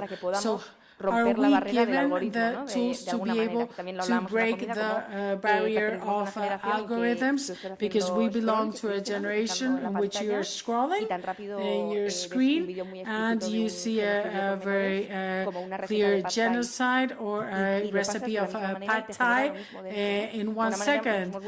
So somehow we are anesthetized to what is happening globally because of this way of receiving the news. Nos hace desvincularnos mucho de la responsabilidad que tenemos sobre nuestros hombros. Por supuesto, sin dar por sentado que la responsabilidad completa es nuestra. And of course, each one of us has his or her own responsibility, but there's also other syndromes that are arising from this, like, for example, eco-anxiety, which is something affecting those young people feeling responsible for what other previous generations did. And there's many elements that are not talked about. For example, youth taken as a one-only thing when there's so much diversity, or even today we have a whole morning with many diverse agents that from their background give us their view, and then here we have all these different young people that probably don't have a common perspective. It would take us really long to be able to get there.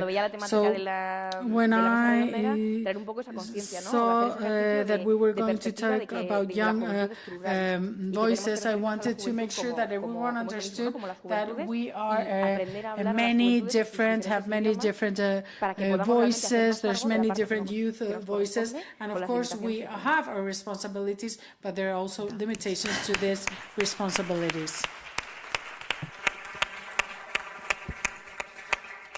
Podemos contar la anécdota de cómo nos hemos encontrado. Should we tell the anecdote of how we met? Nos hemos encontrado de casualidad porque el destino We es met así. by Bueno, chance. casualidad no, vas a Oh, participar en not la by mesa, chance. pero You de were repente going to estábamos participate, en un lugar but we y were in a apareció specific Elena y place, dijo, and Elena was there, Juana, and nos I hemos said, puesto a hablar, Elena, nos Juana, and comentamos then we esas started y talking, ya nos hemos quedado juntas. and then we stayed Y me together. pareció además súper pertinente lo que And ella quería plantear, ¿no? what you wanted to add to this discussion is really important, because if at least y lo he pensado en I otras ocasiones, pero tenía mucho sentido didn't think about this, but I think it really makes sense to see that how these young people have different demands and different know-how too, as well as different life experience.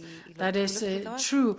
And you explained this very well, very clearly, how you can adapt to a conversation with someone that is older, but it's more difficult regarding connection, I mean, to connect with people that are even younger, that have a more open mind, or that have evolved differently, which of course is great, but it's difficult to have a conversation and to have this intergenerational dialogue.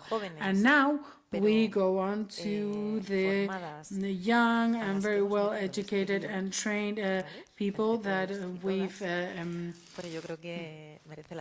have participating with us today. I think it's going to be worthwhile. There's some pressure, but this is an exercise of reflection. You can talk about what you feel, what you think, and the aim of this session, the goal was to listen to each other, to understand and to learn from each other, so zero fear to criticism. We need to be critical, even if sometimes we don't understand what you're saying, but we have to do whatever possible to understand each other. So here we have the 3 students from the Antonio Machado High School. And this is the final round. I think we're doing quite well on time. Is that okay?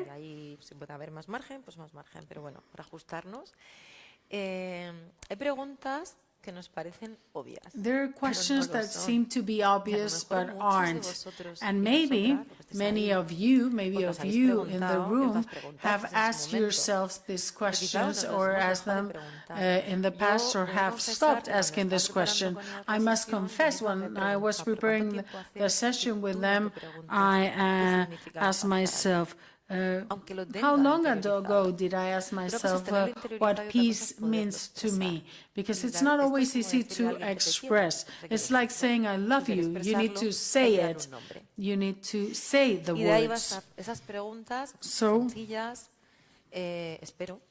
I'm going to ask these simple questions that I hope you can answer in the calm manner, because I said the most difficult audience for me is young people, and for all these authorities and people that you believe are important, you're also the most difficult audience too, because we need to reach out to you. So the question I was asking before is, what is the meaning of peace for you in your lives, in your history, in your cultural context, in your families, in your high school? If you believe this is a part of your life, do you practice it in a conscious or unconscious manner? And mainly, and if you want to, do you believe that your voice has to be expressed? Because without your voices, things won't progress. We can design thousands of things, but at the end of the day, you are the main change makers for the future, and that's why you are here. And I hope tomorrow you remember this moment as a interesting moment of your lives, at least. But this is for you to simply reflect on the idea of peace. And if you have any requests, any demands, if you want to say, as young people, we would need this to feel part of the movement, we will take note of that. ahora mismo terminaríamos So la ronda we de would nuestra mesa finish the y empezaríamos, en primer lugar, this round por Delia. with Muchísimas this, gracias, and we're Delia. going to start with Delia. Delia, you have the floor. Well, good afternoon, everyone. First of all, thank you. Thank you for inviting us and for making this event possible.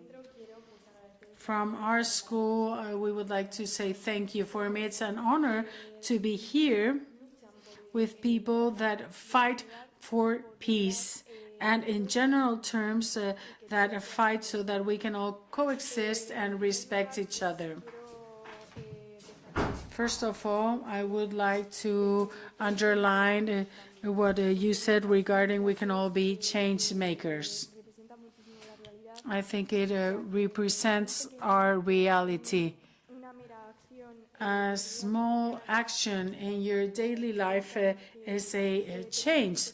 Sometimes we believe we need to start with big actions, but really with the small ones you're already contributing. I also very much agree with what you said regarding the different youths. We're all young and are part of the youth, but there's different ways of seeing the world. We are young, but we are different, and we each have different backgrounds and experiences. It is fundamental for us young people to have a voice. What we're trying to do now is to try and improve the world. Why are we doing this? Because at the end of the day, this is what we will be inheriting.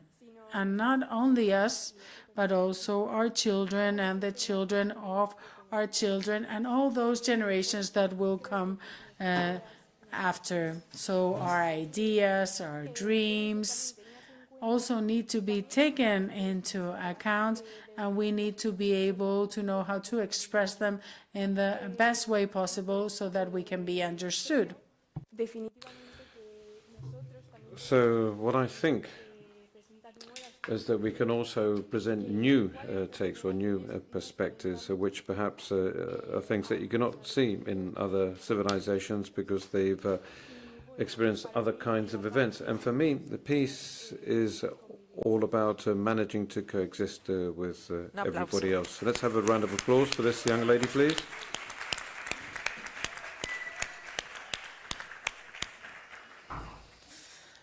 Delia, pues vamos contigo. Okay, well, let's move on to you now. Delia, what is peace from your point of view? Because you were saying to me before, Juana, well, I think that this issue of the voice of the young people is an important subject. So please, let's see what you have to say about this. Well, good afternoon, and thank you for offering the opportunity to be here this afternoon. We, young people, have a completely different mindset, as my colleague pointed out. And through actions like activism or through the volunteer movements, we are acquiring new skills and competencies, such as, for instance, communication or teamwork, and we even learn to develop a critical kind of thought that helps us forge new opinions and reflections on those things that we perhaps had not thought about previously. Because all of these opinions have to be taken into account when you take a decision. Because peace is a force that allows us to head towards the future in our society. And that's all from me. Thank you. Great, wonderful.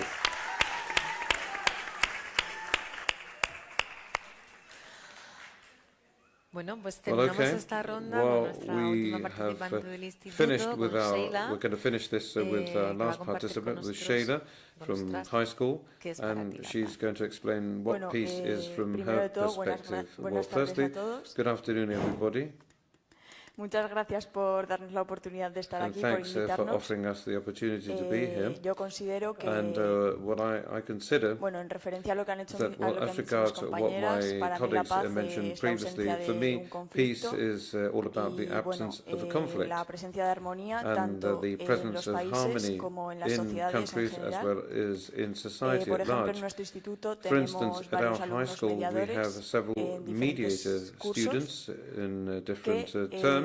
Cuando hay algún conflicto o algo, pues and ayudan a whenever resolverlo. there's a conflict, they help solve Por otra parte, the también considero que podíamos evitar los mensajes de odio en redes sociales y empatizar más con el resto de personas para que, bueno, pues no les resulten dañinos. So that these messages are not harmful. And finally, and on behalf of our high school, Antonio Machado, I would like to thank Carlos, our mayor in Soria, for giving us the opportunity to be here today. Thank you very much.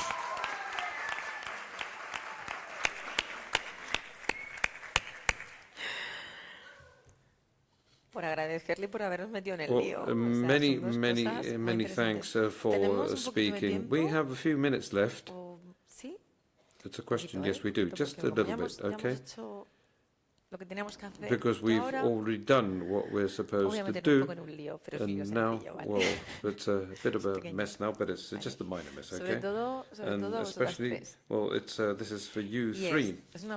And this is a very straightforward question.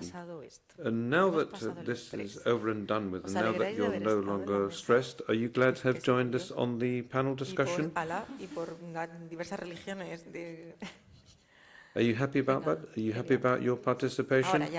Now that things are nice and calm again, and now just imagine that nobody's listening to us anymore.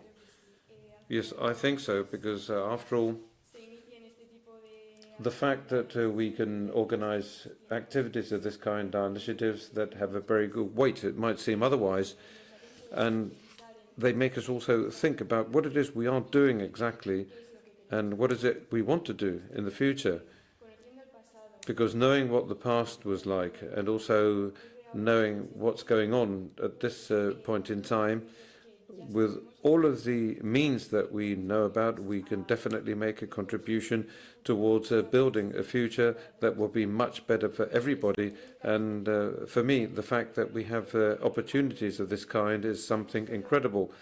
And not only because of the fact that these are discussions, and that many people can have access to these discussions, but also think, because you learn lots of things when you look at things from this perspective.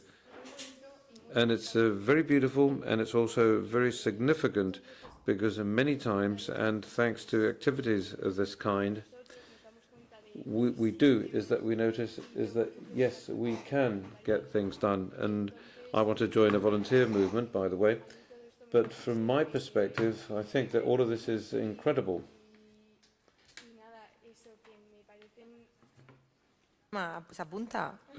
Does anybody want to join the program? Do you want to join anybody here to join the upcoming program? Well, let's say that after all, I have some people, some of my colleagues are working as volunteers, and this for me is like another step in what has to do with what I enjoy doing, really, and that is, it's all about trying to solve things properly, and it's all about seeing that if there's a conflict, well, obviously they do exist, and it's good for there to be conflicts, that they be solved properly, and that they not be solved by resorting to violence. And I'm not only talking about physical violence, but I'm also referring to verbal violence. And for me, this is an impressive initiative. Thank you very much. Let's have a round of applause for our friend. Thank you. No es obligatorio contestar, si queréis. You don't have to answer if you don't want to, okay? Well, you know. Si queréis, sí, si no, if you want to answer, yes, you do. Pues a mí esto de la charla me ha parecido well, I found that this discussion is a completely new and different experience. Es importante que haya charlas de este tipo. And it's important for there to be discussions of this kind because, as my colleague said, it's important for us to get to know the conflicts that are taking place right now and also learn more about the organizations that are there to promote peace. Because many times we forget about what kinds of means are used to mediate in a conflict, but we just say that, okay, that they exist, but we don't really become involved in anything. And I found that this is a way of getting to know things and discovering different ways of approaching peace and conflicts, of becoming aware of what is going on, because these are things that sometimes we don't see in our daily lives. This was explained perfectly well by Elena. When we lose somebody that is guiding us, you are either active to want to see what the peaceful solutions are like and to see that there are lots of good people doing very good things, but let's say that the media doesn't really help us a lot. And I like what you said about scrolling through things. and you're seeing a horrible picture, and all of a sudden you come across an outfit that you like, or a recipe too, on the same page, and that's absolute madness. But in any case, it's very important to talk about that. Sheila, would you like to say something? Oh, yes, I agree with all of what my colleagues have just pointed out. It's important to know what's going on with these conflicts, to try to do something to prevent them from happening in the future. And little more can I say about this. Thank you.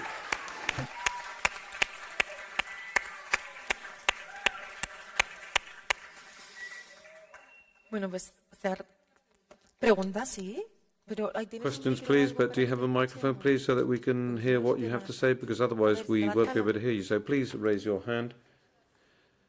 They're not using a microphone, so I'm afraid that we cannot hear what's being said in the auditorium. No, just hold on a minute. Nerea's coming your way with a microphone, and you can use it to ask your question.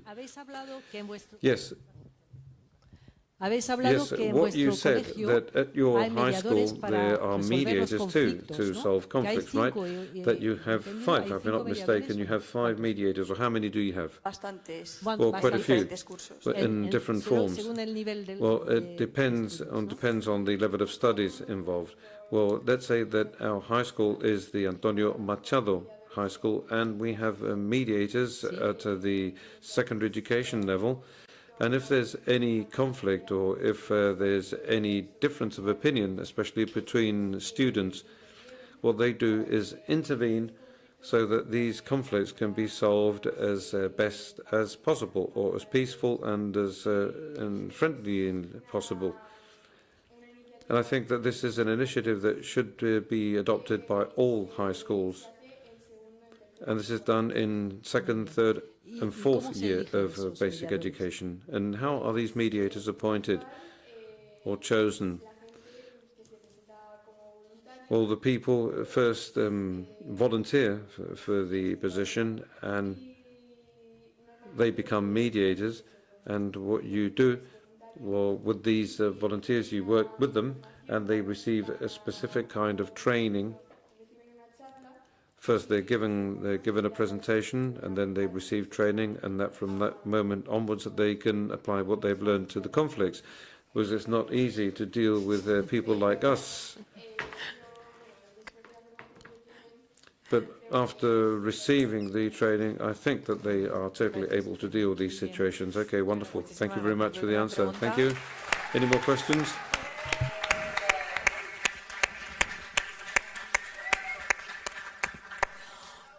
Pues qué bien nos lo hemos pasado al final, Okay, ¿no? so we've had a great time, haven't we? ¿Pasó? Vais a querer repetir. Okay, I suppose that you want to repeat one of these days. I know, we mentioned that before. We're going to close the session here, and dear Miguel Angel, dear participants over the internet, those of you that are connected, it's very early in your countries. Thanks, many thanks for your effort. It's also a great honor to meet you. Gracias. And thank you all very much indeed for being so clear, and also for being so full of hope, and also thank you for being critical too, because we have to bear in mind your criticisms. And once again, we are in Gernika. It's a very important place where we remember what happened years ago, and I think it's a wonderful place to send out a message to the rest of the world. And in this case, then, that is that young people don't expect things to change, but you change things.